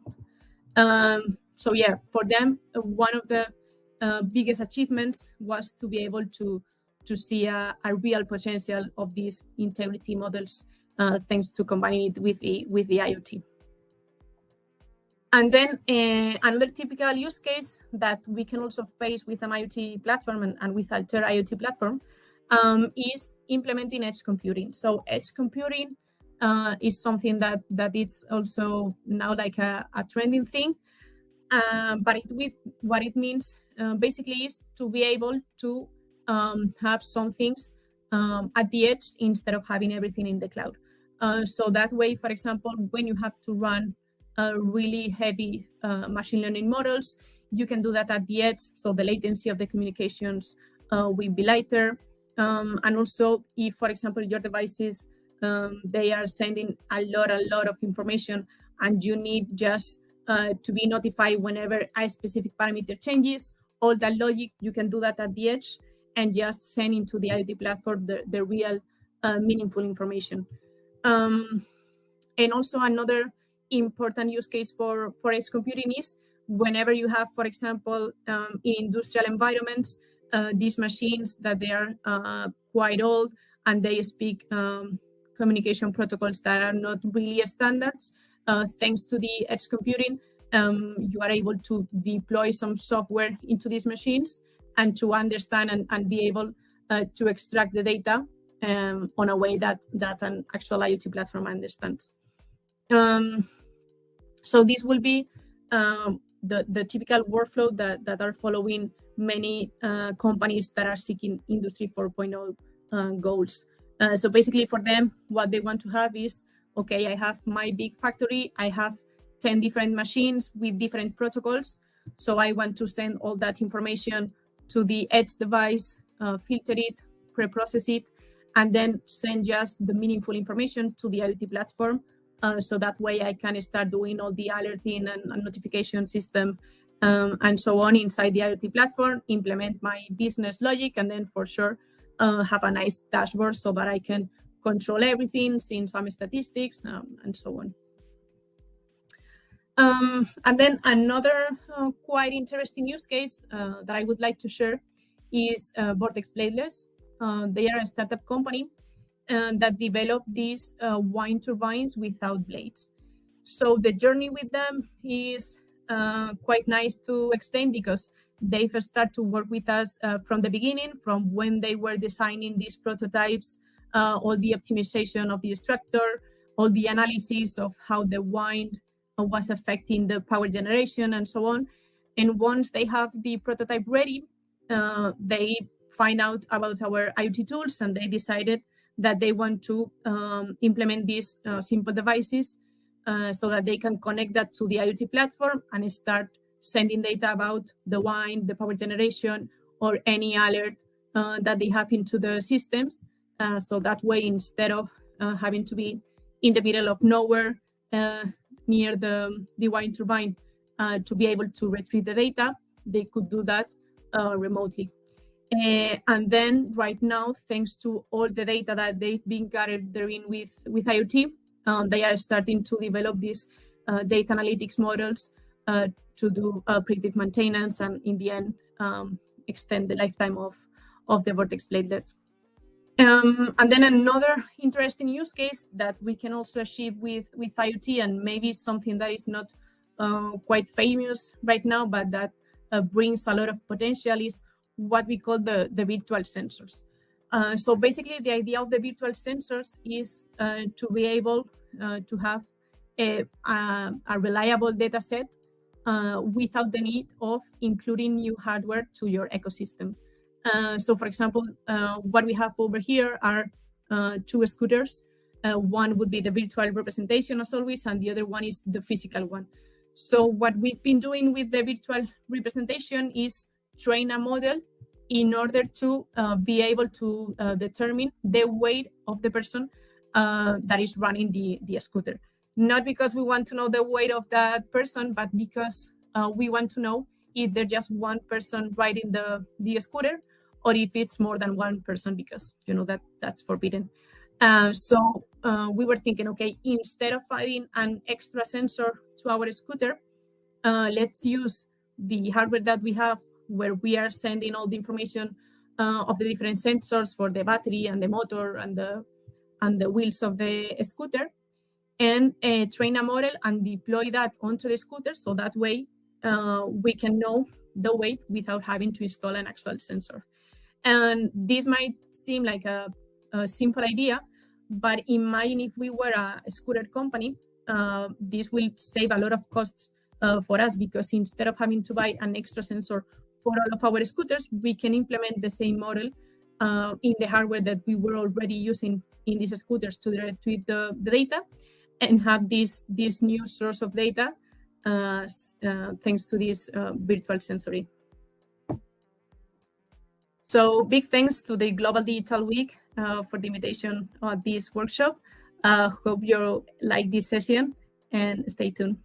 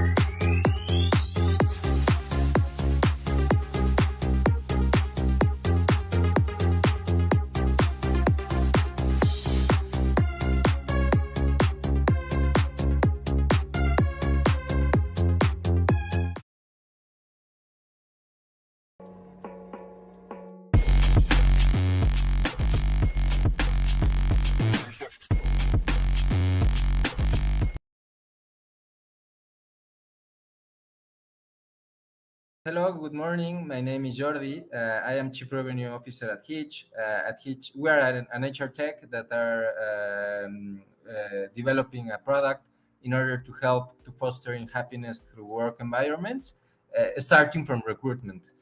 I'm focusing in SMEs.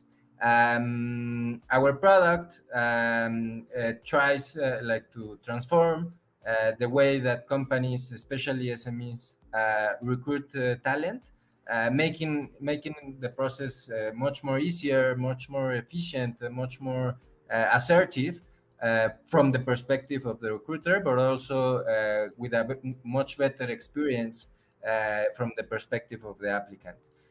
So again, my name is Jordi Greenham. Nice to meet you. We are working specifically in smart talent acquisition, supporting our platform within cutting edge technology and artificial intelligence. And as all you know, probably because you have been there, traditional recruitment processes are very slow, manual, full of bias. This can result in very bad decisions that eventually create early rotation rates. And are very inefficient because there is no technology to support small and medium businesses in this process. It is a department, the human resource, the capital department, the human capital department, that is very broken, and we are trying to solve this. So, for example, this is Sandra's day-to-day. She screen hundreds of CVs, do a lot of phone calls in order just to pre-filter the candidates, apply manually different type of tests, schedule manually also like interviews, either within the human resources department, but also within the hiring manager. Also, it is in a continuous communication within the hiring manager, but in on a non-efficient way. Probably she use WhatsApp. There is no tracking of all the process in a tool, and also do all the paperwork manually.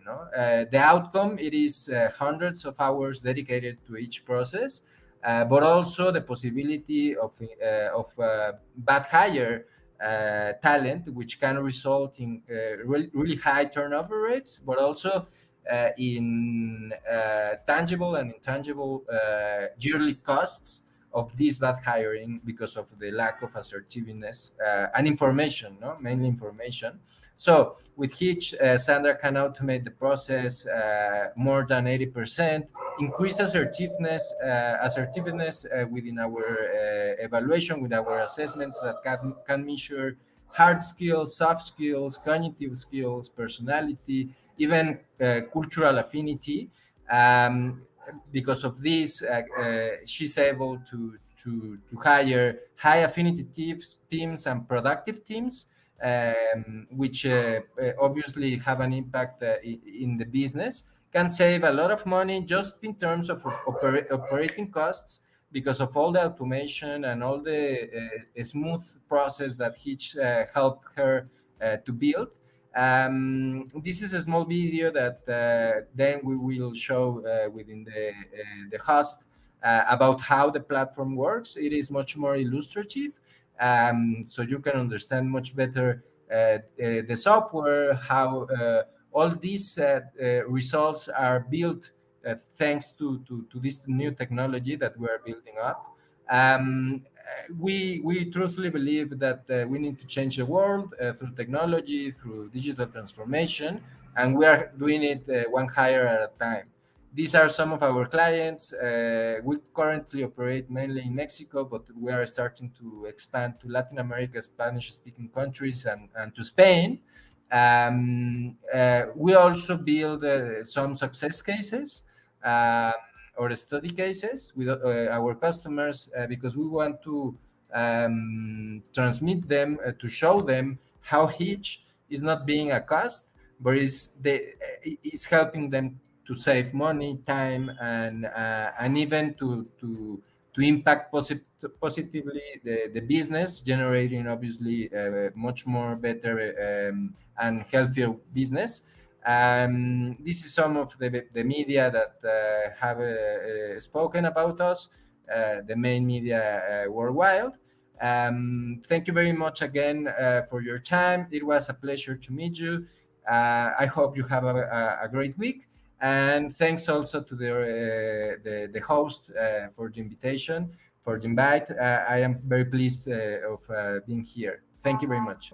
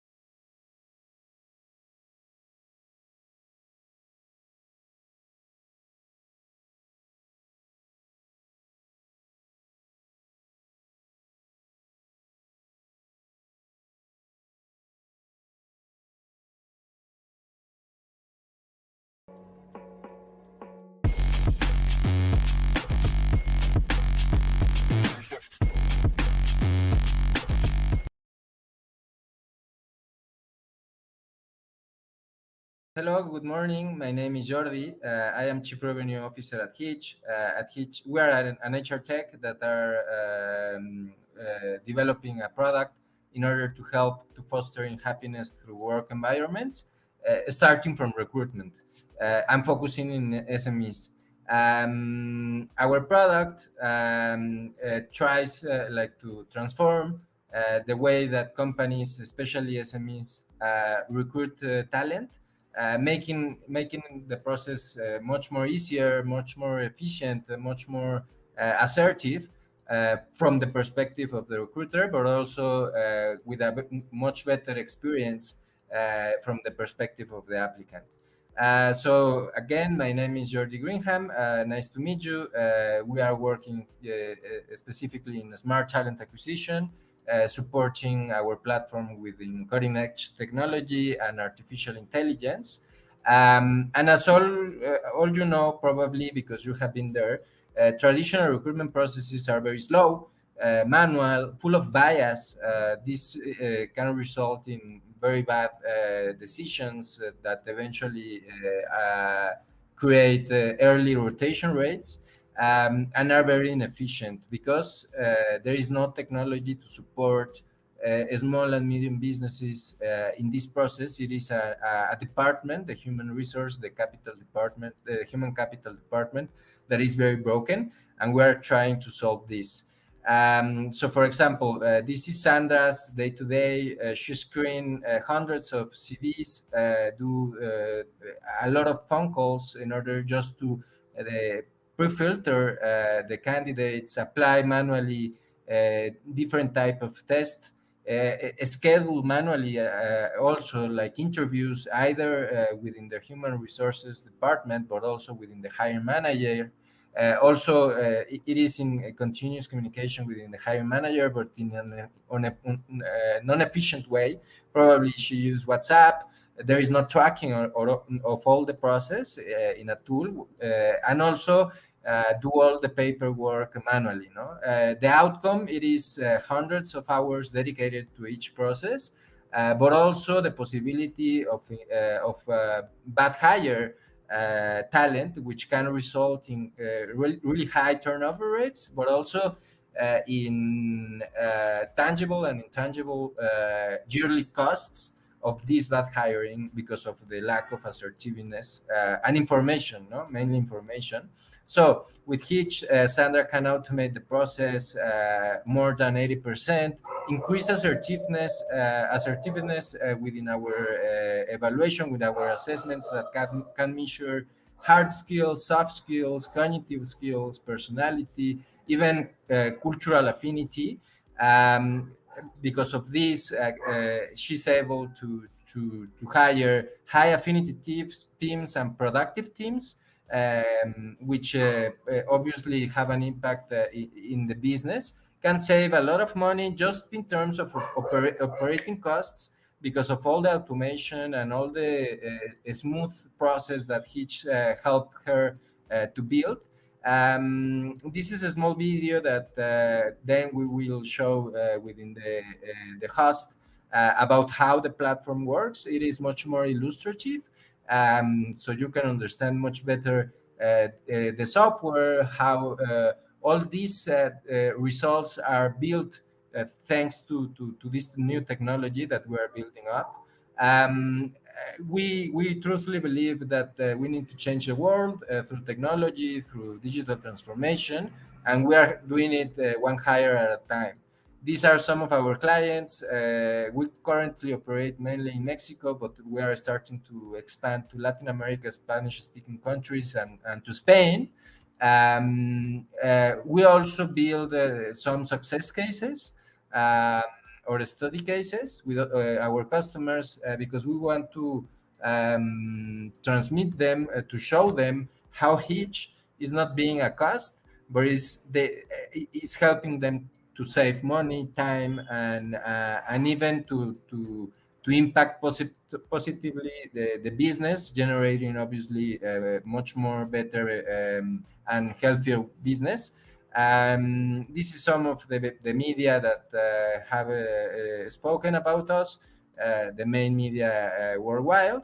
Thank you very much again for your time. It was a pleasure to meet you. I hope you have a great week. And thanks also to the host for the invitation, for the invite. I am very pleased of being here. Thank you very much.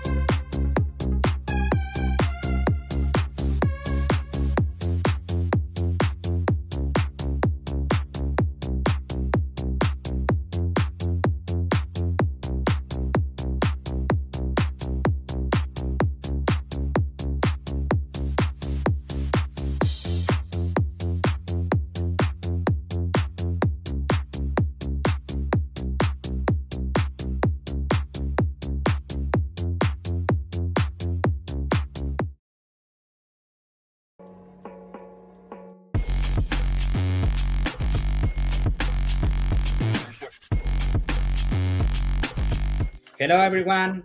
How are you? Today we have a small review about the HR trends and different kinds of technologies in this matter. And I am here with Talia Perez, that is one of our analysts here in our institute. Hello, Talia. How are you? Hello, Guillermo. I'm just fine. Ready to start.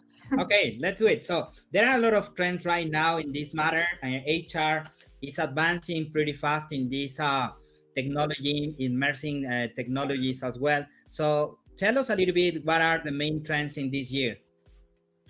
Well, for HR and well-being, virtual reality is the most important trend.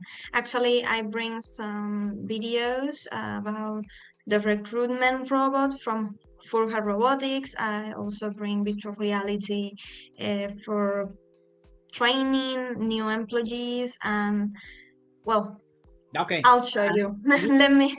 Yeah. In this matter, what do you like about this previously that you shared the video? Tell us a little bit. What do you like about this technology? It's more immersive. I mean, you can learn even more when you see things through a screen, when you can interact with that world without you moving to another place or you interacting with it directly. Okay. Let's check the video. Okay, so first, Full Hat Robotics.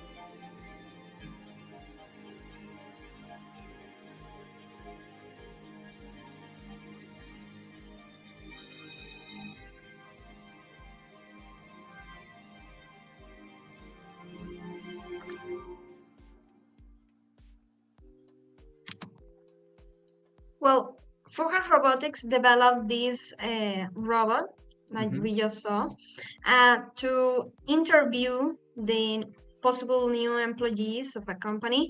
This with the idea to eliminate discrimination, to eliminate anything that can destroy the performance of an interviewer, because sometimes what we know is difficult when you go looking for a job, right?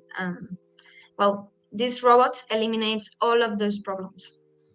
Yeah. Actually, well, nowadays there are a lot of discriminations around the world, and I think that it is an amazing technology, because there are a lot of people that they, they criticize, or maybe they are not agree with several thoughts, beliefs, etc. Right? So Yes. it is incredible. Okay, let's continue.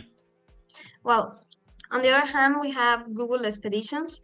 They focus in making these Google's lenses of virtual reality for kids, so they can learn in a more immersive way through an app that you download in your phone, in your tablet. As a professor, you can create different places for the kids to see through this device. They can be under the water, they can be in the space, they can be in a museum, in any place, and the teachers will teach them about history, about culture, about animals like biology, chemistry, all those sorts of education through this device. Okay, let's do you have a video here? About this one, I don't have a video, but it's really, really interactive, and according to testimonials of the same kids, they love it because they can play with it and it's more immersive, and they learn faster this way. Yeah, and actually it's a new way to learn, right? I mean, because you can use more your different experience. And for example, if I think in maybe a class of biology, is you are inside of the ocean, right? You Yes. are in a different kind of learning. And actually, Talia, like 2 days ago, we was talking about with one expert of metaverse and these immersive technologies, and they said that when you use these immersive technologies for learning, you can the rotation is 88%, right? So the in general, this it is amazing because you can retain, you can learn faster with this kind of technologies. Yes, completely. You can learn faster, and it's because you feel like you are actually inside that like place. You are in it, right? So maybe that sense of believing that you are in the ocean or that you are on the space, it makes you feel like, how can I say it?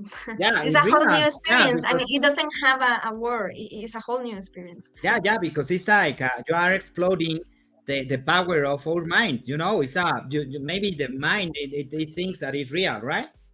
It's Yes, like completely. imagine because I was listening the other day with an expert that you cannot sometimes it's difficult for us differentiate a dream to reality, right? Because it looks inside of us like a pretty the same, okay? And actually you have superpowers in your dreams. You don't have limitations, right? So it is the same with this kind of technologies, right? Bringing your dreams to the reality world completely. Yeah, Yes. yeah. It's amazing that the kids they can use these technologies. Yes. And well, we have these other two more cases, Ludus and R Virtual. I had the videos of both. Let's watch it. Yeah. Sorry. I had the video of R Virtual.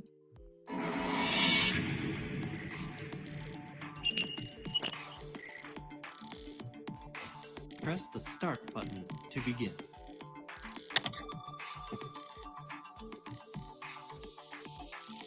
At these x-rays, as you can see, this is a significant fraction of the history.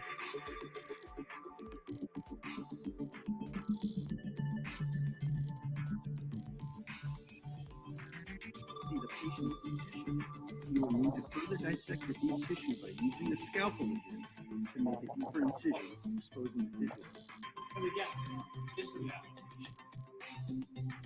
Look at the side of the patient's neck to verify. Excellent. You can now see the bone and fracture clearly. Place the forceps back on the tray.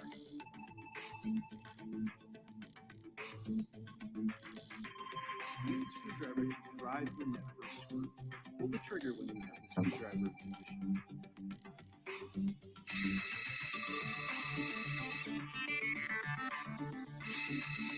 Okay. Place the screwdriver on the instrument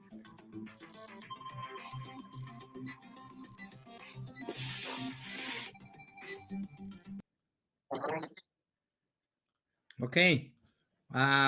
Super interesting. I think that is just more for training or it is real. Yes. Training. They are training the medicine students to surgeon. They can even observe others do the surgeon. They have a virtual assistant. If you see in the video, there is someone that is explaining to them. You will see the bone clean now. You hand over the I don't know how those tools are called, but they have these assistants, and as long as I understand, you can share the experience with other trainee, and they can both interact with one another, one being the observer or the assistant, and other being the one making the surgeon or making any other treatment. Okay, great. Well, Ludus is, I don't have the video of Ludus. I thought I have it, but I don't. And Ludus focus in virtual reality to train employees in accidents at work, in operations, softwares, everything they need to know to manage. Ludus help you with their virtual reality headsets to interact with it, to know how you do it, to create simulations where you can prepare yourself in case that happens in reality. Yeah. Do you have this video in Spanish, even though, because I think that we can, you can transmit it in this way, you know? I have it in Spanish, yes.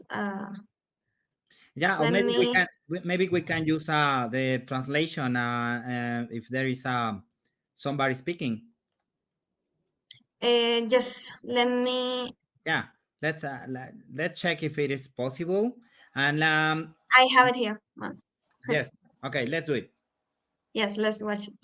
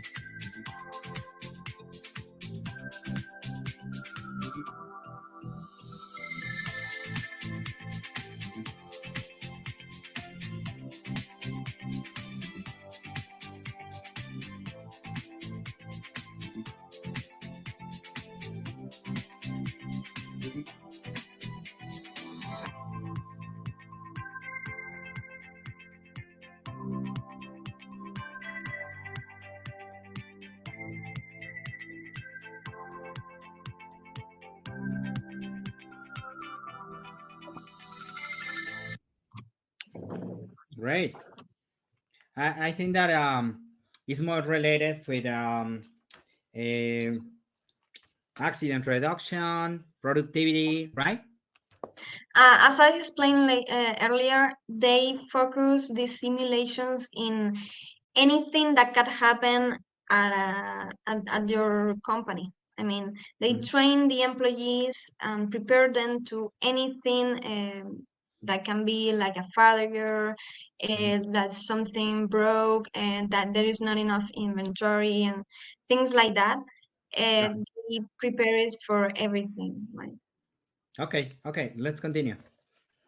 Finally, I had these two cases. One is Logistica and the other one is Havins. I have the video of Logistica, so let's watch it. Yeah.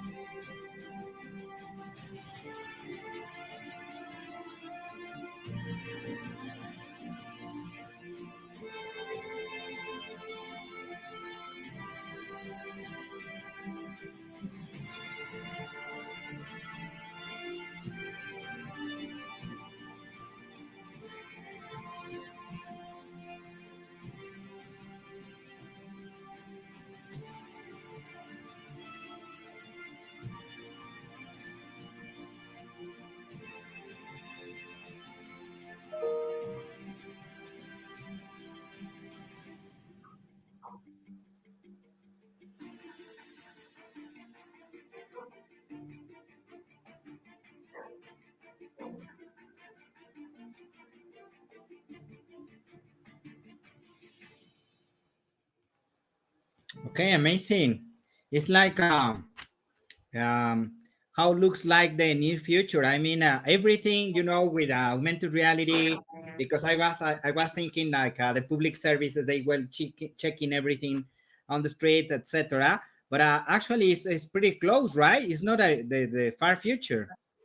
No, it's focused in remote assistance, and you can literally work with someone that isn't there through virtual reality. I mean, you can be, let's say, in the United States and the other person here in Mexico, and they can both work in the same project, like, I don't know, changing the cables like we saw in the video, and the other person doesn't need to be next to you, because through a platform it can show you how it's done, and it can help you to understand if you have a problem trying to figure out what's wrong, right? So I think it's very, very important, and it's something that there are companies that are trying to implement that now, and there are other companies like Microsoft who are trying to bring this in an even more experienced way, so people can work in one same project at the same time, but in different locations.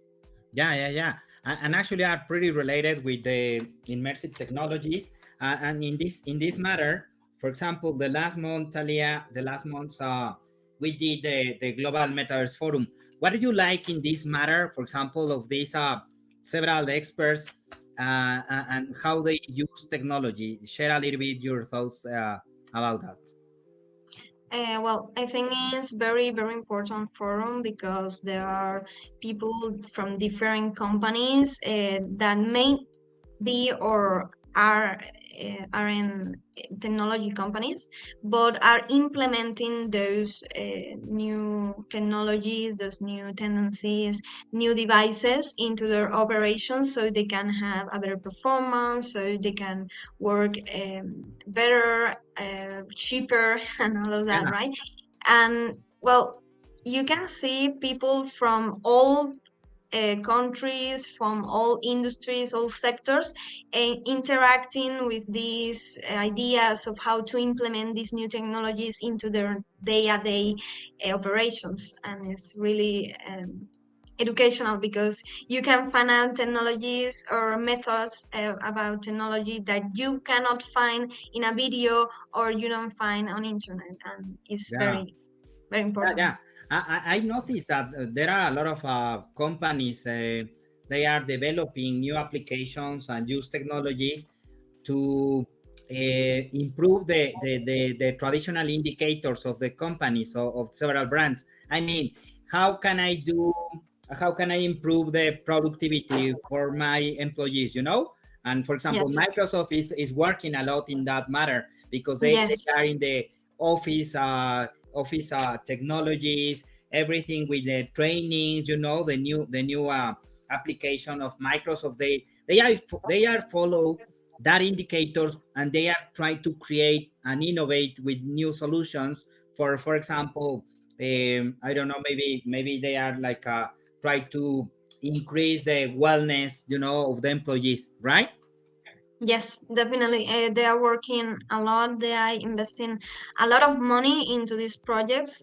We could see last year when they introduced Microsoft with their headsets of virtual reality, where you can actually interact with another worker, and you could see simulations of a building, and how they could even share a PowerPoint, and working in that PowerPoint through this virtual reality headset. And it was really it feels like the future, right? But they are already working on it, and they're trying to implement that in this year. And as well, there are a lot of specialization, because we was checking that video where there is a maintenance, and they use like these glasses. But I was remember to Marta of Lenovo, the head of Lenovo of Immersive Technologies in Hong Kong. They are really, really specialized in maintenance and industrial technologies, right? So every company is like looking for a niche in order to be the king there, right? Yes, they're trying to specialize their platforms or the real virtuality experience into each sector. An experience only for normal employees, an experience for trainees, an experience for companies that are in manufacturing. I mean, they're trying to diversify these experiences. Yeah, totally. So let me share a little bit with the audience a little bit what we do here every day, because Talia and several other people, we work every day, like try to identify what are some of the trends, what are the new technologies. For example, Talia, something that is really, really nice is that, for example, like 6 months ago, we did the global survey about the different technologies, and we identify pretty clear artificial intelligence like the more powerful technology, right? But we determined that 6 months ago. And right now, ChatGPT and artificial intelligence is a global trend. But here in our institute, we checked previously, right? We identify several technologies, etc., and it's pretty nice. Could you share a little bit about your experience doing this job and do the research of technology? Well, we research all companies and try to locate which companies are using these new technologies into their day-to-day operations, see if they are implementing new types of technology or using that technology that already exists and making it better, but in a sector that it wasn't being used before. So we are trying to locate those companies, locate those tendencies, those new technologies, and trying to bring it into a deck, into the report, to say it to the world, right? So they can know what is going on and see how they can implement these technologies, these tendencies into their companies. Yeah. And as well, we have several vice presidents that they help us in order to calibrate different researches, studies, and actually it's amazing because they have a lot of experience. I was thinking, for example, in Roberto Martinez, that is the former head of the OECD in LATAM. He helped us a lot in order to do really, really rigorous analysis. So this is in general what we do here every day. And actually, Talia, what do you think about the interaction in our metaverse? Because we have several master classes, trainings, etc. What do you like about this interaction with the several brands? Because we are in different parts of the world, right? Somebody is maybe in Argentina, another one in California. So what do you like to have this interaction with the technology leaders? It's an amazing experience because you can see people from all sectors and from different countries, and they are also sharing their personal experiences and sharing their ideas and how they are implementing these tendencies inside their companies.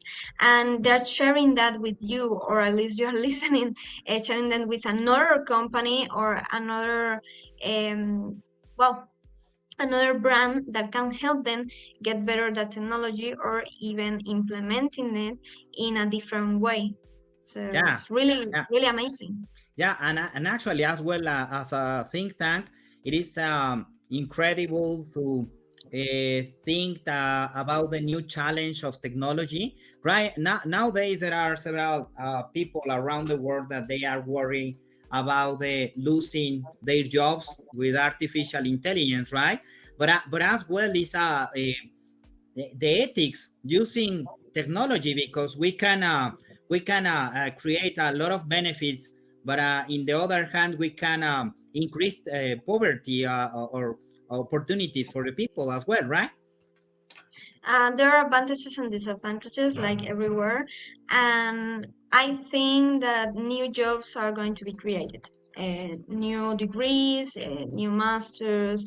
I mean, the world is changing all the time, and there are some jobs that are going to get obsolete and some jobs that are going to get more popular, and that will be the ones that will be using all companies now, right? So and in this matter as well, for example, several universities or I think that the traditional education, they need to update the methods, because we need to bring new solutions, for the new world.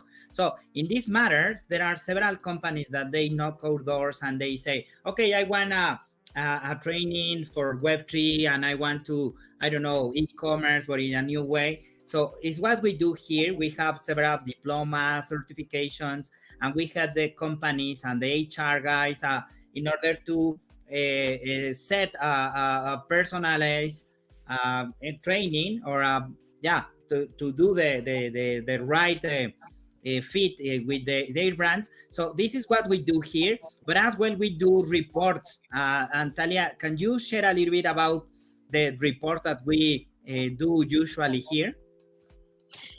We made a survey first, and that with that survey we get the information of what tendencies are companies using now, and if they are developing new technologies, and how can they take benefits from it and everything, right? Also, we are researching what companies are going to boost all of these tendencies. We're explaining what are the benefits of this. We are also implementing in the report some graphics that are going to help understand how you can implement all of this inside your company, even if you do not belong to that sector specifically. Yeah, exactly. And actually, with this